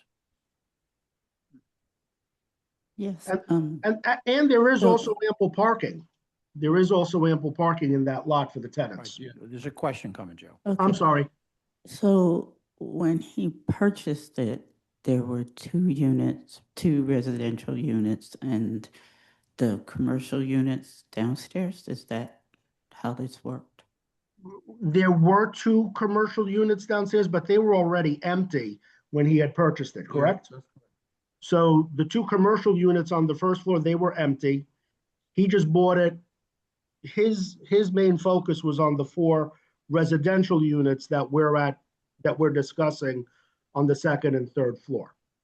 Yes, but when he purchased it, the 2 residential units that were existing, were they already approved? The 4 residential units, they were not approved. He had 4 units. I'm sorry? I'm going back to when he purchased the property, right? Mm-hmm. So there were 2 residential units, and then there were the commercial units, correct? Incorrect. There were 2 commercial units which were empty, and there were 4 residential units which we're trying to legalize. There are 4 units, Okay, 4 apartments. all right. Okay, I get it now. Okay, Okay? thank you. It's 4 residential and 2 commercial, but the commercial is empty and we're not here applying for the commercial yet. Okay, thank you. Okay, thanks. Any other questions? Questions from our attorney, Hillary Emerson? I just wanted to note this case, as in a couple other cases we've seen today. I'm not sure that the parking that's on the property has been legalized, so just wanted to note that for the record, that could also require a variance based on its access point and location. So I didn't see anything in the zoning history or noted on the refusal about any existing parking. So just wanted to note that there may be separate approvals needed for that. And we'll seek them we will seek them, certainly. Okay. Questions or comments from the virtual audience? Yeah, this is Jason Hand. I'm stepping in temporarily. I do not see any hands raised for the matter. Planning Commission. Good afternoon. Michael Gall with the Philadelphia City Planning Commission, MICHAELGALL. Do you swear or affirm to tell the truth, the whole truth, and nothing but the truth? I so affirm. Please proceed, sir. Thank you, Chair. The comprehensive plan recommends no change in zoning at this location from the current RSA 5 residential single-family attached. The property has a documented history of two-family residential and commercial use, but there is no documented history of legal multifamily use. The conversion to 4 residential units appears to have been undertaken without the benefit of permits. The proposed 4 units is not the least minimum relief required. The City Planning Commission therefore recommends the board grant the requested variance for residential use, but with a recommended proviso of a maximum 2 units. MI 2025-004-747, 1966 to 68 Bridge Street. I vote yes, with previously approved uses carried over. Michael Johns, my vote is yes with proviso. Cheryl Gaston, my vote is no. Janetta Graham, my vote is yes with proviso. Ryan McAdams, my vote is yes with proviso. Ryan Wade, my vote is yes with proviso. Thank you, council. Thank you. Have a good day. Is there anyone in the audience whose 330 case has not been called? I do not see any hands, Mr. Chair. Do we have any comments in the back relative to the time we're leaving? Have